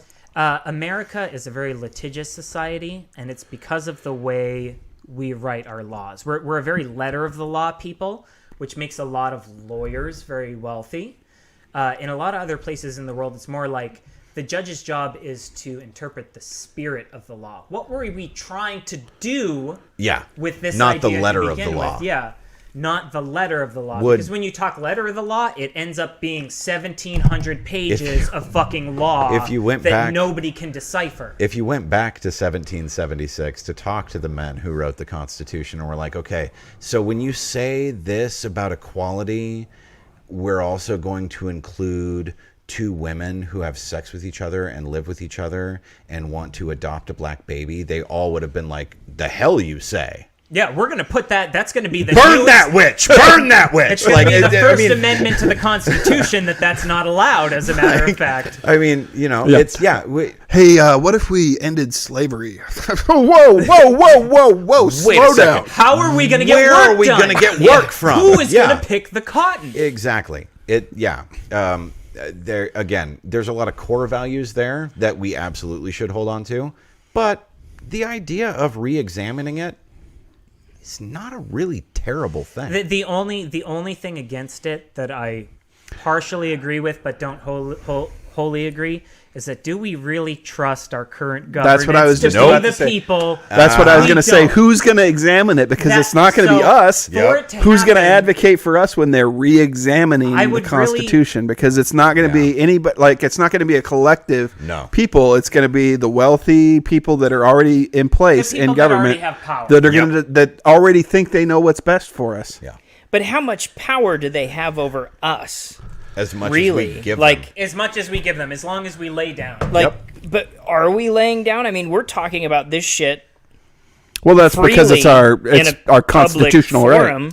Yes, but are we making a wave? No. And no. Really, we're not we starting a movement. Do whatever we want. Money is true power. That's the problem. We have freedom of speech, but if we had, as a group, unlimited money, we could probably run a congressional reform candidate to run and saying our only party platform is that we're going to run a congressional convention and elect people with new tiered voting or something like that out of the working class and just grab people from a bunch of different important interests in America, and we're going to get together and we're going to get our heads together and we're going to figure out a new way to build a better America. Could we? And then dissolve with enough money, maybe. The guy that spent the most money by a good margin. Bloomberg? Yeah. Didn't even come close. Nope. The thing is, and he spent over $1 billion. You talk about all the money he spent, but the amount of money that the Democratic Party has spent as a unit, as a coalition, has already eclipsed that many times over because they started back in I don't know how long ago. Yeah, but he ran as a Democrat.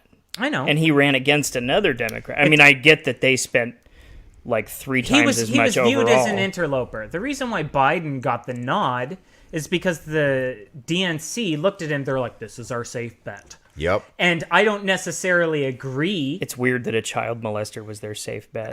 I wouldn't go that far. but they were hedging their bets. They were playing politics He for might politics. just like the smell of Pantene. I don't know that you can fairly call him a child molester without having like factual, convictable proof that he's a child molester. Is he a creep? Absolutely. Yeah, He think was groping children on C-SPAN. There's videos of it. Yeah, like but you're taking the hours of video. the But again, least charitable. If he had done view something of that him. was prosecutable, he would have been prosecuted for it. the Vice Dems would President have of the burned him United down. States. It doesn't matter. They just He wouldn't be the first person in power to have been prosecuted. I for love doing that something one where wrong. he grabs, he reaches Is for he Jeff. handsy? Is it gross? Fuck yeah, it's fucking weird and gross. That one where he But there's reaches a for difference Jeff between Sessions' being granddaughter weird and he Jeff pulls it- swats yeah, his and he hand. swats him away. That one's the best. But again, I can there's a appreciate difference that. between Yeah. being I think it's- gross There and isn't. creepy. There isn't a difference. I think it's Groping also those little girls. But It's I wrong. also think it's a baby, like it's a kid, like kiss the baby kind of thing. I a little bit. I don't. I try and give him the benefit of the doubt, like I try and give fucking Trump the benefit of the doubt, and try and look at their actions in the most charitable way possible. And I know he does get handsy with young ladies absolutely. and even young boys. Yeah. But And even what grown ladies. What I see Absolutely. is a grandpa that was, never told, hey, you're crossing a line.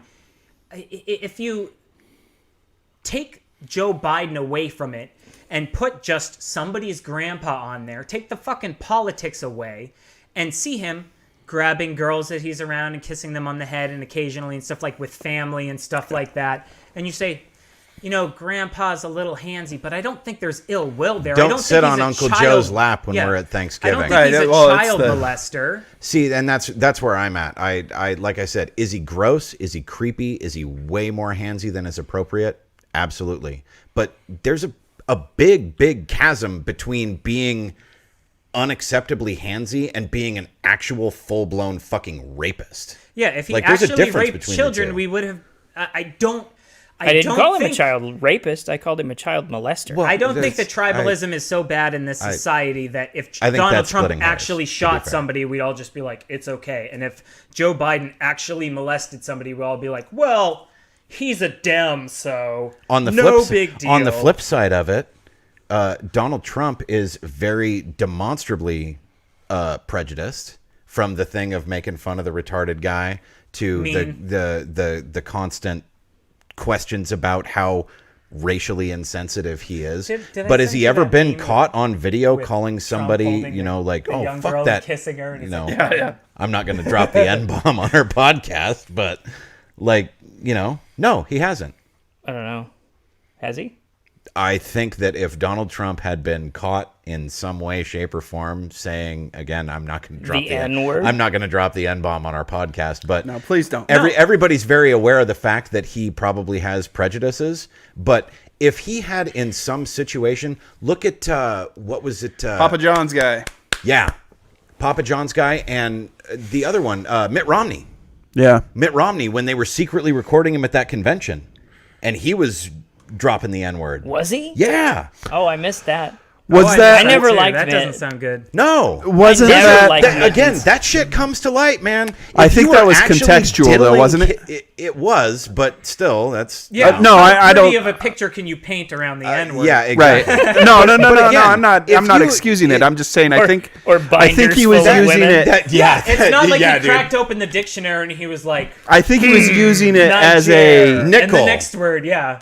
as a way to point out the negative of the I don't of think its use. in But I don't know. Merriam-Webster. I don't know. But I again, didn't even know if, he said if it. there was, I'm sure all of them have said it. if but- there was actual, that shit comes to light, man. If you had actually, again, as you were talking about earlier when we were talking about the fixed election, hey, guess what? I have irrefutable proof that the election was rigged, and I'm about to become the most famous guy in American history because I'm going to write the tell-all book that shows that this was really... If you had irrefutable, demonstrable proof Joe Biden raped me, yeah, spoiler alert, man, you're coming out with that because it would be news and everyone would know about it. what was that Tara girl that said he raped her and they shut Tara they shut Reid, the- if you look into it, Was that her he name? was like, her allegations were that he was aggressive, like physically, like imposing, got up on her.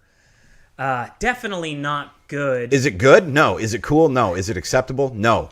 But is it full-blown fucking child molestation? No, it's not a slam dunk. And No. slam dunks put people away. Yes, exactly. And his fucking 50 years in Washington That's my biggest Just problem with him, honestly. doing fuck all. You've spent 47 years in politics and you've been this ineffective. What makes me think that you're going to be the an effective most president? unpalatable part of Biden is the fact that he's just a straight insider. And Yeah. And guess what we're really sick of as Americans? Fucking Hey, man. political insiders. No, Fuck dude. off. No, But, man. okay, but that's listen. why Trump won, and that's why Trump lost. Right. Trump won because it was this, no, I'm not your political He's gonna insider. shake it up. I'm going to shake it up. And then he got in there and everybody was like, oh, no, he's not. Right. So we might as well He's not. never been an outsider, though. That's the other thing. Like, Well, yeah. he went to parties with the Clintons. Yeah. He's always been buddies. Because He's been they're- talking Yeah, about. he's been on only- the edges. He hasn't. He There's doesn't- He was a only fringe so member. many He was a people fringe member, yeah. that have that much money. who Oprah interviewed him in the 80s about the idea of running for president. Yep. And it was, and when he spoke a lot more Eloquently? eloquently. Yeah. Yeah. If you look at Trump's speeches from like 10 or 20 years ago, he sounds so fucking sharp compared to how he is now. Yeah, I think a lot of his Twitter. stuff is It might be Apprentice. age and also age he and just catering kinda- to his. He reflects the society around him. His Yeah. his base is very He loud sees, and- okay, yeah. he's like, He's got this likes me. Yeah. I'm going to do this. Yeah. Yeah, no. And that's- fair. That's politics. Right. He's playing politician, everybody. Yep. I Pretending think, to be this I now. think Yeah, though, exactly. it's not, I get the argument about Biden being a politician for the past 47 years, but I also, there's a lot of people that do jobs just kind of like eking by Coasting through. for several years. So, I mean, and I'm not saying that, I think a person in a position of political power should actually get stuff accomplished, but also to what end? Because he was also within that particular position and didn't necessarily have all the power to I guess, foster change or create change. He can't change everything from his position. What do you got there? Yeah. I just sent it to the chat a little bit ago. The Demolition Man 2 They're thing. going to make a sequel wow. to one of the best movies ever made, apparently. Wesley Snipes. And back into movie talk. You really had to get those extra 3 coins, you fucking asshole. Good job. Hey, man. Diddy Kong's dead now. Well, everybody likes Dixie better. Diddy. Kitty. No, I don't know. I was always a lanky Kong guy from the Island games. I was cranky. You're cranky. I don't know. I just the argument about Biden's time serving. I mean, while it's valid, I think it's also got He's been biding his time till he got to be president. Biden. So now the thing that I asked on That's Facebook. top-notch wordplay, folks. Yeah, I love the it. thing that I asked. The title of I the asked episode. last week. What do you think the odds are on him making it to July before they hit the 25th and kick him out? Well, I think he runs. He'll stick around 2 years because then I think Kamala that- Harris can run for 2 terms if he Yeah, stays that long, I and think she can that- be a president for 10 years. You think he can survive that long? Oh, absolutely. The current vision is that he, and I know this is cynical, but he is the great white man bridge Yep. to the first woman black president. Yep. Black He's and Asian. Biracial. And Asian. I thought she was You know- black and Native American. I didn't know she was we're Asian. gonna No, have she's a woman in Jamaican the and White Asian. House sometimes. I can think of a lot Her worse mother's from people. India, her dad's As a from matter of Jamaica. fact, we just made sure not to elect one 4 years ago. No, Yeah. But the woman? I think Yeah. that. I think that was more about which woman they picked. Right, that's what he agreed. Like, No, I think what you're talking about is too soon. I think that's too transparent too soon. And Yeah. he's about to be the leader of America. They I think can keep it his makes it ass too alive easy. for I a think it little makes bit it too longer. easy for people to say called it. Yeah, exactly. Yeah, And make all the predictions you want, but we've already learned in the last 4 years that you things can't are predict kinda anything. fucking Yeah, it's unpredictable. unpredictable by nature. Fair, That's fair. true. Did you see him when he did his acceptance speech? Even though Trump hasn't accepted anything, but he jogged out on the stage, trying to show his vibrance. Mm-hmm. Well, good Which- for him. Yeah. Which I thought was He's fun. playing Like politics. He's good at it. He's been Yeah, doing it a he's long been time. doing it a long time. He better be good. he had a Yeah, brisk, it's he had longer a than he I've had been a brisker alive. jog than I do If at he doesn't know 77. how to just do the job, I like what you said about like the politicians that are just there and they're showing up and they're punching their time cards and they're doing their Essentially, job yeah. and they're not excited about it. It's kind of like schools, you know.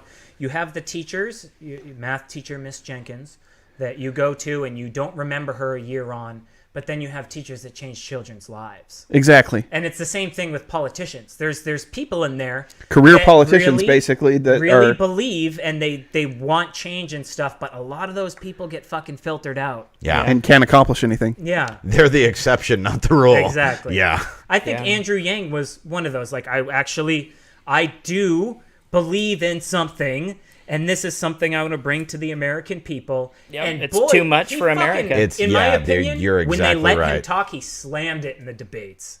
Especially like the closing ideas. I'll never forget his whole thing. He's like, well, we all stand up here with makeup on our faces and the cue cards and the cameras and everything. Everybody's going to try and act human. I was like, When you turn that sharp of a mirror on it, it turns people off. Yeah. Yeah. People don't want to. People don't like that level of they're like, transparency. no, but I Not in that liked- setting. No, I they liked don't. Joe Biden. It makes them uncomfortable because turning that mirror can That's very it's not. We're not easily- watching Friends, pal. That can very easily become turning other mirrors, and people don't like to do that. Let yourself get challenged and challenge things back. I mean, don't know. people need to just What chew about on that. what about the American culture in the last 20 years presents in any way that they want to be challenged by anything? Mars don't. and I both like looking in mirrors. Well, it's because you're fucking beautiful. That's irrelevant. No, it's and that's my biggest fear about things going forward is those hard truths, that willingness to look in the mirror and accept that, hey, you know what we're doing right now actually might not be the best way to do it. Yeah, The longer that this goes on, the harder that's going to be to do. Say Trump goes down in a burst of flames. He will never, ever accept defeat. He'll go off, he'll disappear to Mar-a-Lago, most likely. And he'll never say, I lost, because he hates the stink of being a winner.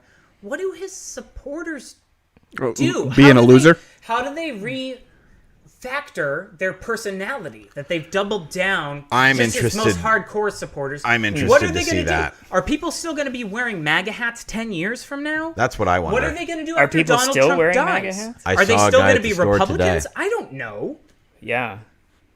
I've seen 3 of them since the election results first started to trickle in. Really? And every one of them I have actively, and I'm not somebody, I'm not confrontational, but to me, it's like the people who drive around with a Confederate flag on the back of their car. It's like, yo, you realize you lost, right?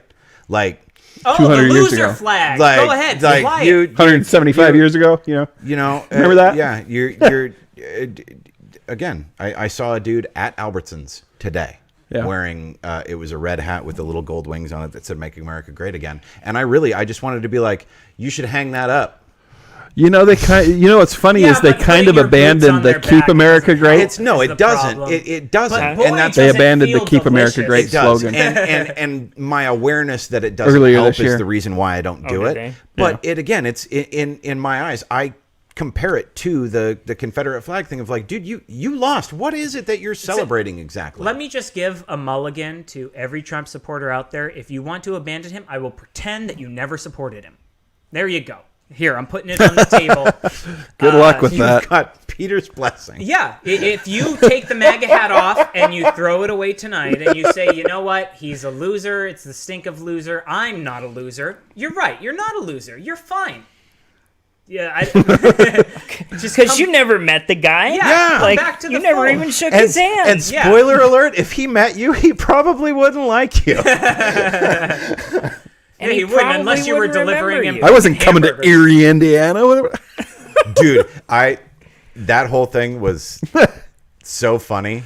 And wasn't he in that, Erie? That was arguably, and I'm not a huge fan of the term, being presidential, but that whole speech that he gave the night of the election was hands down. Dude, Bill Clinton lied to the American people about getting a blowjob, and what he did, in my eyes, was the least presidential thing I've ever seen someone do.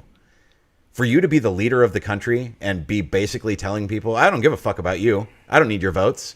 Yeah. Like, dude, really? Really? It took them 4 years to get from shithole countries to shithole states. It's And cities and Yeah, shithole cities. I had long Just I had turned off scratch the them all off. I'd That's turned off the fine. election coverage long before then because I was going to bed, and our brother Rick the Beard yeah. posted in our little group chat that a bunch of us had, and he's like, dude, are you guys seeing this right now? Because this is amazing. And I was like, what is he talking about? And I turned on the TV and I was like, oh wow. Yeah. Like, that to me is to the equivalent of standing up again and being like, you know what? Fuck black people. I don't need your votes. Like, he might as well have said that. Yeah. But there's still a certain portion of people that are ride or die so much from they'd be like, I'm voting for you anyway. Yeah. Yeah. Well, there's No respect for that kind of cult of personality. There's a Great lot old of- cheap nonsense. Yep. there's a lot of Your fandom has eclipsed you. political as a human tension in the being. high school right now. Like, kids are like really politically incensed because their parents are sending them to school and a lot of it has to do with the mask. Yeah. And no mask stuff. And so there's a lot of that going. And so everything's heightened. Mm-hmm. But one of the things that I thought was funny that my son brought home to me was like, these kids are like, they're like looking at these states and this looks suspect because what's all like this state won the blue or this state won Democratic. But if you open up the whole state and they're looking at the Associated Press map, what's all this red about? And I go, well, cows can't vote. This is like farm country. Like these red but counties. There's 200 people in that red. And block. the other Right. thing They is, all like Trump because they fucking hate liberals. Right. That's why. the other thing is they're like, well, you know, this senator, they voted Republican all over here, but then they voted for that. Then Biden got all these votes. Well, yeah, because even these Republicans don't like Trump. Yeah. Yeah, there's Yeah. a portion, and It's lot of funny when respect for George anybody W. who splits is- their ticket and proves that they're not just waving a flag. Yep. Yeah. I'm pretty sure W voted for Biden. I wouldn't be surprised. I wouldn't be surprised if he voted W? for Jorgensen. Well, there's two. Yeah. Yeah. I wouldn't be surprised if he Honestly. voted for The Kanye. reason why the Republicans fell in line behind Trump is because he won.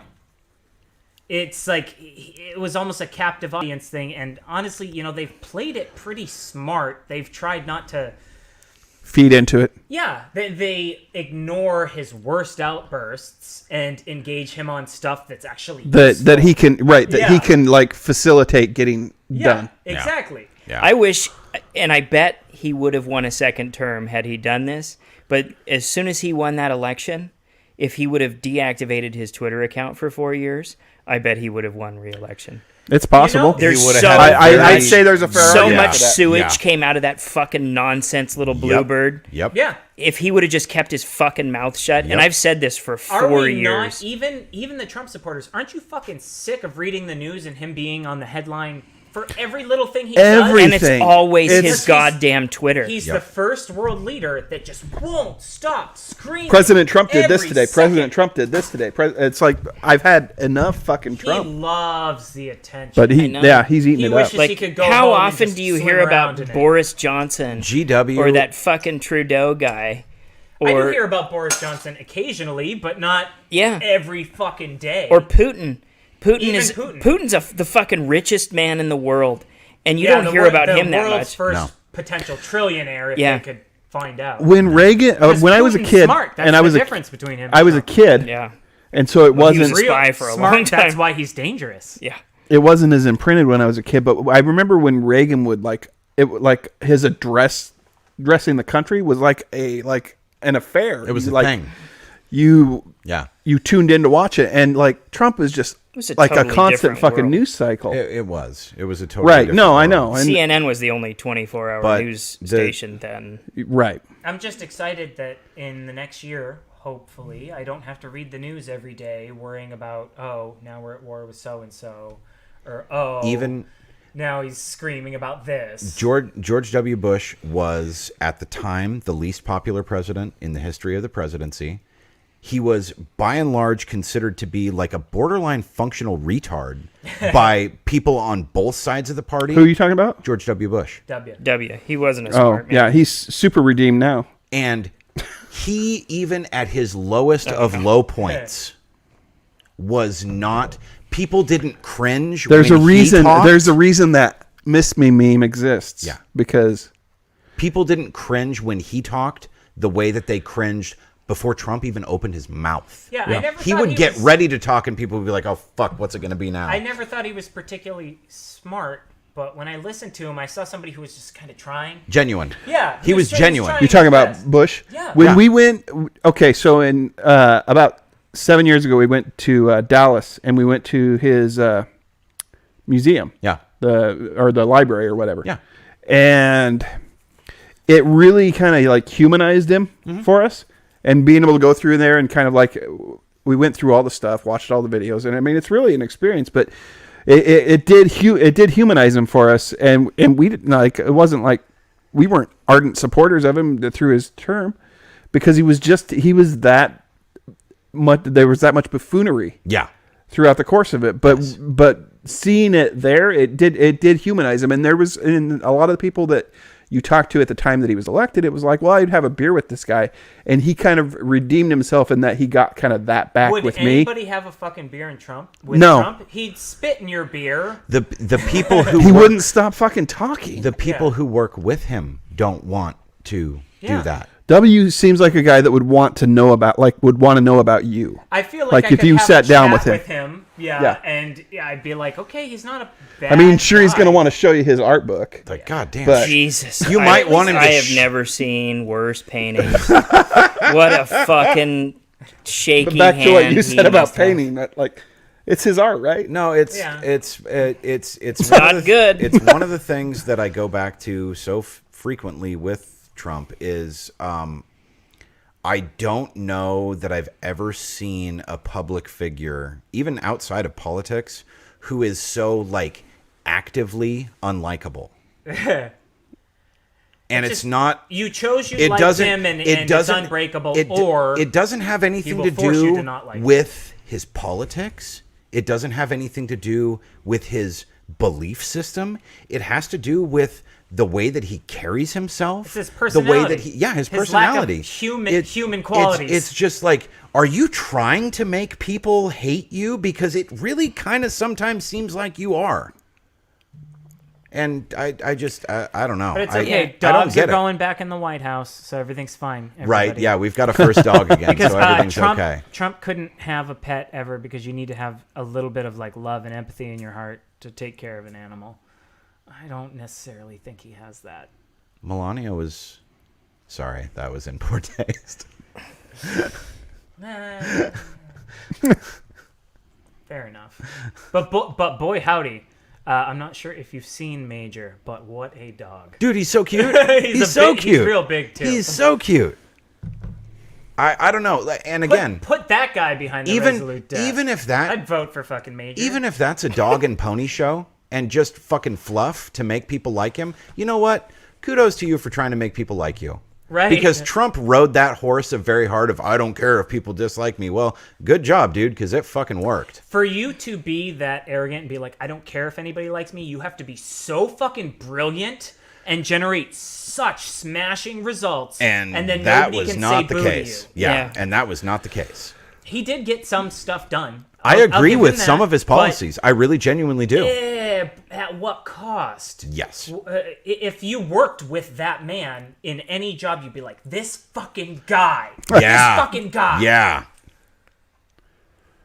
Yep. What a dickhead. No, If he had anybody above him, he would have been fired. His whole life, he's never had anybody able to fire him. If he did, he would have been fired. That's a really good point, actually. Well, Yeah, because That's a really good anybody point. actually capable of running a business would have been like, this fucking guy. Yeah, no, What that is this actually. guy's problem? I've never looked at it from that angle. Nobody's That's actually been able to create that that's a paper really trail. He's good never point. ever had to punch a clock. He's never been beholden to anybody else except for himself. He That's a got really his good money point. served to him early on a little platter next to his eggs and his fucking Eggos. And he's just always been Trump. Top like of I the food mentioned chain, baby. when we were doing the debate episode, I believe it was the person that I spoke to who was like, he's a brilliant businessman. Yeah. Oh. Okay, agree to disagree. Yeah. Is it the multiple bankruptcies that makes you say that he's a good businessman, or? Yeah, we all know about. Because I'm sorry, you're objectively wrong. Like you Trump can brand microwaves. you that we can use you can and defend Trump him, brand cars, but and... that, not in that respect. Sorry. The Trump DeLorean. Oh, I You want to read your parable? Would you let me? Is Yes. there still time left? Yeah. Oh yeah. We'll do that Give and we'll everybody close a out. We'll do bedtime that, yeah. story. It's 11. My kids are waiting for me. Yeah, I'm waiting to etc. etc. We're also not going to be around for a little bit, so we got to, Pad savor- this. Okay, we got to here we savor go. this. I don't have my intro parable music, but Lays, if you're listening, just pretend that you can hear it. What's your parable music? It's. Have you listened to my show? It's like a little guitar. The Human Guides? Yeah. I can play it. No, it's all right. Okay. All right. There's some hoes in this house. There's some Hold on. You're not gonna find it. I don't have it like as a snippet, and I always talk over it. So Do you? yeah. Oh, okay. Never mind. Okay. Forget it. Years ago, in a state not terribly far away, the Druids of Haremuck Forest held their most sacred of yearly meetings, the Festival of the Great Stag. I was invited by my close friend Fred, who was pledging to become a local chapter Druid. I was invited to attend as a silent observer, which I was assured was a great honor. Excited by such providence and privilege, I followed along my friend, whom now demanded to be called Brother Fredrith, on the day of the festival. We arrived alongside many pledging and full-member Druids from the surrounding area. Besides Fred, Brother Fredrith, I did not know a single reveler attending. I also appeared to be the only observer there. We gathered in a small clearing in the forest to await the arrival of Hankatar, the eldest Druid. A Druid elder, whom I was assured was much younger than Hankatar, introduced himself as Davidos. He approached me and bowed. His hair was long and black, and the tails of what appeared to be squirrels were tied into his hair in many different locations. He dressed in long, flowing grasses, hay, and cattail robes. Rarely had I ever spied a Druid up close, and this man was more adorned and wonderful than I had imagined in my wildest of dreams. He produced my credentials from his robes, which consisted of a large index card on a lanyard. The card said, Observer, and then below it, Not a Druid, in thick black Sharpie. I took the credentials from my new acquaintance and placed it around my neck. He bowed again, and I returned the bow in kind. He returned to the other Druids to speak in a hushed, whispered and druidic tone. Brother Fredrith shot me an excited smile and gave me a thumbs up. The attention of the entire group, myself included, all quickly turned to the aforementioned Hankotar as he approached. From the far side of the clearing, I saw the eldest and most powerful of Druids plodding his way slowly towards the group. He was dressed in a thick layered pelt, interspersed with grasses and festooned with dangling pine cones all about his regalia. He had short and thin white hair, with milky, whitish-gray eyes which seemed to be perpetually squinting. He leaned on a large oaken walking staff with one hand as he moved, and he slowly walked arm in arm with a much younger Druid who appeared to be an assistant of some sort.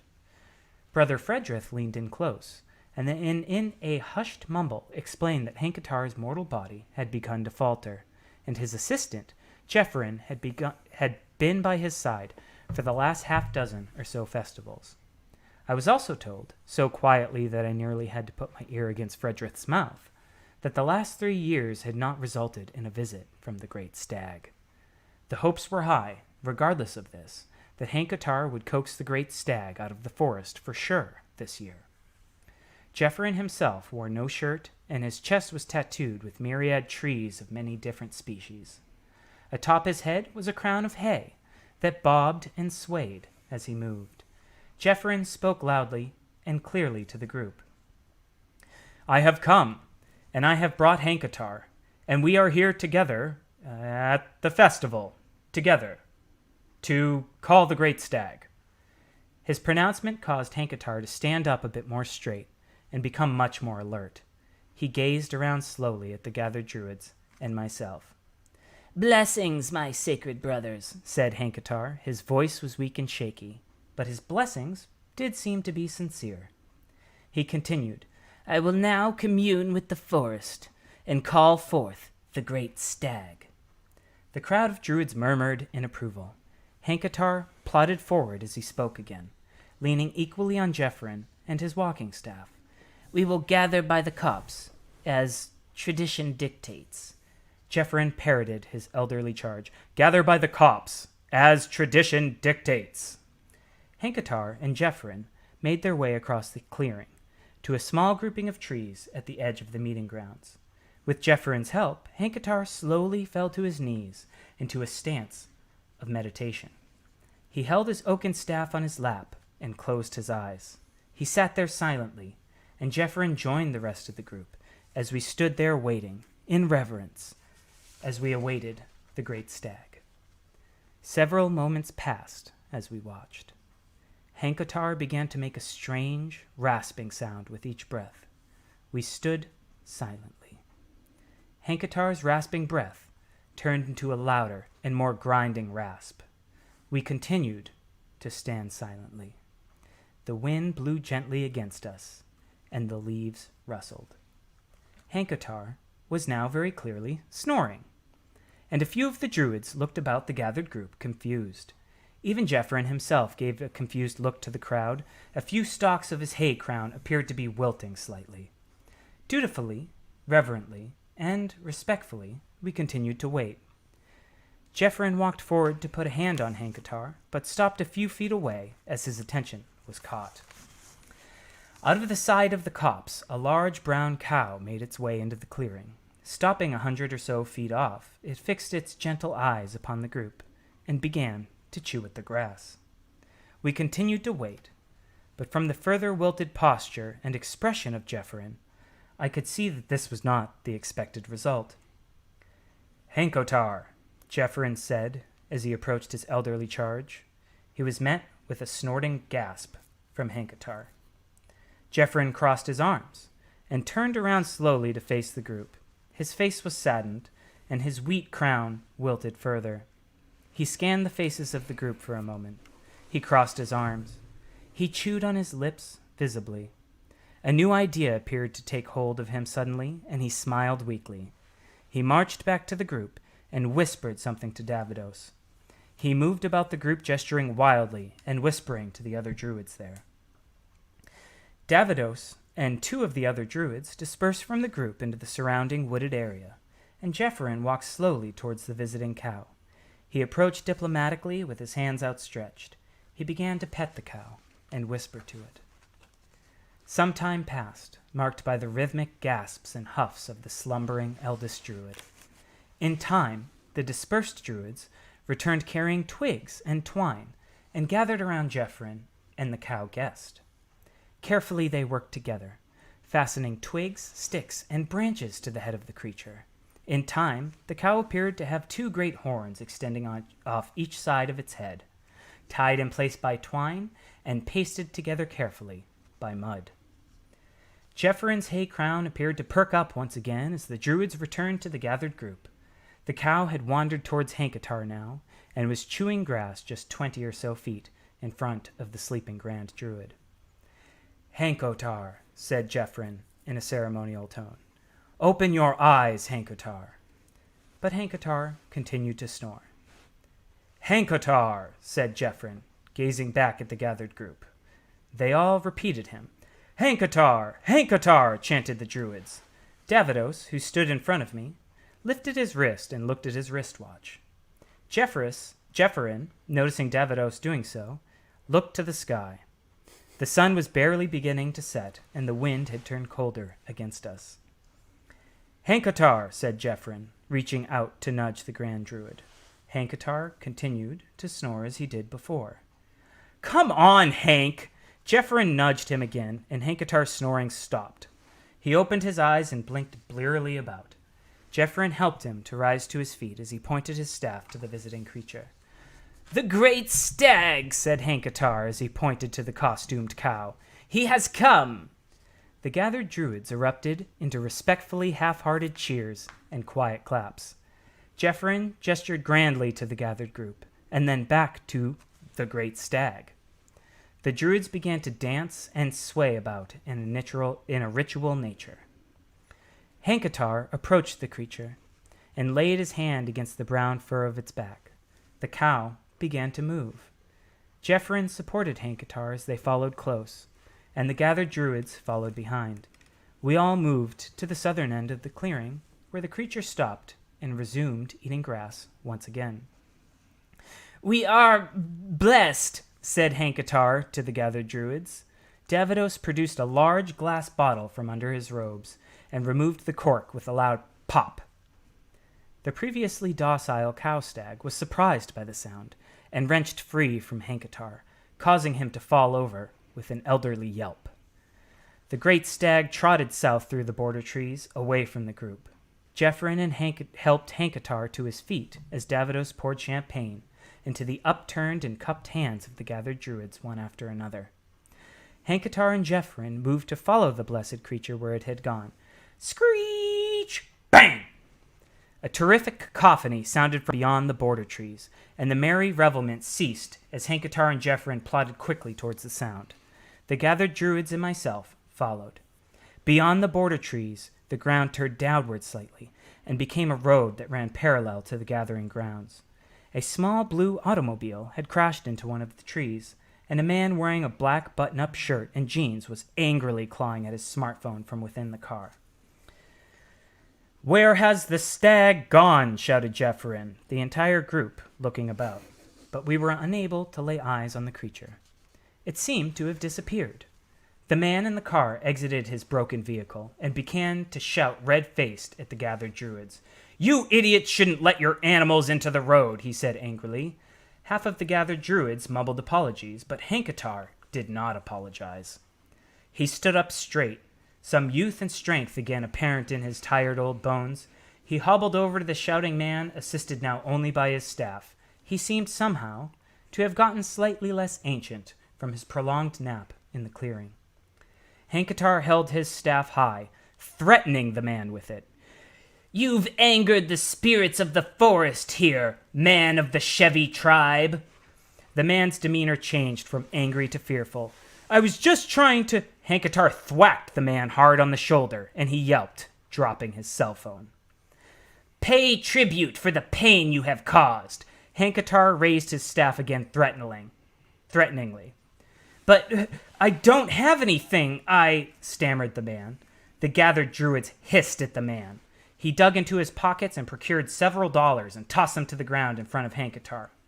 "Leave this place." Hankatar took another swing at the man, but this time he jumped out of the way. He turned quickly on his heel and sprinted across the road into a nearby Wendy's without his cell phone. The gathered druids descended on the car, tearing the hubcaps from it.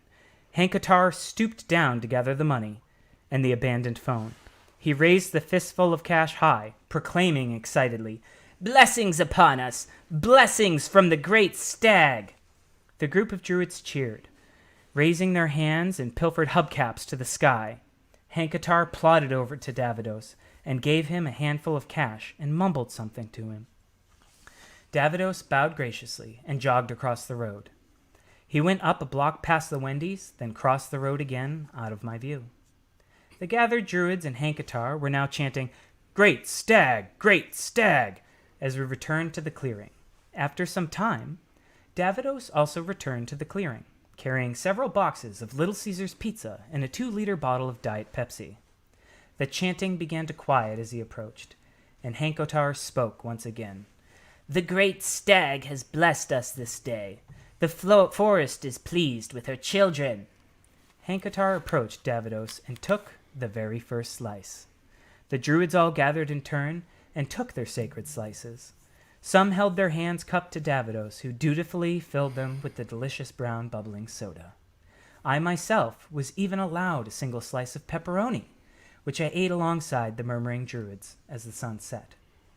The entire affair settled quietly over the next hour or so. Druids spoke blessings to one another and reveled in the joys of delicious Little Caesar's pizza. Eventually, the pizza had run out and darkness began to fall upon us. Druids began to leave in their groupings. Hankatar and Jeffrin left in their van, and Davidos left by dirt bike. On our way back to the car, Frederick explained to me that this was the best of the 3 festivals he had been to. Though it was my first, I heartily agreed. We immediately began to make plans for next year's festival. Perhaps the Great Stag would once again visit us. Perhaps my dear friend Fred would finally become a full-fledged druid. Perhaps the man of the Volvo tribe would again arrive to pay tribute. Maybe even someday I would become a pledge myself. But for now, my story continues as a regular and completely normal human being, albeit with much more understanding in the ways of the druids. Okay. Nicely done. Good night, everybody. What was it about? Can you explain it to me? It reminds me of an episode of Seinfeld that you were. Sorry, that was what you said. Or I'm sorry. I was throwing back to what Ward said earlier. What do you need explained? Oh, I'm confused. About... Well, so parables are, there's a lesson, correct? Sometimes. Sometimes. I Not think always. the specific point is that there's not a lesson. So it was My just understanding was that they were more akin to anecdotes where it's not necessarily a punchline, but just a cute story. Am I wrong there? No, I think you're there. A lesson can be teased out, but not of my doing. Okay. So what was Some of the parables have a lesson. Well, yeah. Basically, don't fucking speed down Lincoln Road next to Haremuck Forest. Because you might have to swerve out of the way to avoid a cow that's involved in some sort of fucking weird druid tradition. And then if you crash, they're going to be pissed at you. Okay. Also, Wendy's is safe harbor. Why Wendy's? We ate it Wendy's Because the fucking road is right next to a Wendy's. Oh, okay. And the cow ends up in Wendy's? Was it the cow I had for dinner tonight? Where is... I hope not. Where's Little Caesars in proximity to Wendy's? It's like a block past it. So That's where Davidos went. A little ways away. Yeah, no, it's not like not super far. He was able to go get the pizzas and carry them back by. Cool story, Peter. Where is Wendy's in relation to Little Caesars? Little Caesars is down by the fucking phone store. Entirely out of character. It's just druids are fucking weird. Yeah. That's true. Druids are weird. Yeah. So why were Funny, they? she didn't look why were they Jewish. putting horns on the cow? Because they're weird. Because Hankatar came there to call the Great Stag. And they didn't have He one. fell asleep. The Great Stag didn't show up. A cow showed up. Okay. And Sometimes a cigar Jeffrin- is just a cigar. Yeah. Or- And Sometimes Jeffrin was it's a like, big round. shit, this is my boss and my friend, and he's old as fuck, and I care about him, and I want him to have a good time here at the festival that's in his honor, and Right. so, and he's mostly So he blind. fooled them by putting some sticks on a cow's A little head? bit. Did he use hot glue or did he use staples? Mud. Mud Okay. yeah. and twine. Mud and twine, yes. Yeah. I liked it. It'll do in a pinch. I want to hear it again. Okay. You don't have to read it. I'll listen to it. I'm gonna turn it into an episode. Are you? Yeah. Nice. Yeah. It ended It's up been a being while since we've way had a longer Human than Guides I thought. episode. Is it going to be a Human Guides? Yeah. Awesome. Nice. So, did you ever listen to Human Guides when it was on? I didn't. He hasn't done one in a I- while. I forgive you. There's a lot of content out there. I don't know if and forgive me if I'm gushing here. I didn't know it was a thing. I don't know if you ever intend to have children, but if you do, their bedtime stories, like, they're fortunate in ways that they don't realize. You have an incredibly soothing voice. Yeah. Like, Well, thank you. Thank you, Ron. yeah, like, I mean, I'm not trying to come on too strong here to you. I have some 'Cause critiques about the I haven't Screech. even bought you dinner yet. It's like Frasier when she's like, "Oh, I'm just so attracted to your voice." It's like, "I don't know." you read very well. Thank you. Yeah, and you doing only it a long had time. there was only like a couple spots there that you had to like. Yeah. Yeah, but I mean, Correct. that's, you know. Sometimes But when I when get, you do when I that, get when you're into the doing that, correct when you rhythm, do an episode, I do you just just click back. completely start over? Yeah, I just click back to that where I fucked To up. the to the Yeah, beat. usually at the beginning of the paragraph. Okay. Okay. I get a clean read of every paragraph. Right. Unless it's a voice, sometimes I'll go by voice because I don't always. Voices are hard because you have to have them in the tank. You're like, You have to assuming know. you're like, fuck, Hank Guitar's line is next. He Yep. has a funny Yeah, voice. he does. You did voice stuff for a yeah. while, didn't you? Yeah, you it's- understand. It it's- takes more work because you have to be thinking on top of putting Yeah. all your effort into reading clearly. Yeah, But yeah. I really enjoyed this story. I did. No, I thought it I was liked good. making it. I just It's difficult to. it's bereft of a punchline. Well, it's you're- bereft of a point. Right. But that is the point. I'm not saying I didn't enjoy the story or wouldn't enjoy the story. I think if I'm captive to it, it would be better than if we're sitting here All right. Well, together. I'll so I record think it. and I'll hear it again when I listen back to this episode. Great Stag. Is that what it's going to be called? No. Oh. It's called the Festival of the Great Stag. Oh, the But I'm Festival just of the really Great Stag. excited about the Great Stag. If I may offer, and I'm usually not one to critique. Oh, fuck. I got notes. Yeah. What's up, Ron? It's well, okay. I respect you. Hit me. The guy that was driving was part of the Chevy tribe and also part of the Volvo tribe. Fuck. Thank you. You're welcome. Yeah, I don't catch that shit. Oh, what Not happened? Normally. What I happened? can't believe you were listening that well. Thank you. No, when he crashed his car and they were speaking to him, he was referred to as being part of the Chevy tribe. And at the end, when you were talking about it potentially Happening again. I said again, Volvo. you said Volvo, not Chevy. So, It's because they're two syllables. Chevy, Volvo, yeah. but yeah, that was. And thank again, you. that's me being overly critical, but that was the only thing that I noticed. That's something that would have been caught if I had the extra 2 days that I thought I had. Because I actually was about to cancel on appearing tonight because I get my Tuesdays and my Thursdays mixed up because I'm functionally retarded. That's okay. And then I had They both start with then I T, had yeah. a Why? then I had a exactly. teenage Why do we need meltdown two over that start with a T? Yeah, I don't know. Fuck you. One's for two. Calendar people. yeah, one's no, for that was Thor. that was the only thing that I noticed because it genuinely it threw me. Okay. What about a screech sound effect?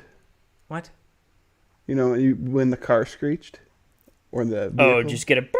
They're not radio dramas. I always speak stuff. You need a Foley artist.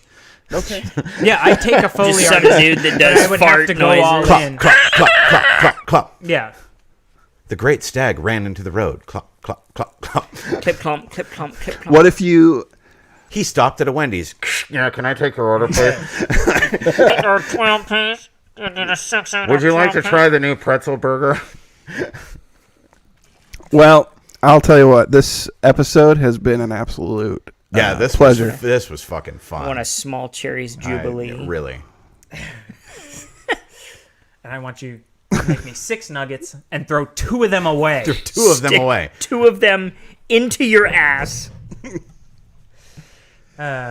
we Trying get to a watch little the search calories. in I here? want a junior. Yeah. Junior bacon cheese. Well, it's been a blast. We didn't even get to talk about some of the stuff that we had on the agenda tonight. That's how much fun we have. I'm really Maybe I sorry need to have be like here a at 11:30, 2 bullet show outline. We kept jumping the minecart down into. Yeah, fucking- exactly.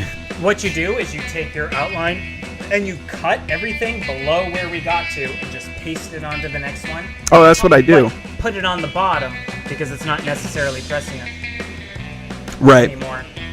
But you still want to have it in case you run out of content. right. You got it. You know. Yeah. But anyway, so Peter's been the guest this episode. It was my pleasure, everybody. Thank you for Thanks so much for tolerating me. coming. I'm glad you were able to make this work because I don't think it would have been as great as it was without Thank you for not confusing your Tuesdays and Thursdays that much. or at least rectifying it before. Yeah. But yeah, absolutely, I appreciate it. Thanks again. We'll catch you all next time. Good night, everybody. Listen to Human Guides. I haven't released an episode in like 400 years. But, It's my birthday in listen 2 to it anyway. weeks, so if you would all like to wish me happy birthday, I wouldn't Happy be birthday. opposed. Because Happy birthday. Happy Ron. birthday. I'm one of those people who really makes a big deal about my birthday. You should say, I well, realize it's a because really of irritating the human trait, pacing but- of the release, you should say it was my birthday 2 weeks ago. Oh, well. My birthday is November 20th, so drink up, bitches. I'll be 40 next time you see me. All right. All right, later. Later.